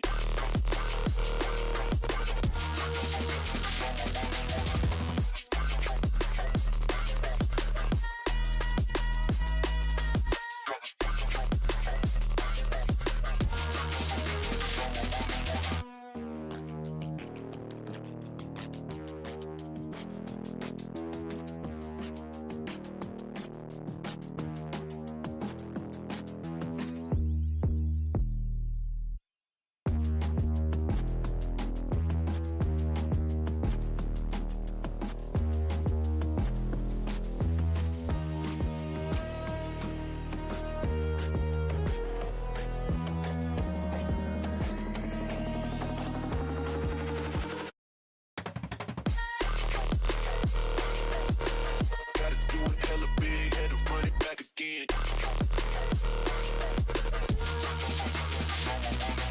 Stop. Gotta do it hella big, had to run it back again.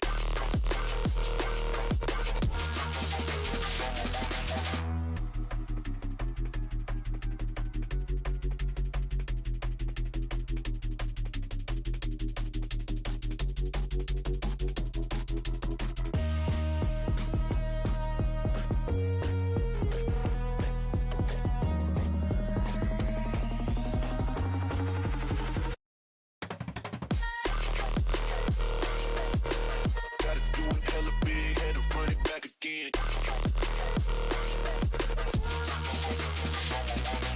Stop. Gotta do it hella big, had to run it back again.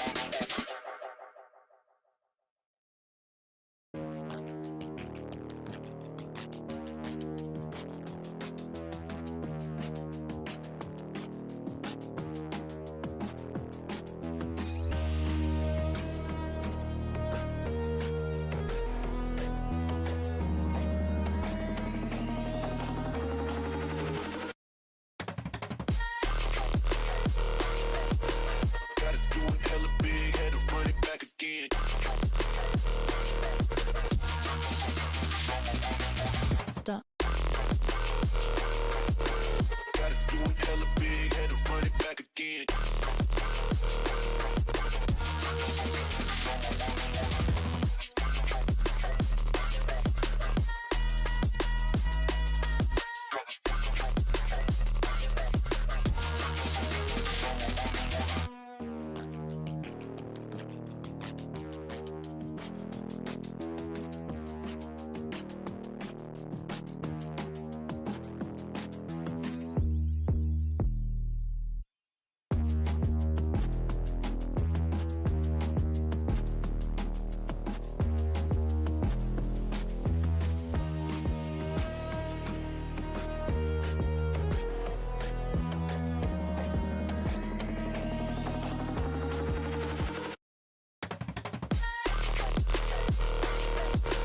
Gotta do it hella big, had to run it back again.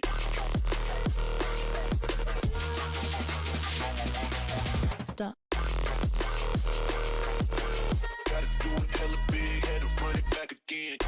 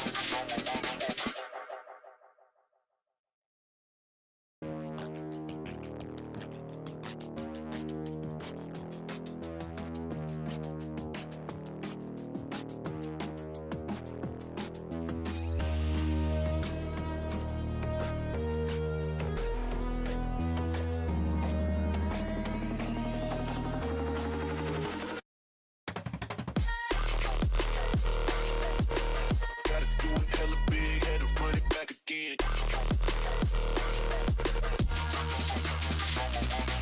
Stop. Gotta do it hella big, had to run it back again.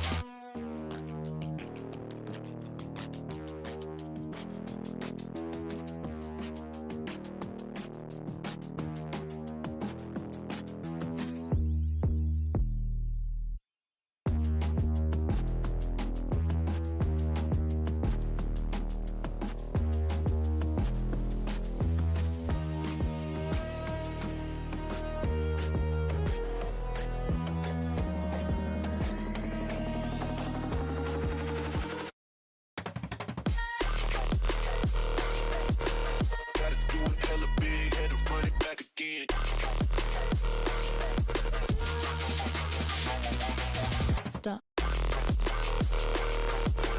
Gotta do it hella big, had to run it back again.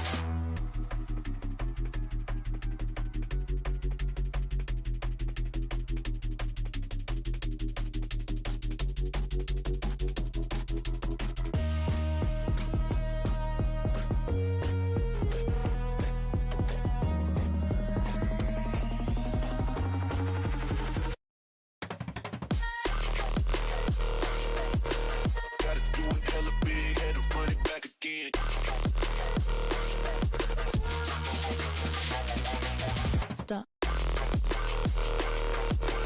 Gotta do it hella big, had to run it back again.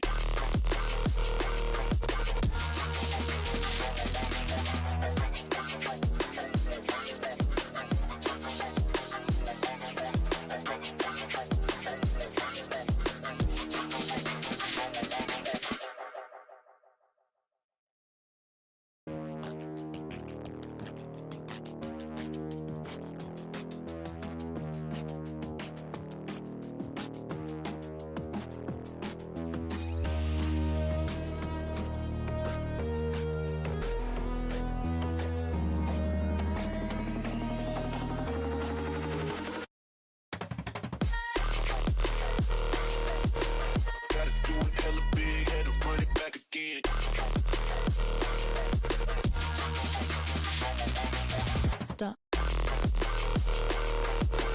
Gotta do it hella big, had to run it back again.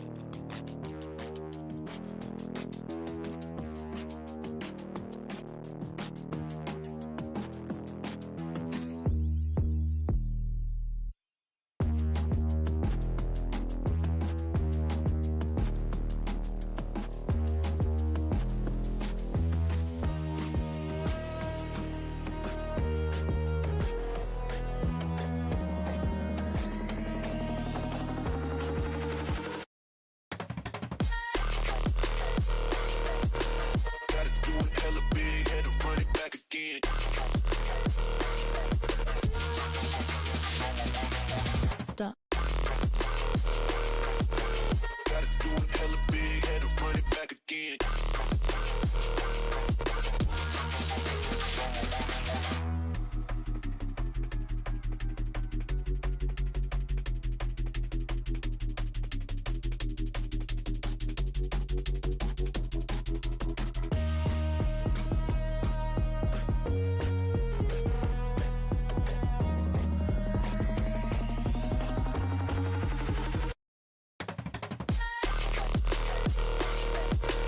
Gotta do it hella big, had to run it back again.